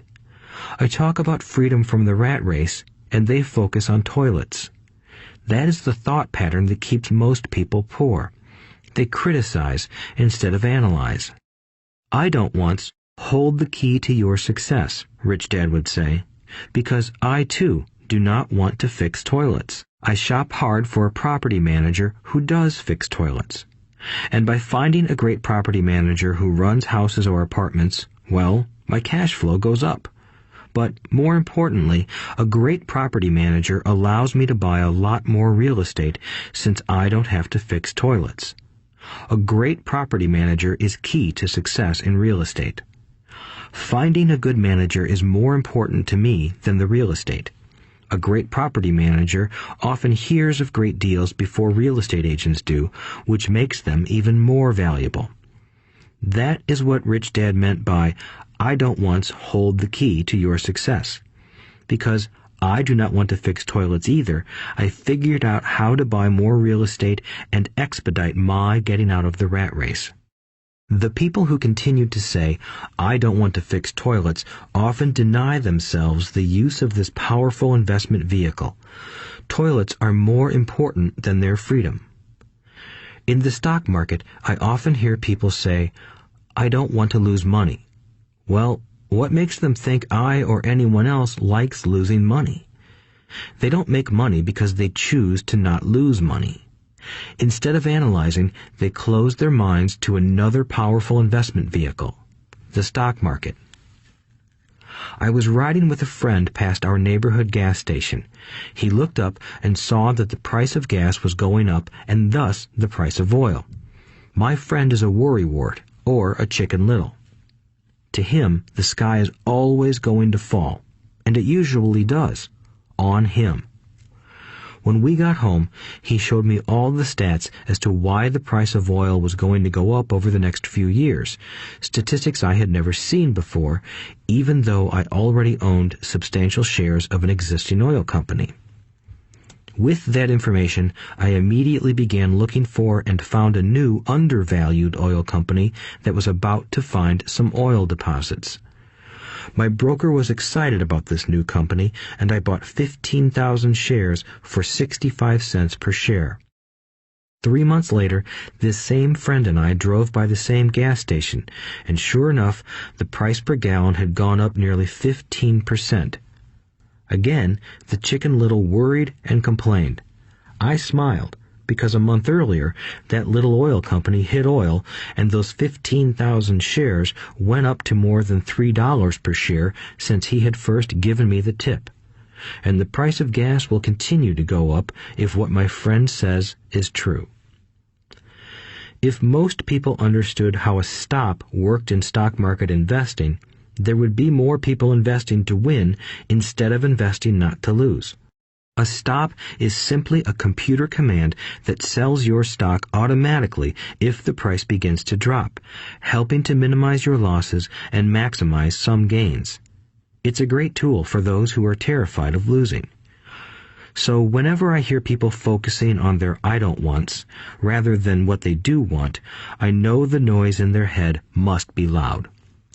Chicken Little has taken over their brain and is yelling, the sky is falling and toilets are breaking. So they avoid their don't wants, but they pay a huge price. They may never get what they want in life. Instead of analyzing, their inner Chicken Little closes their mind. Rich Dad gave me a way of looking at Chicken Little. Just do what Colonel Sanders did. At the age of 66, he lost his business and began to live on his Social Security check. It wasn't enough. He went around the country selling his recipe for fried chicken. He was turned down 1,009 times before someone said yes, and he went on to become a multimillionaire at an age when most people are quitting.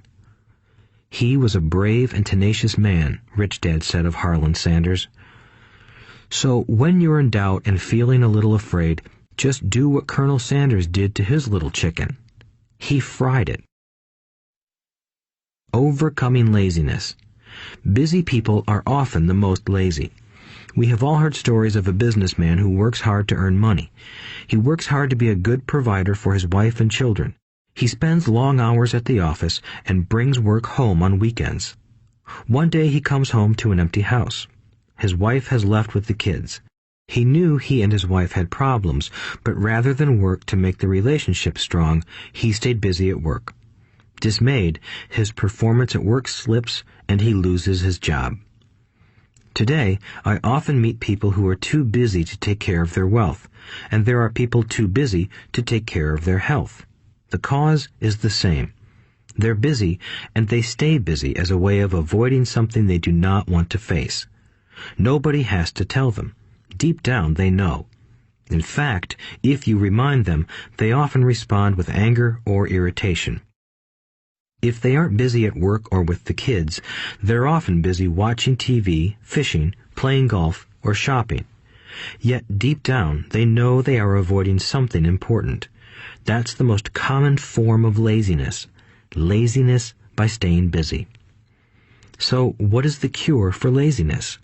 The answer is a little greed. For many of us, we were raised thinking of greed or desire as bad.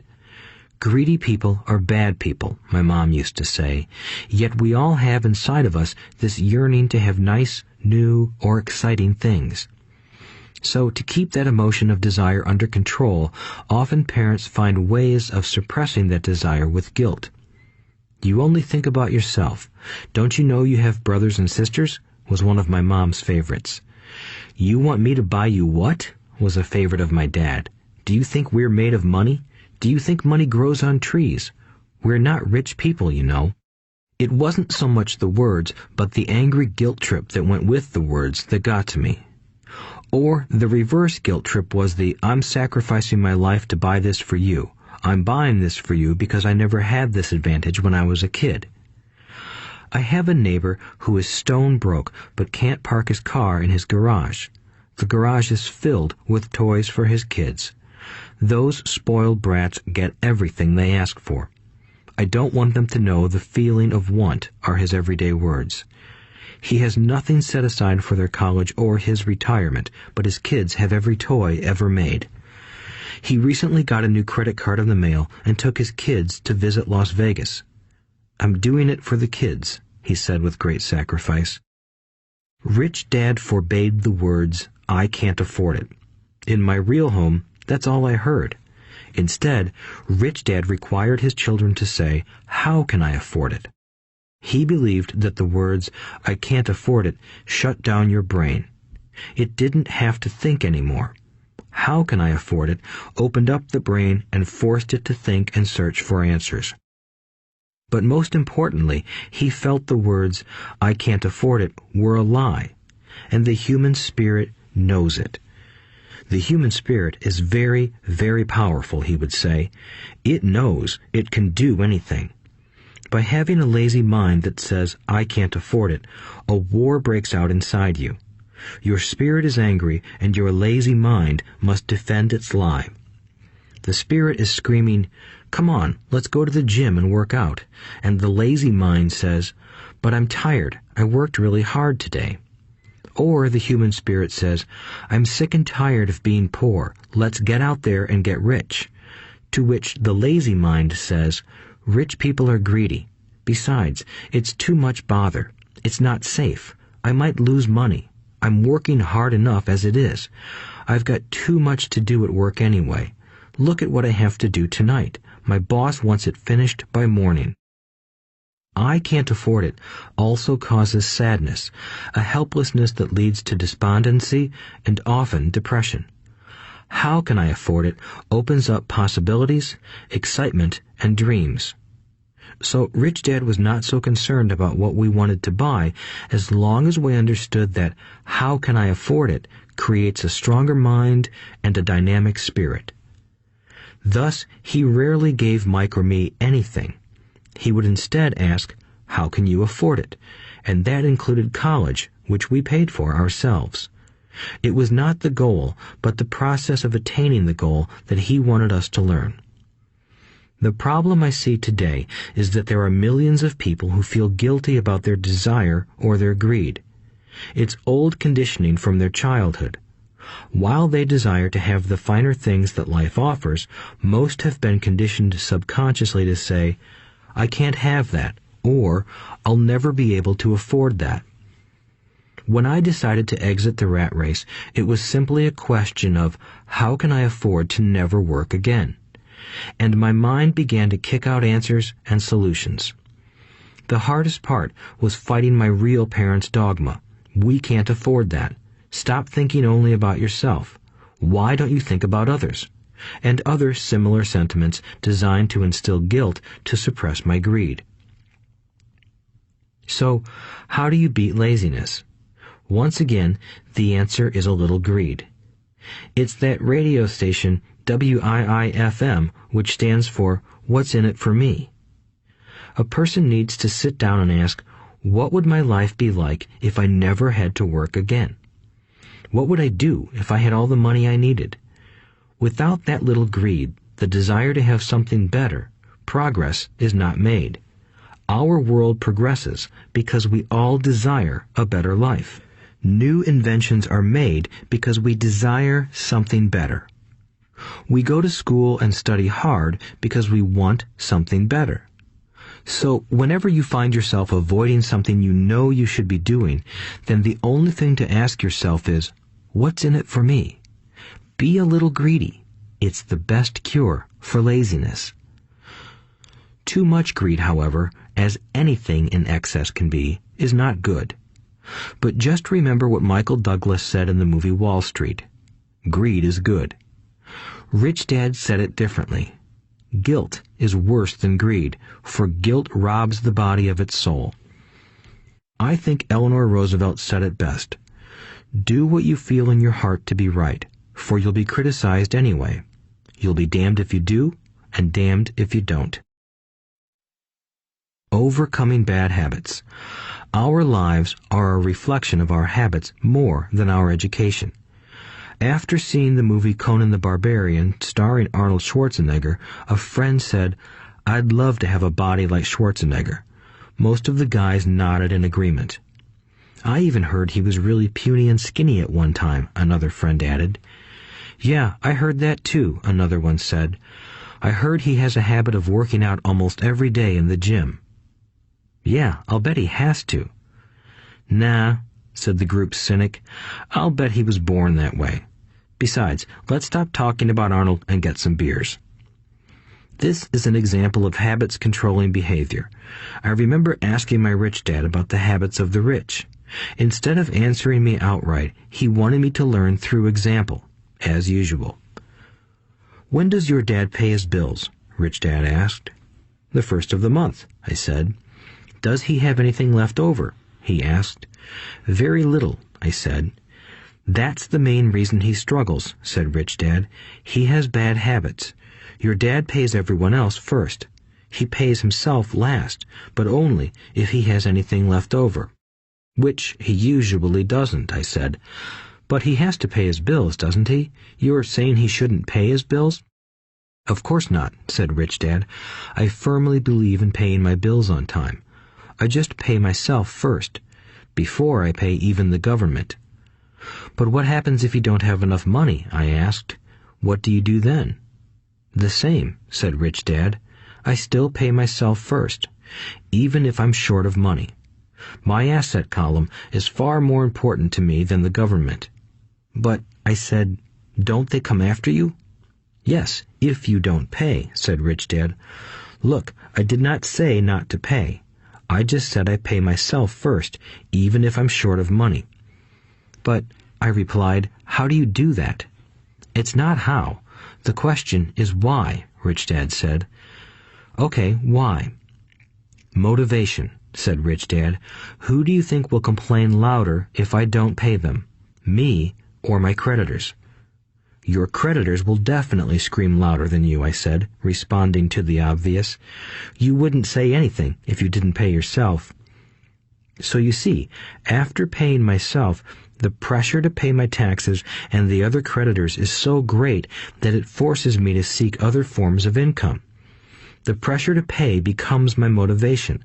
I've worked extra jobs, started other companies, traded in the stock market, anything, just to make sure those guys don't start yelling at me. That pressure made me work harder, forced me to think, and all in all, made me smarter and more active when it comes to money. If I had paid myself last, I would have felt no pressure, but I'd be broke. So it is the fear of the government or other people you owe money to that motivates you? "That's right," said Rich Dad. You see, government bill collectors are big bullies. So are bill collectors in general. Most people give in to those bullies. They pay them and never pay themselves. You know the story of the 98-pound weakling who gets sand kicked in his face? I nodded.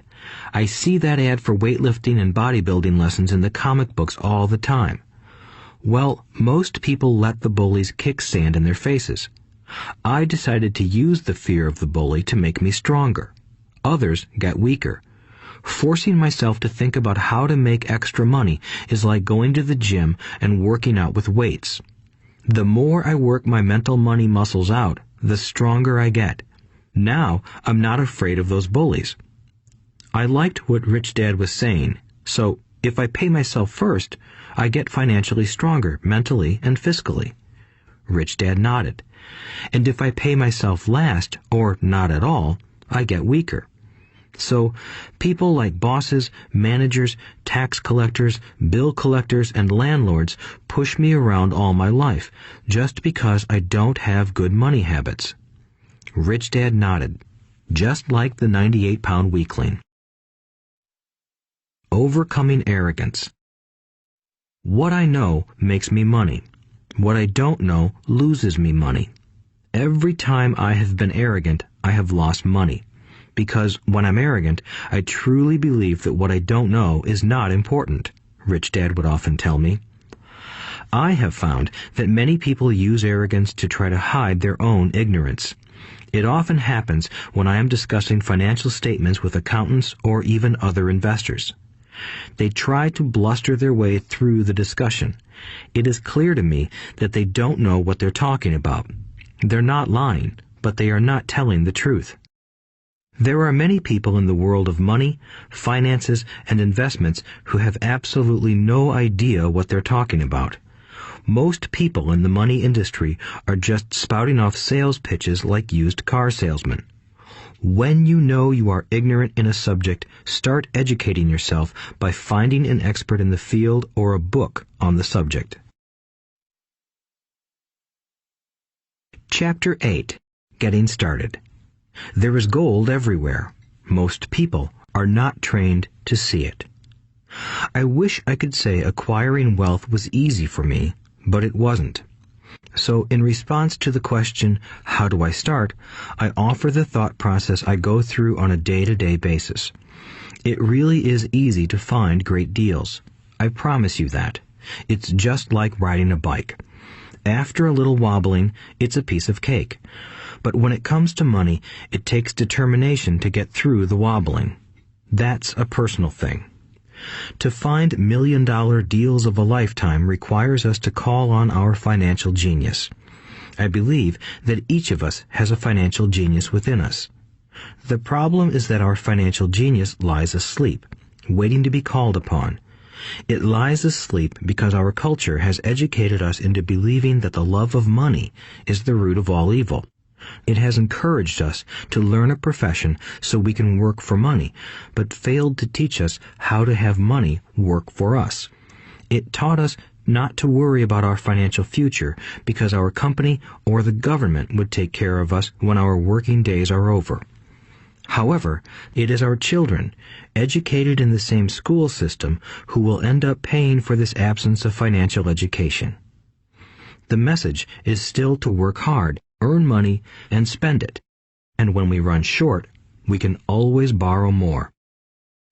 Unfortunately, 90% of the Western world subscribes to the above dogma, simply because it's easier to find a job and work for money.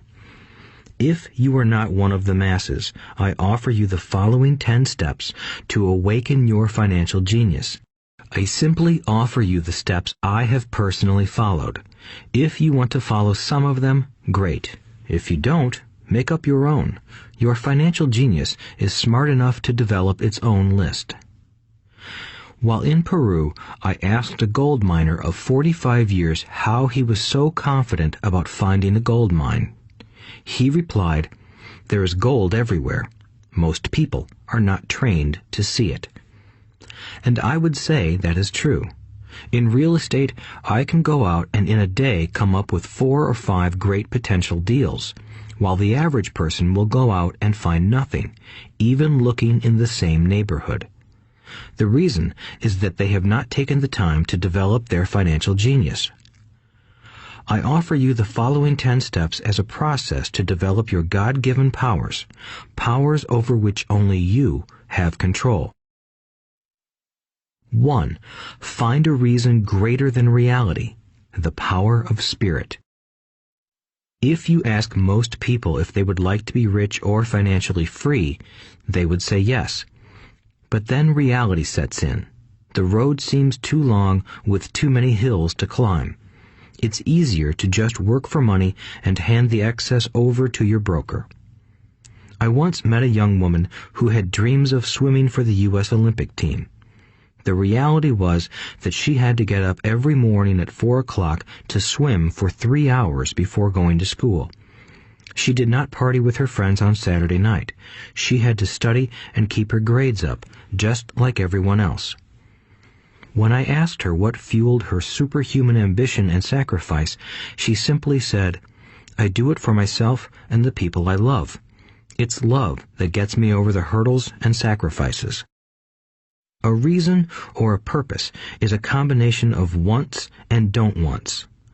When people ask me what my reason for wanting to be rich is, I tell them that it is a combination of deep emotional wants and don't wants.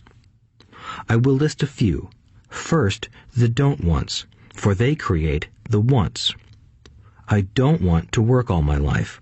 I don't want what my parents aspired for, which was job security and a house in the suburbs. I don't like being an employee. I hated that my dad always missed my football games because he was so busy working on his career. I hated it when my dad worked hard all his life and the government took most of what he worked for at his death. He could not even pass on what he worked so hard for when he died. The rich don't do that. They work hard and pass it on to their children. Now, the wants. I want to be free to travel the world and live in the lifestyle I love. I want to be young when I do this. I want to simply be free. I want control over my time and my life. I want money to work for me. Those are my deep-seated emotional reasons. What are yours? If they are not strong enough, then the reality of the road ahead may be greater than your reasons. I have lost money and been set back many times, but it was the deep emotional reasons that kept me standing up and going forward. I wanted to be free by age 40, but it took me until I was 47, with many learning experiences along the way. As I said, I wish I could say it was easy. It wasn't. But it wasn't that hard either. I've learned that without a strong reason or purpose, anything in life is hard. If you do not have a strong reason, there is no sense listening further. It will sound like too much work. 2. Make daily choices. The power of choice. Choice is the main reason people want to live in a free country.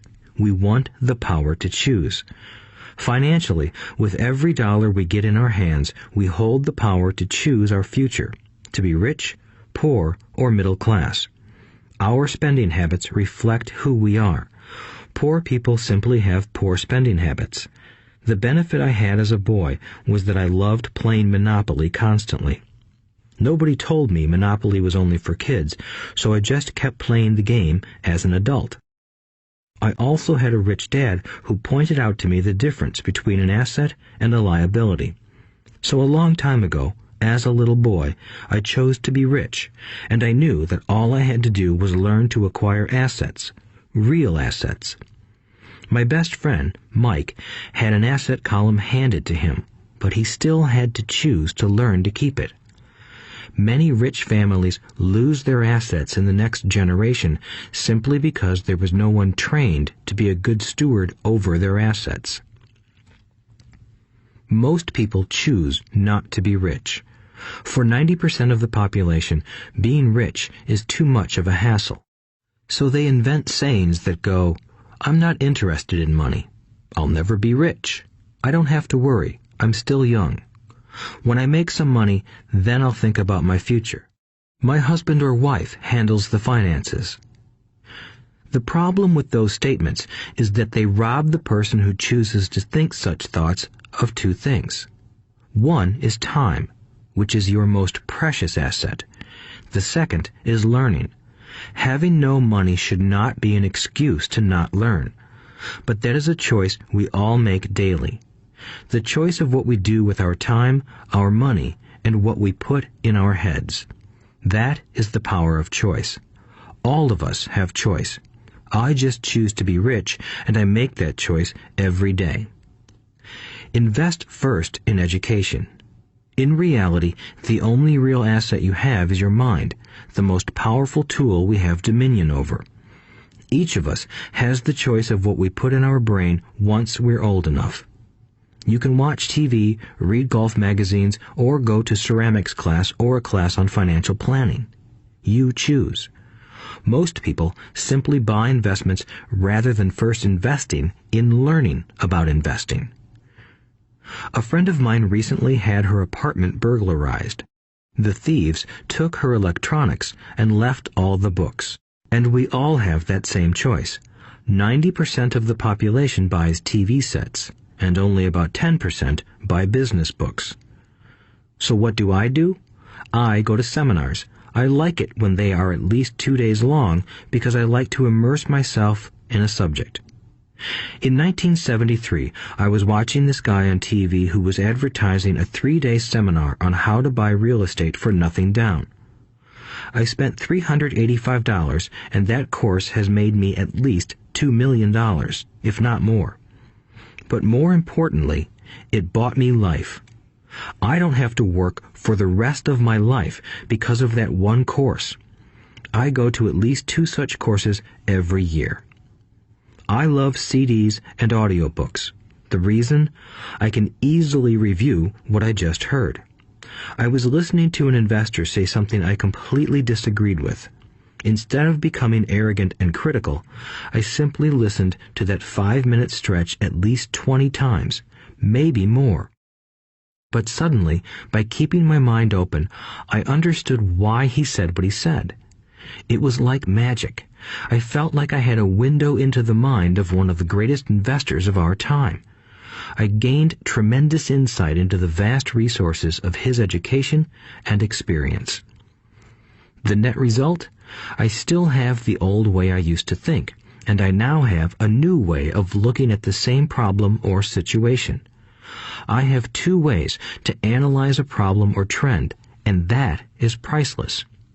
Today, I often say, how would Donald Trump do this, or Warren Buffett, or George Soros? The only way I can access their vast mental power is to be humble enough to read or listen to what they have to say. Arrogant or critical people are often people with low self-esteem who are afraid of taking risks. That's because if you learn something new, you are then required to make mistakes in order to fully understand what you have learned. If you have listened this far, arrogance is not one of your problems. Arrogant people rarely read or listen to experts. Why should they? They are the center of the universe. There are so many intelligent people who argue or defend when a new idea clashes with the way they think. In this case, their so-called intelligence combined with arrogance equals ignorance. Each of us knows people who are highly educated or believe they are smart, but their balance sheet paints a different picture. A truly intelligent person welcomes new ideas, for new ideas can add to the synergy of other accumulated ideas. Listening is more important than talking. If that were not true, God would not have given us 2 ears and only 1 mouth. Too many people think with their mouth instead of listening in order to absorb new ideas and possibilities. They argue instead of asking questions. I take a long view on my wealth. I do not subscribe to the get-rich-quick mentality most lottery players or casino gamblers have. I may go in and out of stocks, but I am long on education. If you want to fly an airplane, I advise taking lessons first. I am always shocked at people who buy stocks or real estate but never invest in their greatest asset, their mind. Just because you bought a house or two does not make you an expert at real estate. 3. Choose friends carefully. The power of association. First of all, I do not choose my friends by their financial statements. I have friends who have actually taken a vow of poverty, as well as friends who earn millions every year. The point is that I learn from all of them. Now, I will admit that there are people I have actually sought out because they had money. But I was not after their money. I was seeking their knowledge. In some cases, these people who had money have become dear friends. I've noticed that my friends with money talk about money. They don't do it to brag. They're interested in the subject. So I learn from them, and they learn from me. My friends who are in dire financial straits do not like talking about money, business, or investing. They often think it rude or unintellectual. So I also learn from my friends who struggle financially. I find out what not to do. I have several friends who have generated over $1 billion in their short lifetimes. The 3 of them report the same phenomenon. Their friends who have no money have never come to them to ask them how they did it, but they do come asking for one of 2 things, or both, a loan or a job. Warning: don't listen to poor or frightened people. I have such friends, and while I love them dearly, they are the Chicken Littles of life. To them, when it comes to money, especially investments, it's always, the sky is falling, the sky is falling. They can always tell you why something won't work. The problem is that people listen to them. But people who blindly accept doom and gloom information are also Chicken Littles. As that old saying goes, birds of a feather flock together. If you watch business channels on TV, they often have a panel of so-called experts. One expert will say the market is going to crash, and the other will say it's going to boom. If you're smart, you listen to both. Keep your mind open, because both have valid points. Unfortunately, most poor people listen to Chicken Little. I have had many close friends try to talk me out of a deal or an investment. Not long ago, a friend told me he was excited because he found a 6% certificate of deposit. I told him I earned 16% from the state government.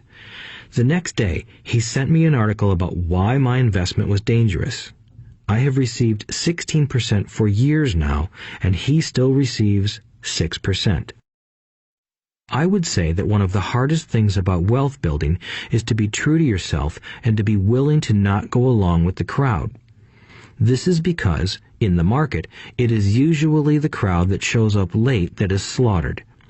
If a great deal is on the front page, it's too late in most instances. Look for a new deal. As we used to say as surfers, there is always another wave. People who hurry and catch a wave late usually are the ones who wipe out. Smart investors don't time the markets. If they miss a wave, they search for the next one and get themselves in position. This is hard for most investors because buying what is not popular is frightening. Timid investors are like sheep going along with the crowd. Or their greed gets them in when wise investors have already taken their profits and moved on. Wise investors buy an investment when it's not popular. They know their profits are made when they buy, not when they sell. They wait patiently. As I said, they do not time the market. Just like a surfer, they get in position for the next big swell. It's all insider trading. There are forms of insider trading that are illegal, and there are forms of insider trading that are legal. But either way, it's insider trading. The only distinction is, how far away from the inside are you? The reason you want to have rich friends is because that is where the money is made. It's made on information. You want to hear about the next boom, get in and get out before the next bust. I'm not saying do it illegally, but the sooner you know, the better your chances are for profits with minimal risk. That is what friends are for, and that is financial intelligence. 4. Master a formula and then learn a new one. The power of learning quickly. In order to make bread, every baker follows a recipe, even if it's only held in their head. The same is true for making money. Most of us have heard the saying, "You are what you eat." I have a different slant. I say, "You become what you study." In other words, be careful what you learn, because your mind is so powerful that you become what you put in your head. For example, if you study cooking, you then tend to cook. If you don't want to be a cook anymore, then you need to study something else. When it comes to money, the masses generally have one basic formula they learned in school, and it's this: work for money. The predominant formula I see in the world is that every day millions of people get up, go to work, earn money, pay bills, balance checkbooks, buy some mutual funds, and go back to work. That is the basic formula, or recipe.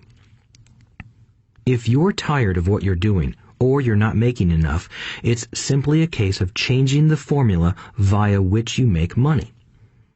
Years ago, when I was 26, I took a weekend class called How to Buy Real Estate Foreclosures. I learned a formula. The next trick was to have the discipline to actually put into action what I had learned. That is where most people stop. For 3 years, while working for Xerox, I spent my spare time learning to master the art of buying foreclosures. I've made several $1 million using that formula. So, after I mastered that formula, I went in search of other formulas. For many of the classes, I did not directly use the information I learned, but I always learned something new. I have attended classes designed for derivative traders, commodity option traders, and chaologists. I was way out of my league, being in a room full of people with doctorates in nuclear physics and space science. Yet, I learned a lot that made my stock and real estate investing more meaningful and lucrative. Most junior colleges and community colleges have classes on financial planning and buying traditional investments. They are good places to start, but I always search for a faster formula. That is why, on a fairly regular basis, I make more in a day than many people will make in their lifetime. Another side note, in today's fast-changing world, it's not so much what you know anymore that counts, because often what you know is old. It is how fast you learn. That skill is priceless. It's priceless in finding faster formulas, recipes, if you will, for making dough. Working hard for money is an old formula born in the day of cavemen. 5. Pay yourself first. The power of self-discipline. If you cannot get control of yourself, do not try to get rich. It makes no sense to invest, make money, and blow it. It is the lack of self-discipline that causes most lottery winners to go broke soon after winning millions. It is the lack of self-discipline that causes people who get a raise to immediately go out and buy a new car or take a cruise. It is difficult to say which of the 10 steps is the most important, but of all the steps, this step is probably the most difficult to master if it is not already a part of your makeup. I would venture to say that personal self-discipline is the number one delineating factor between the rich, the poor, and the middle class. Simply put, people who have low self-esteem and low tolerance for financial pressure can never be rich. As I have said, a lesson learned from my rich dad was that the world will push you around. The world pushes people around, not because other people are bullies, but because the individual lacks internal control and discipline. People who lack internal fortitude often become victims of those who have self-discipline. In the entrepreneur classes I teach, I constantly remind people to not focus on their product, service, or widget, but to focus on developing management skills. The 3 most important management skills necessary to start your own business are management of 1. Cash flow, 2. people. 3, personal time. I would say the skills to manage these 3 apply to anything, not just entrepreneurs. The 3 matter in the way you live your life as an individual or as part of a family, a business, a charitable organization, a city, or a nation. Each of these skills is enhanced by the mastery of self-discipline. I do not take the saying, "pay yourself first," lightly. The statement, "pay yourself first," comes from George Clayson's book, The Richest Man in Babylon. Millions of copies have been sold. But while millions of people freely repeat that powerful statement, few follow the advice. As I said, financial literacy allows one to read numbers, and numbers tell the story. By looking at a person's income statement and balance sheet, I can readily see if people who spout the words, "pay yourself first," actually practice what they preach. In reality, each month, many allocate money to their asset column before they pay their monthly expenses. Although millions of people have read Clayson's book and understand the words, "pay yourself first," in reality, they pay themselves last. Now, I can hear the howls from those of you who sincerely believe in paying your bills first, and I can hear all the responsible people who pay their bills on time. I am not saying be irresponsible and not pay your bills. All I am saying is do what the book says, which is pay yourself first. If you can truly begin to understand the power of cash flow, you will soon realize why 90% of people work hard all their lives and need government support like Social Security when they are no longer able to work. Kim and I have had many bookkeepers, accountants, and bankers who have had a major problem with this way of looking at pay yourself first. The reason is that these financial professionals actually do what the masses do. They pay themselves last. There have been times in my life when, for whatever reason, cash flow was far less than my bills. I still paid myself first. My accountant and bookkeeper screamed in panic. "They're going to come after you. The IRS is going to put you in jail. You're going to ruin your credit rating. They'll cut off the electricity." I still paid myself first. Why, you ask? Because that's what the story, The Richest Man in Babylon, was all about. The power of self-discipline and the power of internal fortitude. As my rich dad taught me the first month I worked for him, most people allow the world to push them around. A bill collector calls and you pay or else. A sales clerk says, "Oh, just put it on your charge card." Your real estate agent tells you, "Go ahead. The government allows you a tax deduction on your home." That is what the book is really about. Having the guts to go against the tide and get rich. You may not be weak, but when it comes to money, many people get wimpy. I am not saying be irresponsible. The reason I don't have high credit card debt and doodad debt is because I pay myself first. The reason I minimize my income is because I don't want to pay it to the government. That is why my income comes from my asset column through a Nevada corporation. If I work for money, the government takes it. Although I pay my bills last, I am financially astute enough to not get into a tough financial situation. I don't like consumer debt. I actually have liabilities that are higher than 99% of the population, but I don't pay for them. Other people pay for my liabilities. They're called tenants. So rule number 1 in paying yourself first is don't get into debt in the first place. Although I pay my bills last, I set it up to have only small, unimportant bills that are due. When I occasionally come up short, I still pay myself first. I let the creditors and even the government scream. I like it when they get tough. Why? Because those guys do me a favor. They inspire me to go out and create more money. So I pay myself first, invest the money, and let the creditors yell. I generally pay them right away anyway.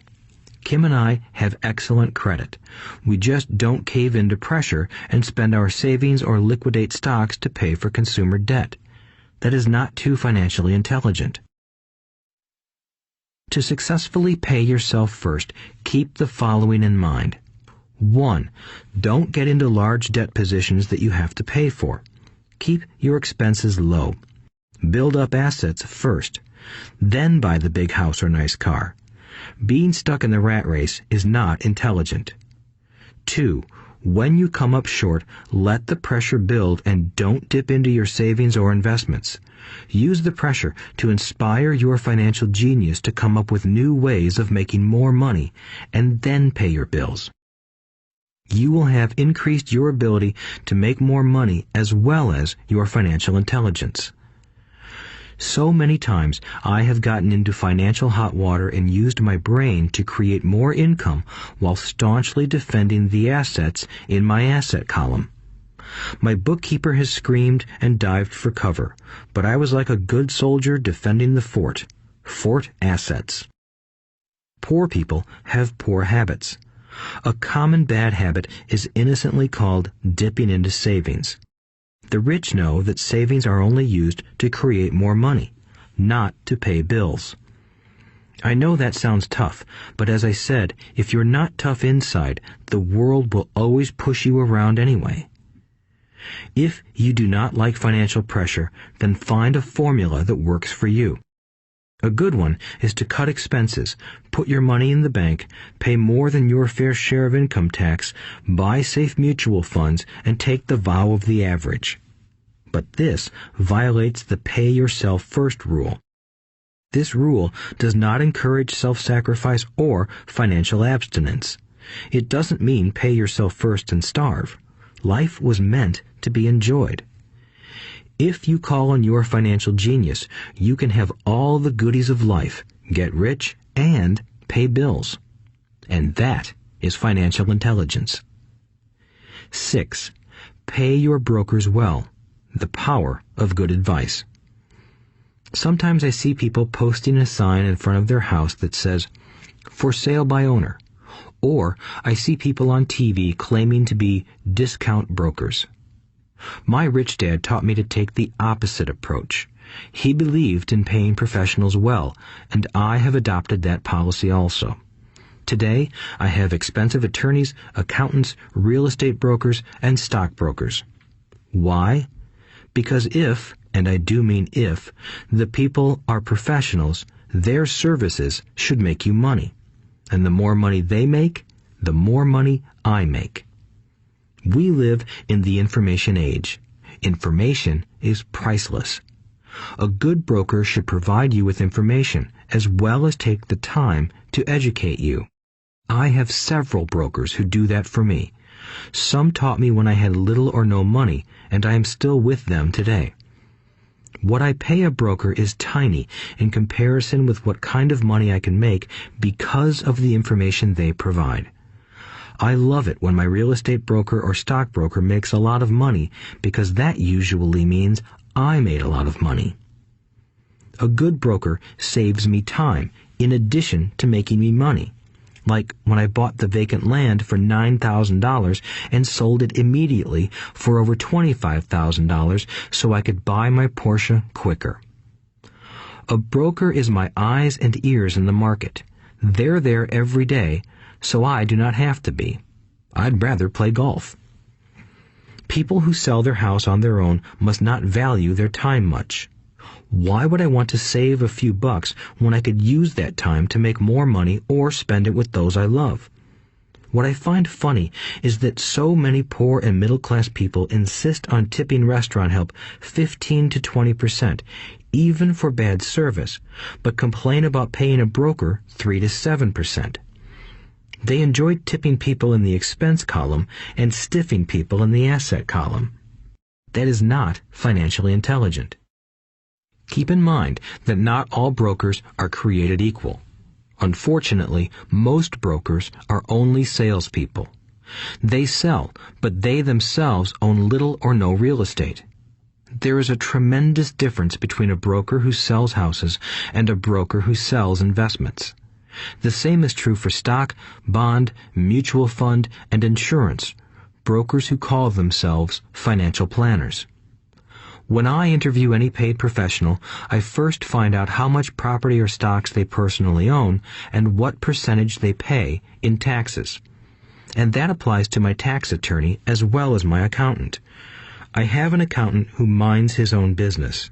His profession is accounting, but his business is real estate. I used to have an accountant who was a small business accountant, but he had no real estate. I switched because we did not love the same business. Find a broker who has your best interests at heart. Many brokers will spend the time educating you, and they could be the best asset you find. Just be fair, and most of them will be fair to you. If all you can think about is cutting their commissions, then why should they want to help you? It's just simple logic. As I said earlier, one of the management skills is the management of people. Many people only manage people they feel smarter than and they have power over. Many middle managers remain middle managers, failing to get promoted because they know how to work with people below them, but not with people above them. The real skill is to manage and reward the people who are smarter than you in some technical area. That is why companies have a board of directors. You should have one too. That is financial intelligence. 7. Be an Indian giver. The power of getting something for nothing. When the first European settlers came to America, they were taken aback by a cultural practice some American Indians had. For example, if a settler was cold, the Indian would give the person a blanket. Mistaking it for a gift, the settler was often offended when the Indian asked for it back. The Indians also got upset when they realized that settlers did not want to give it back. That is where the term Indian giver came from, a simple cultural misunderstanding. In the world of the asset column, being an Indian giver is vital to wealth. The sophisticated investor's first question is, how fast do I get my money back? They also want to know what they get for free, also called a piece of the action. That is why the ROI, or return on investment, is so important. For example, I found a small condominium that was in foreclosure a few blocks from where I lived. The bank wanted $60,000 and I submitted a bid for $50,000, which they took simply because, along with my bid, was a cashier's check for $50,000. They realized I was serious. Most investors would say, "Aren't you tying up a lot of cash? Would it not be better to get a loan on it?" The answer is, not in this case. My investment company uses this condominium as a vacation rental in the winter months when the snowbirds come to Arizona. It rents for $2,500 a month for 4 months out of the year. For rental during the off-season, it rents for only $1,000 a month. I had my money back in about 3 years.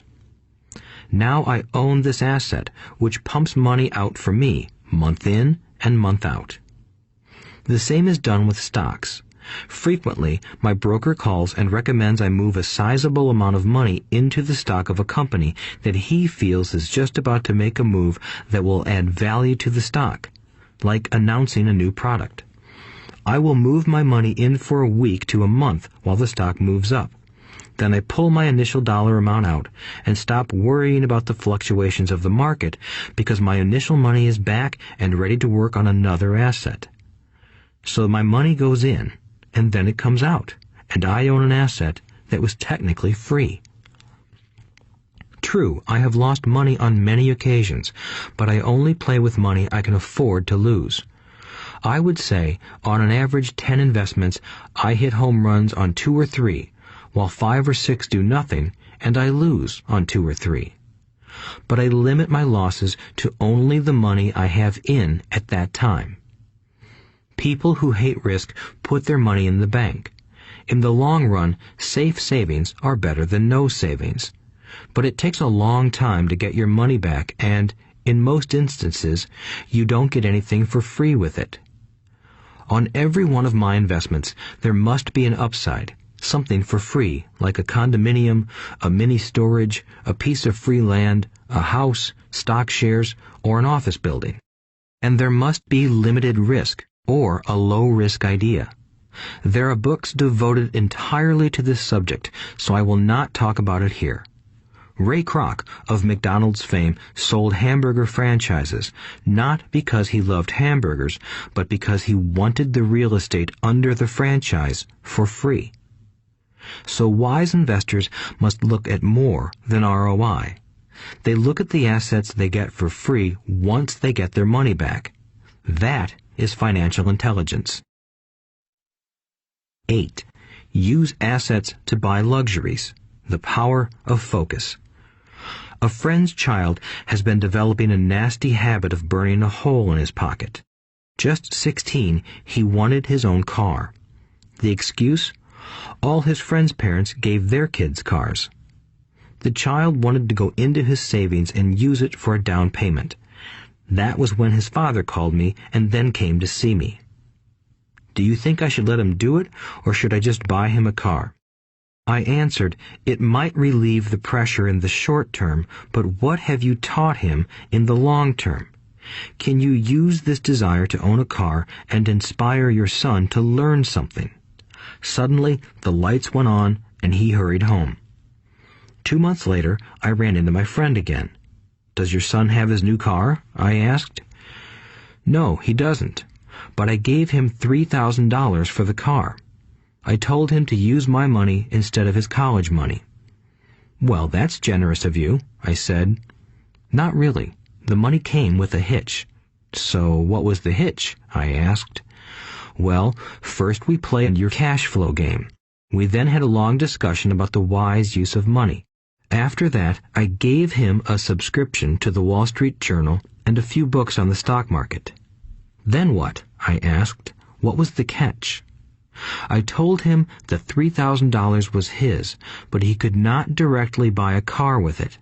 He could use it to find a stockbroker and buy and sell stocks.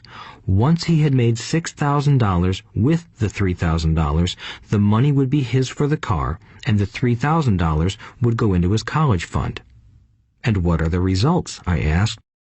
Well, he got lucky early in his trading, but lost everything a few days later. Then he really got interested. Today, I would say he is down $2,000, but his interest is up. He has read all the books I bought him, and he's gone to the library to get more. He reads the Wall Street Journal voraciously, watching for indicators. He's only got $1,000 left, but his interest and learning are sky high. He knows that if he loses that money, he walks for 2 more years. But he does not seem to care. He even seems uninterested in getting a car because he's found a game that is more fun. What happens if he loses all the money? I asked. We'll cross that bridge when we get to it. I'd rather have him lose everything now than wait till he's our age to risk losing everything. And besides, that is the best $3,000 I've ever spent on his education. What he is learning will serve him for life, and he seems to have gained a new respect for the power of money. As I said earlier, if a person cannot master the power of self-discipline, it is best not to try to get rich. I say this because although the process of developing cash flow from an asset column is easy in theory, what's hard is the mental fortitude to direct money to the correct use.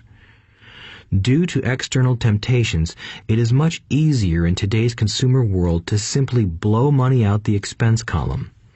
With weak mental fortitude, that money flows into the paths of least resistance. That is the cause of poverty and financial struggle. The following example illustrates the financial intelligence needed to direct money to make more money. If we give 100 people $10,000 at the start of the year, I believe that at the end of the year, 80 would have nothing left. In fact, many would have created greater debt by making a down payment on a new car, refrigerator, electronics, or a holiday. 16 would have increased that $10,000 by 5 to 10%. 4 would have increased it to $20,000 or into the millions.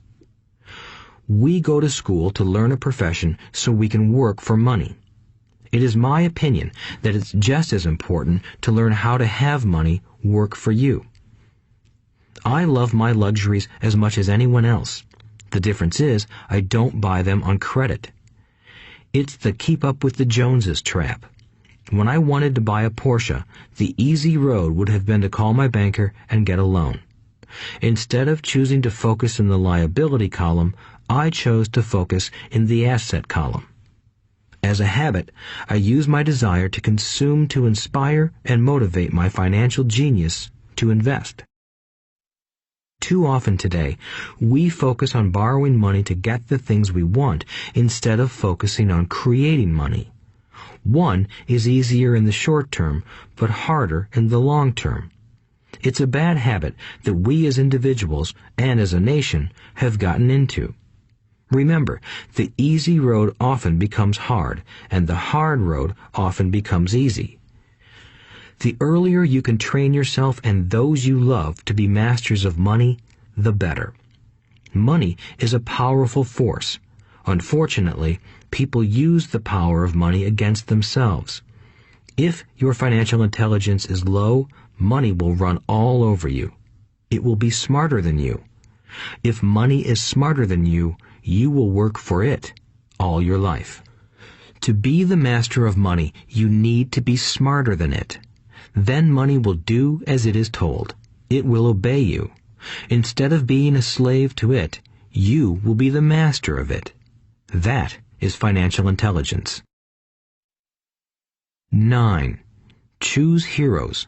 The power of myth. When I was a kid, I greatly admired Willie Mays, Hank Aaron, and Yogi Berra. They were my heroes, and I wanted to be just like them. I treasured their baseball cards. I knew their stats, the RBIs, the ERAs, their batting averages, how much they got paid, and how they came up from the minor leagues. As a 9-year-old kid, when I stepped up to bat or played first base or catcher, I wasn't me. I pretended I was a famous baseball player. It's one of the most powerful ways we learn, and we often lose that as adults. We lose our heroes. Today, I watch young kids playing basketball near my home. On the court, they're not little Johnny. They're pretending to be their favorite basketball hero. Copying or emulating heroes is true power learning. I have new heroes as I grow older. I have golf heroes, and I copy their swings and do my best to read everything I can about them. I also have heroes such as Donald Trump, Warren Buffett, Peter Lynch, George Soros, and Jim Rogers. I know their stats just like I knew the ERAs and RBIs of my childhood baseball heroes. I follow what Warren Buffett invests in, and I read anything I can about his point of view on the market and how he chooses stocks. And I read about Donald Trump, trying to find out how he negotiates and puts deals together. Just as I was not me when I was up to bat, when I'm in the market or I'm negotiating a deal, I am subconsciously acting with the bravado of Trump. Or, when analyzing a trend, I look at it as though Warren Buffett were doing it. By having heroes, we tap into a tremendous source of raw genius. But heroes do more than simply inspire us. Heroes make things look easy. Making it look easy convinces us to want to be just like them. If they can do it, so can I. When it comes to investing, too many people make it sound hard. Instead, find heroes who make it look easy. 10. Teach and you shall receive.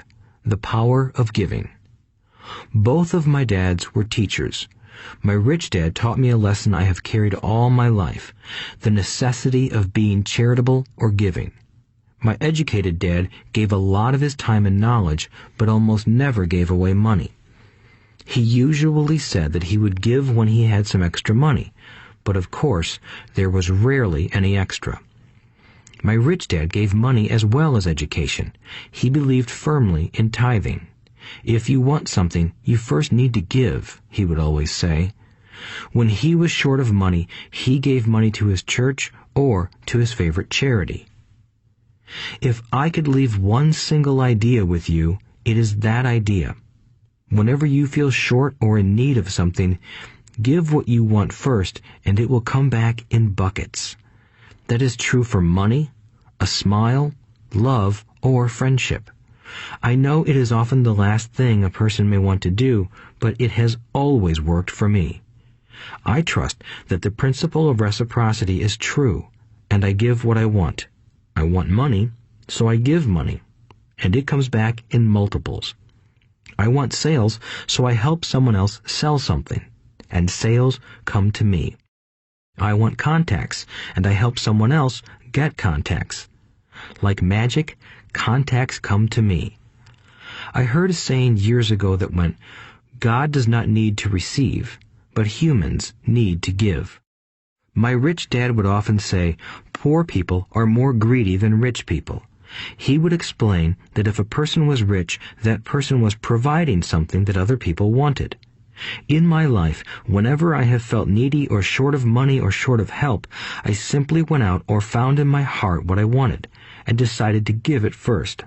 And when I gave, it always came back. It reminds me of the story of the guy sitting with firewood in his arms on a cold, freezing night. He is yelling at the pot-bellied stove, "When you give me some heat, then I'll put some wood in you." And when it comes to money, love, happiness, sales, and contacts, all one needs to remember is to give first. Often, just the process of thinking of what I want and how I could give that to someone else breaks free a torrent of bounty. Whenever I feel that people aren't smiling at me, I simply begin smiling and saying hello.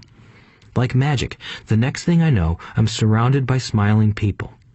It is true that your world is only a mirror of you. So that's why I say, teach and you shall receive. I have found that the more I teach those who want to learn, the more I learn. If you want to learn about money, teach it to someone else. A torrent of new ideas and finer distinctions will come in. There are times when I have given and nothing has come back, or what I have received is not what I wanted.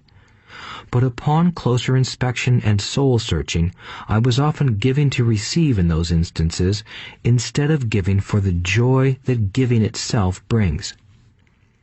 My dad taught teachers, and he became a master teacher. My rich dad always taught young people his way of doing business. In retrospect, it was their generosity with what they knew that made them smarter. There are powers in this world that are much smarter than we are. You can get there on your own, but it's easier with the help of the powers that be. You only need to be generous with what you have. Chapter 9. Still want more? Here are some to-dos. Many people may not be satisfied with my 10 steps. They see them more as philosophies than actions.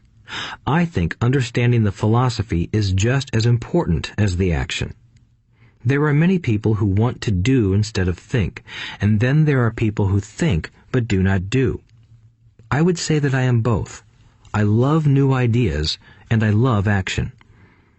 So for those who want a to-do list on how to get started, I will share with you some of the things I do in abbreviated form. Stop doing what you're doing. In other words, take a break and assess what is working and what is not working. The definition of insanity is doing the same thing over and over and expecting a different result. Stop doing what is not working and look for something new. Look for new ideas. For new investing ideas, I go to bookstores and search for books on different and unique subjects. I call them formulas. I buy how-to books on formulas I know nothing about. For example, in the bookstore I found the book The 16% Solution by Joel Moskowitz. I bought the book and read it, and the next Thursday I did exactly as the book said.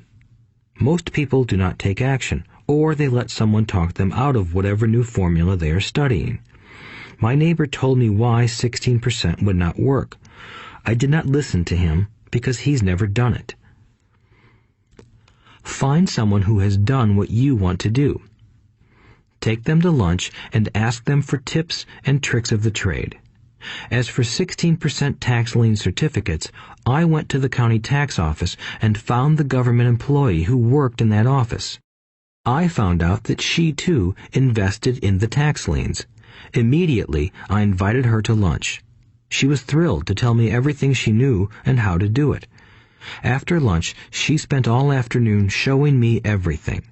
By the next day, I found 2 great properties with her help that have been accruing interest at 16% ever since. It took a day to read the book, a day to take action, an hour for lunch, and a day to acquire 2 great deals. Take classes, read, and attend seminars.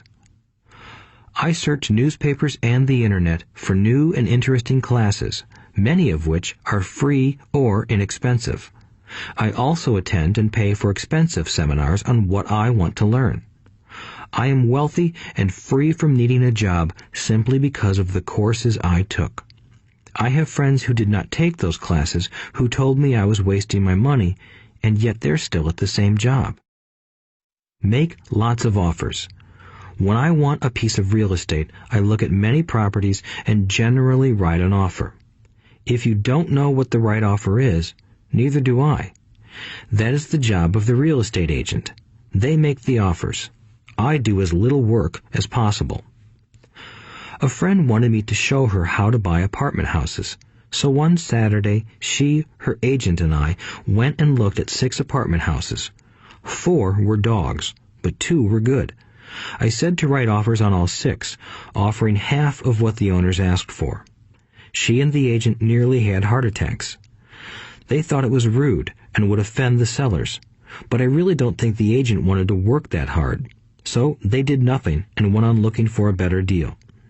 No offers were ever made, and that person is still looking for the right deal at the right price.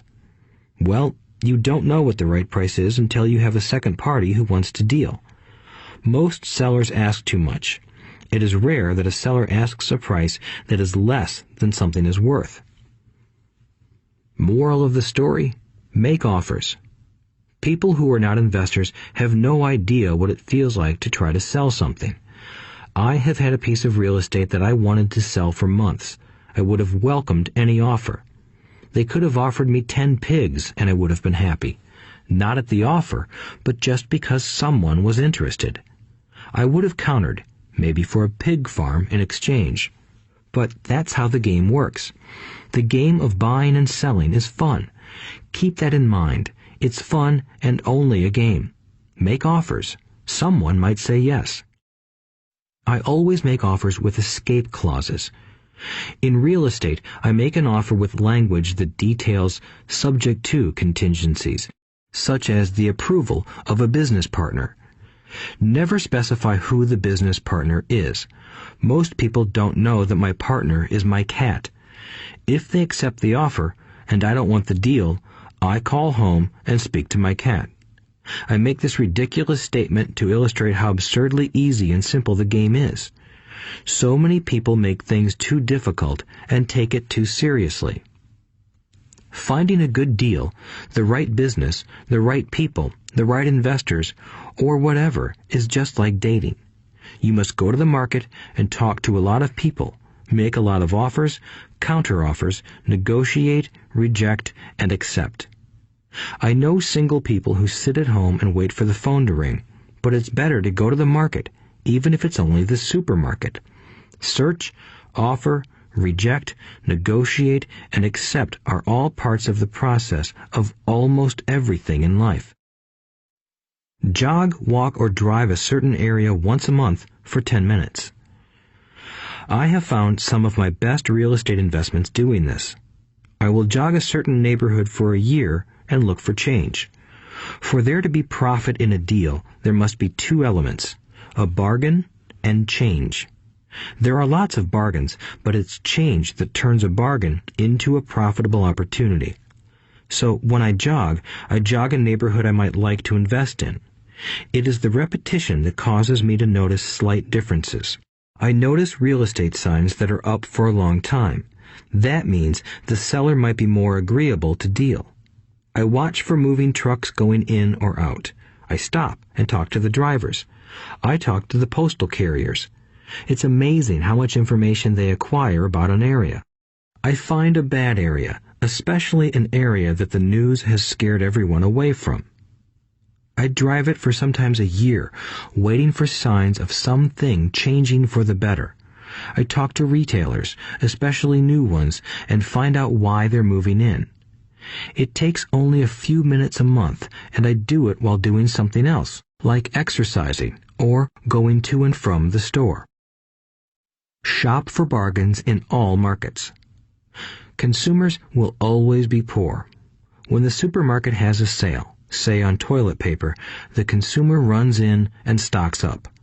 But when the housing or stock market has a sale, most often called a crash or correction, the same consumer often runs away from it. When the supermarket raises its prices, the consumer shops somewhere else. But when housing or the stock market raises their prices, the same consumer often rushes in and starts buying.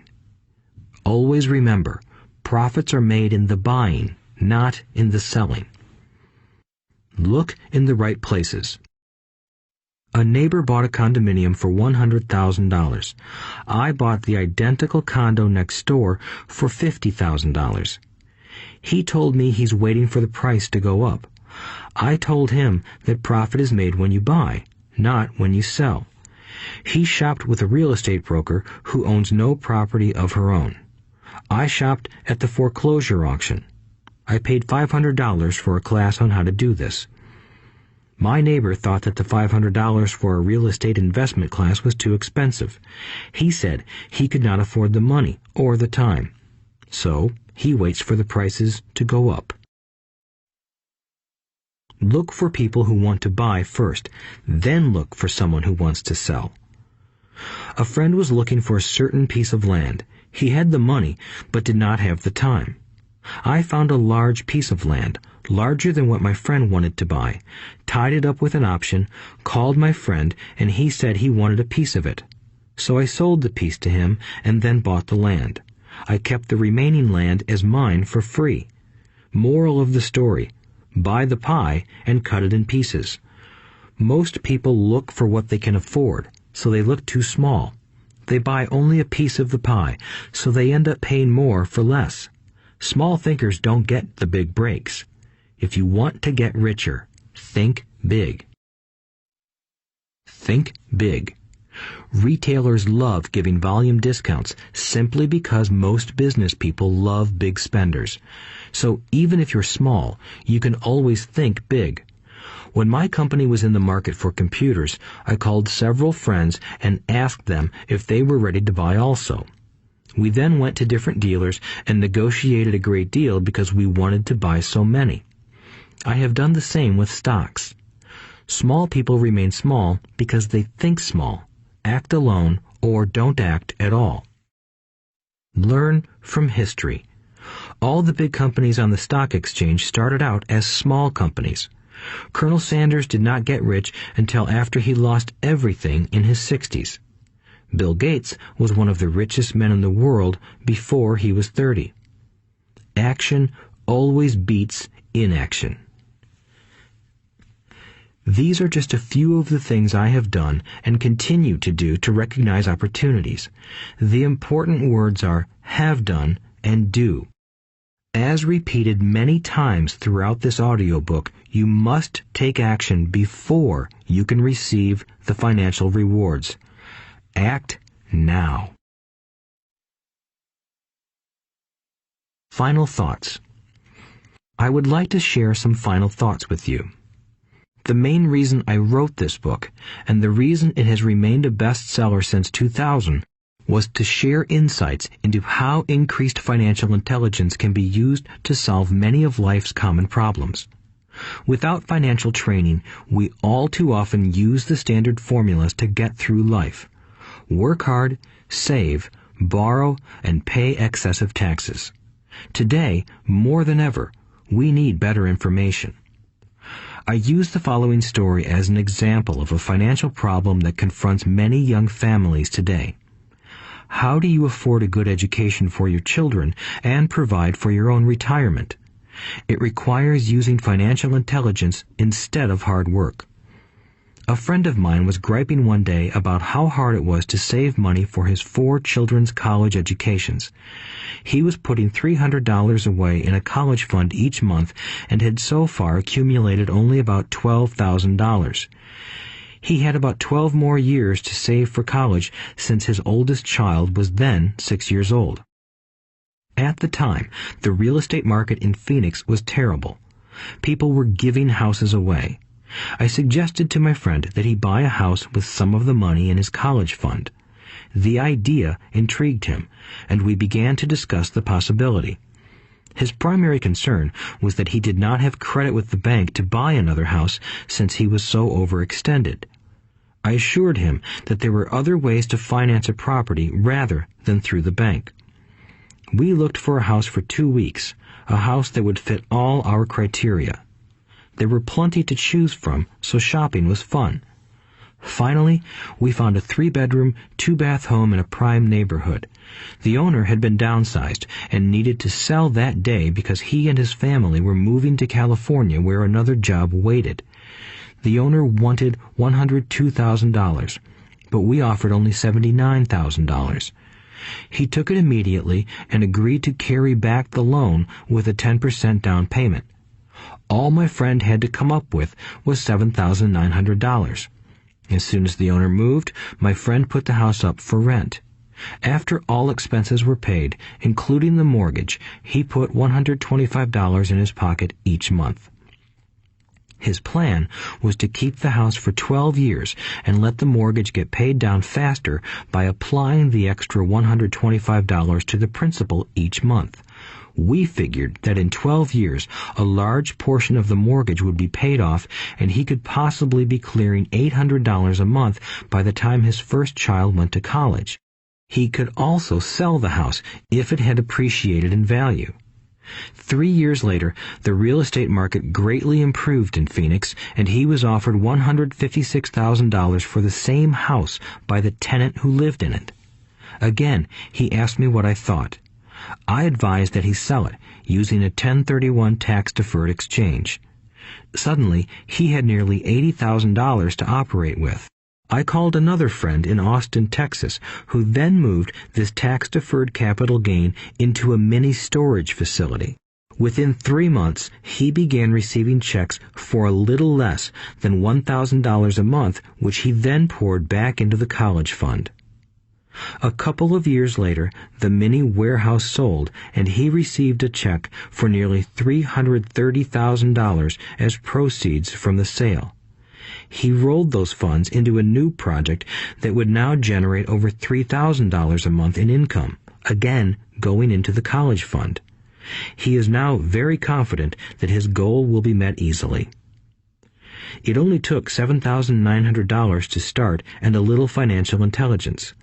His children will be able to afford the education they want, and he will then use the underlying asset, wrapped in his legal entity, to pay for his retirement.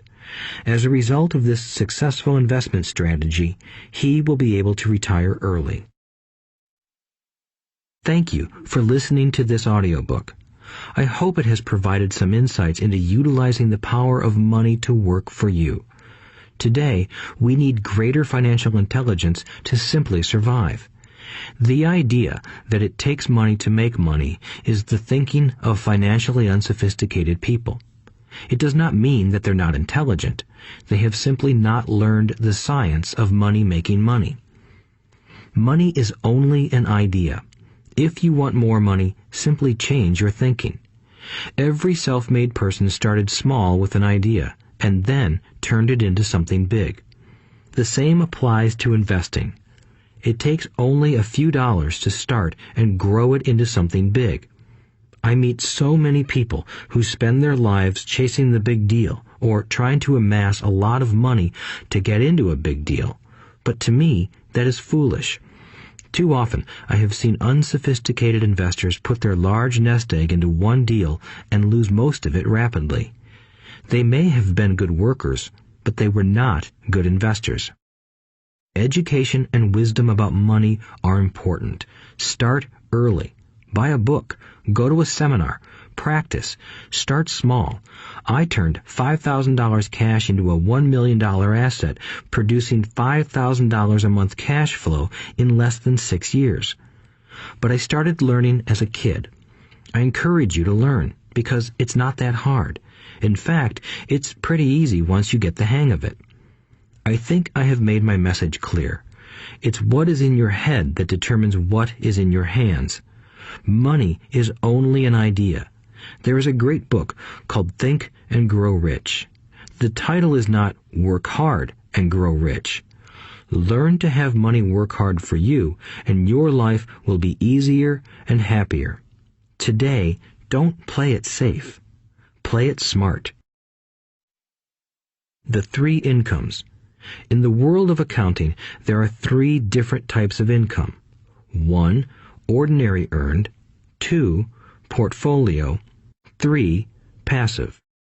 When my poor dad said to me, "Go to school, get good grades, and find a safe, secure job," he was recommending I work for earned income.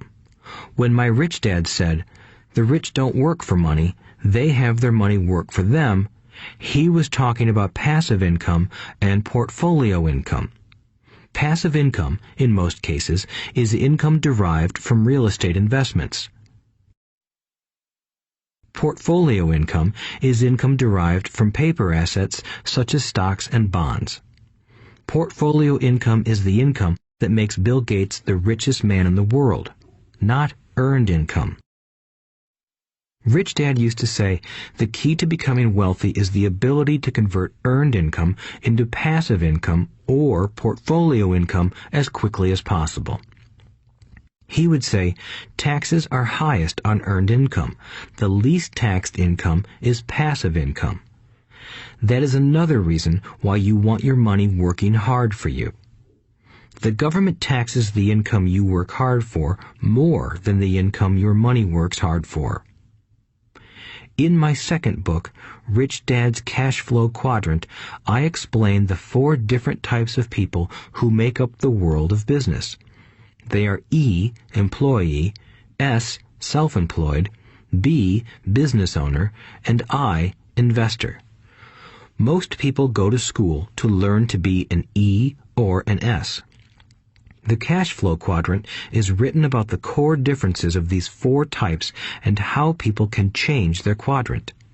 In fact, most of our products are created for people in the B and I quadrants. In Rich Dad's Guide to Investing, book number 3 in the Rich Dad series, I go into more detail on the importance of converting earned income into passive and portfolio income. Rich Dad used to say, all a real investor does is convert earned income into passive and portfolio income. If you know what you're doing, investing is not risky. It's just common sense. The key to financial freedom. The key to financial freedom and great wealth is a person's ability to convert earned income into passive and/or portfolio income. My rich dad spent a lot of time teaching Mike and me this skill. Having this ability is the reason my wife Kim and I are financially free, never needing to work again.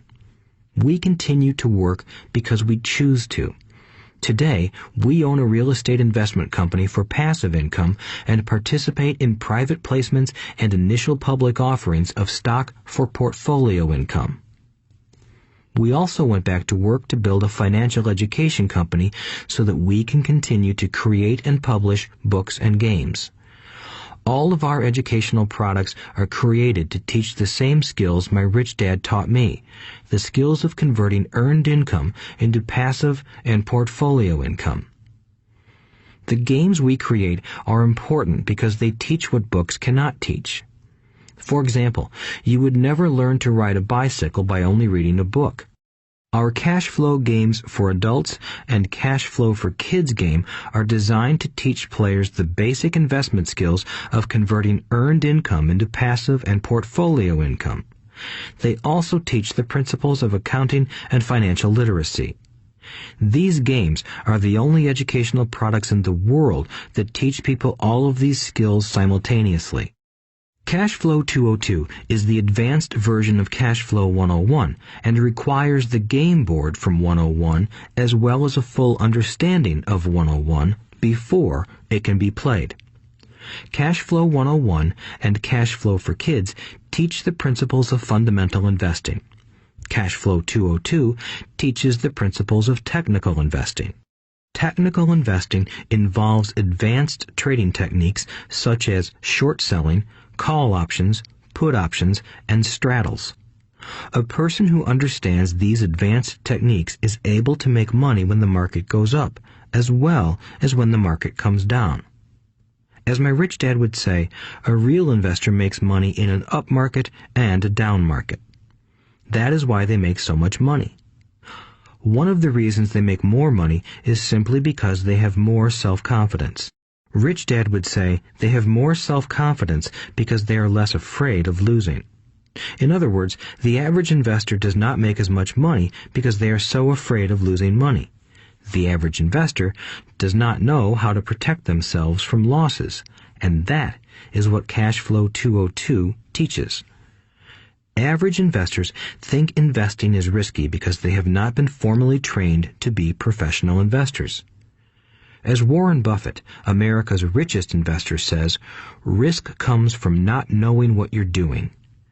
My board games teach the simple basics of fundamental investing and technical investing while people are having fun.